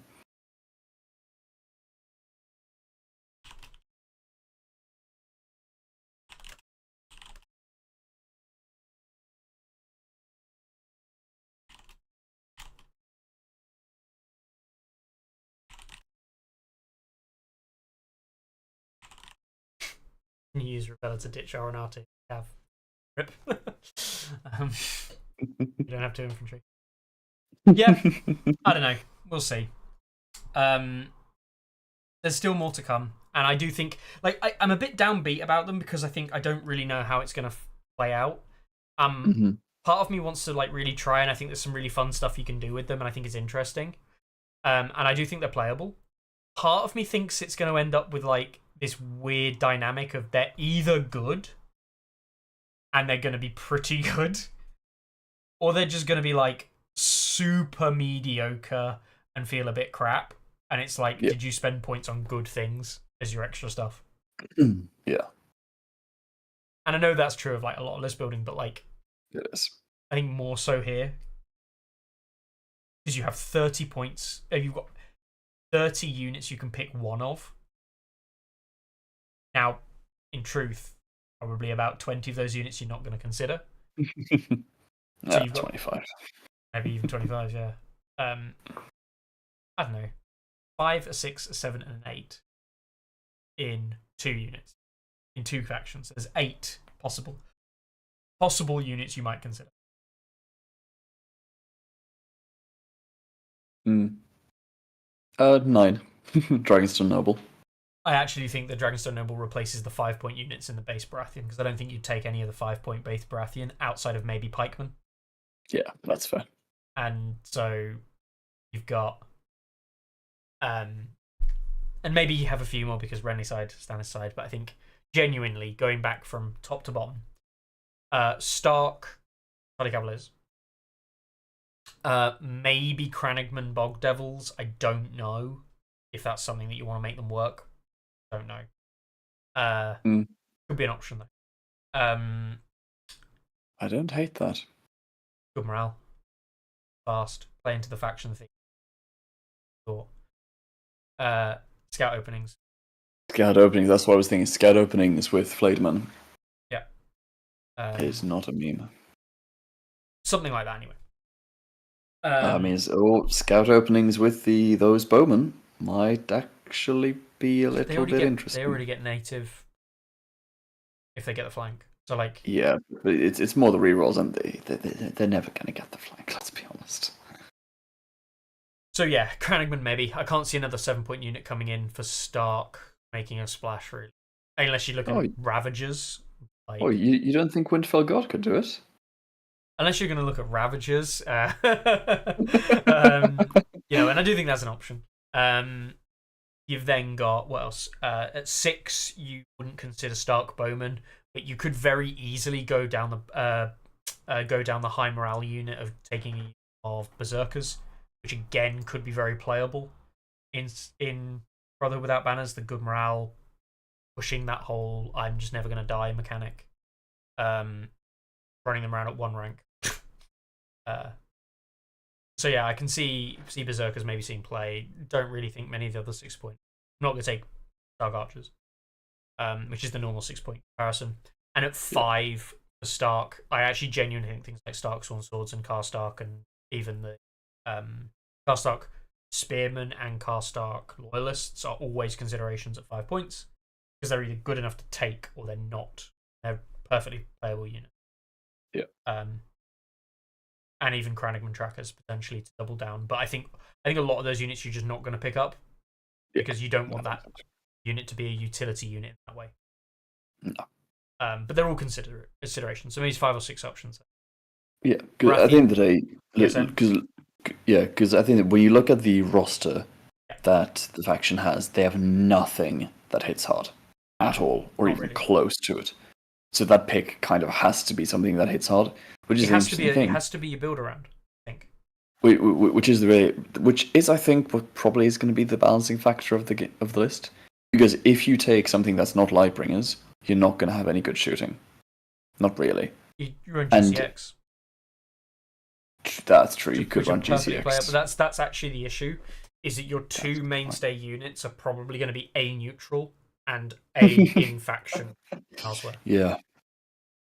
Which is what bearing in mind that's what factions before the changes, what they used to do. They used to take 2 units that were neutrals to prop up support other things. Yeah. What's actually super interesting is apart from the peasants, none of the other units offer any support particularly well. Yeah. They're all individualized components that do their own thing. So as a result, I think the support pieces aren't there. Yeah. The question is whether or not the Sworn Knights are good enough on their own to warrant picking up support pieces from other lists to make them better. And I don't think they are. Yeah.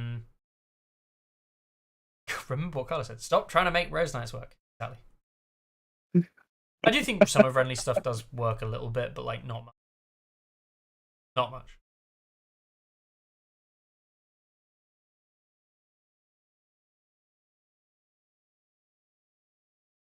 Oh well. There's some new design, and I like the new design. This doesn't feel like Bolton's, where basically everything.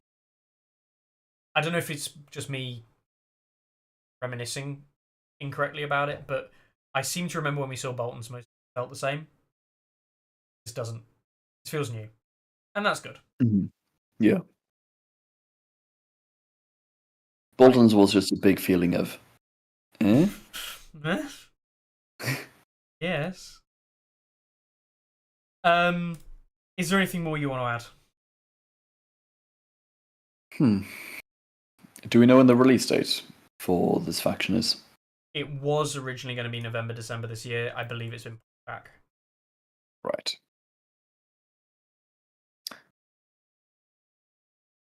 And that was a CMON thing, like we have pushed. And there was a bit of discussion around like that time. Yeah.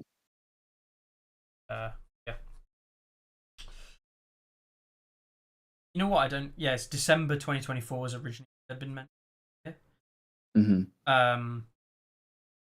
Sworn Knights, I think, among other things. Then there was rumors back, I think. Basebox was supposed to be 2020. All right. That is coming up soon. but I think it might have been Factory. Someone definitely announced that that's going to, Right. and Mhm. we're expecting it.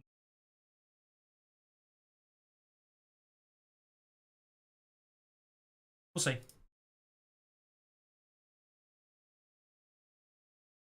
Very interesting. Any last thoughts from yourself about anything? About anything. Getting late, so I'm going to end quickly. Indeed. No, I don't think so. Just once again, just massive shout out to everyone involved in the UK Nationals. It was a really, really fun tournament, and I thought it was very, very well run. And I think they really nailed the prize support. It's the good old days of Fantasy Flight Games prize support or organized play, and the tournament kits that they did were just incredible. And since joining Song, I haven't really gone to a tournament that's had anything close to it. And this was the first time where participation was amazing. Then Best in Faction was also actually really good. And then also the winner's trophy was insanely beautiful. Normally one of those things does give, at least. And actually having them nail all three was really cool to see. And as a player, it was really, really fun and satisfying. And yeah, thank you to you for having me on and talking with me for 4 hours. I only mentioned Imperial Assault 3 times. All I'm right. quite happy with it. New record. Yeah, 4 now. Yeah, no, it's great to have you on, and we talk enough about it outside of Tourney Ground all the time anyway. Nice Yes. to do it. Yeah. I'm actually gonna. Someone said earlier, like they wanted to see high level games again. Stuff that I used to do, for example, the games I had against Keijo. They are coming. There's some stuff content wise that I was going to plan to do at season 5, but season 5 didn't really hit home in the way that it wanted to. So as a result, the appeal for doing that from my level as the content creator and the people who were going to be involved in that just wasn't there because they didn't feel it would have that much of an impact. That's not to say it's not going to happen. It's just it wasn't wanted by the people. That still may be coming, season 5, but most likely will be. And I think we'll have to, depending on when season 6 actually is. It could well be that we play the Invitational next year on season 5 patch. Next patch. But yeah. There is stuff coming. It's going to be interesting to see what how that works dates wise. It's going to be interesting. Could be quite soon after a patch, or it could. I really hope it's just before. I actually hope it's after, because it gives you the best time to explore and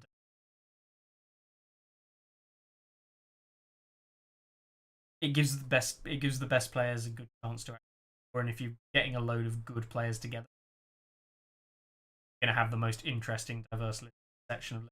But at the same time, it might absolute chaos where people are running absolute jank crap.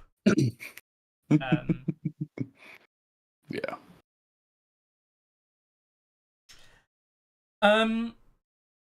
All right then. Well, thank you very much for being on, Isaac. It's a pleasure as always, and congratulations again. And yeah, I'll be back. I can't say next week necessarily. I'll be back in a few weeks, maybe, with some more thoughts, some more ideas, some more news. That and yeah, we'll see where it goes. Thank you very much again, Keijo, and well done to Dan with his Boltons and everyone who else attended the event and did well. The Baratheon player who only lost 1 game. So yeah. Yes, Joe, I think he was. Yeah. And Bear Spam didn't win. Bear Drop Pod Bears didn't win. So therefore, we're gonna have to live up with more of that because completely balanced, guys. It didn't win the event and dominate the event. Completely balanced, fair strategy. 100%. Needs buff, probably. Everyone take it easy.